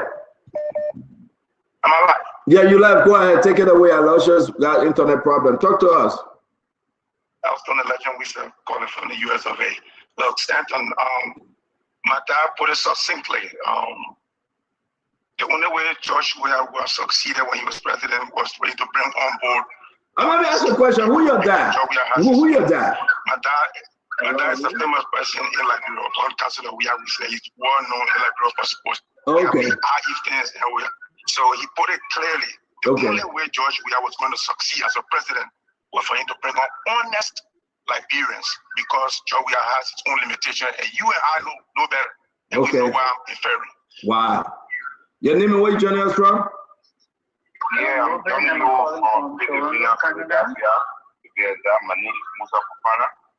Okay. Yeah, we just want to know, because I don't know if somebody was doing good. I don't know what the years have to put sanction on you. So I really want to know that tomorrow, please. Thank you. Send me the question again, guys.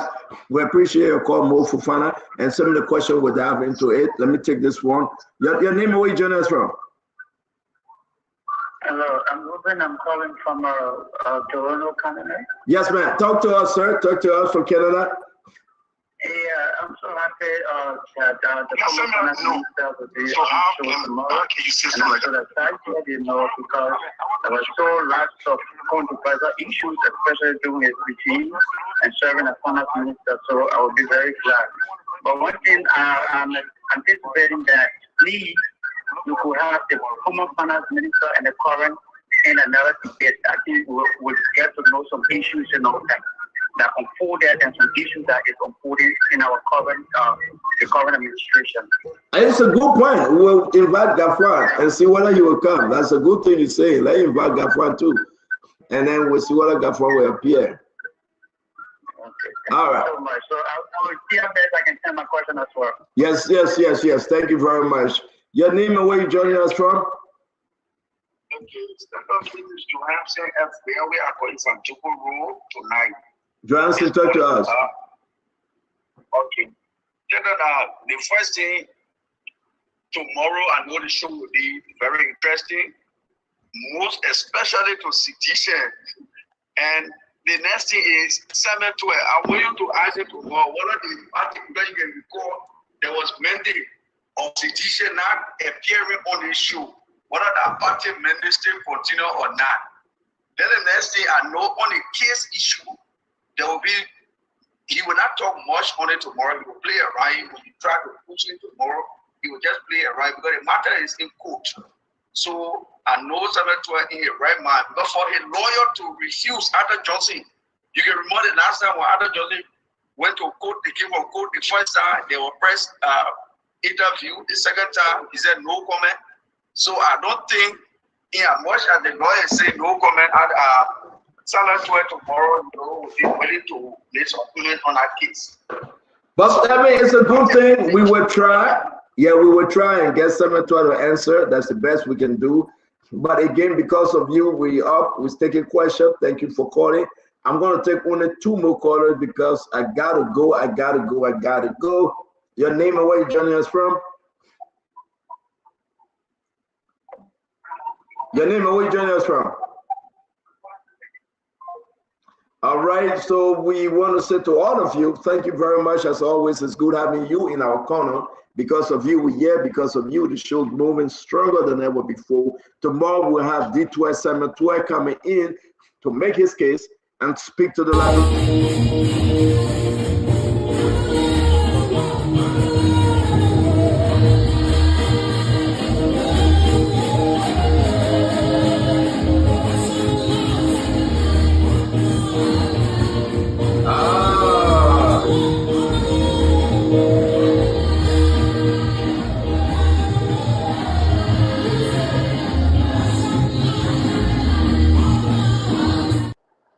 Hey, I love the song. Yes, indeed, I do. I love it. And I love this one also. Before I leave you, let me leave you with the most famous Samuel 12 song.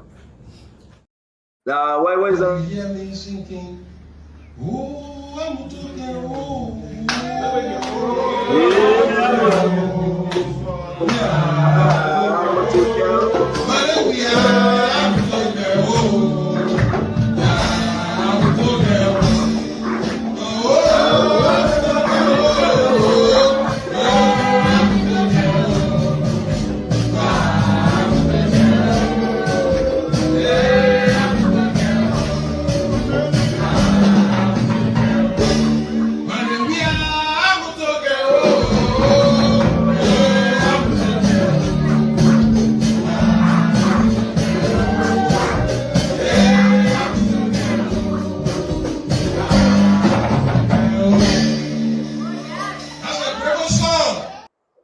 Ladies and gentlemen, boys and girls, have a good evening, have a good night, have a good morning, wherever you're joining us from. We want to say thank you. As always, come back tomorrow. We're going to be speaking to the former Finance Minister, Republic of Liberia, Samuel D. Twa Jr. tomorrow, right here on Spoon, 8 p.m. Liberian time, 3 p.m. Eastern USA time. It will be a wonderful one. We'll be discussing everything. Send your question. Let's have fun tomorrow. I'm sorry I got to go. I cannot take any more call. But till we meet again tomorrow, may God bless you. May God keep you. May God bless our country. Have a wonderful good evening.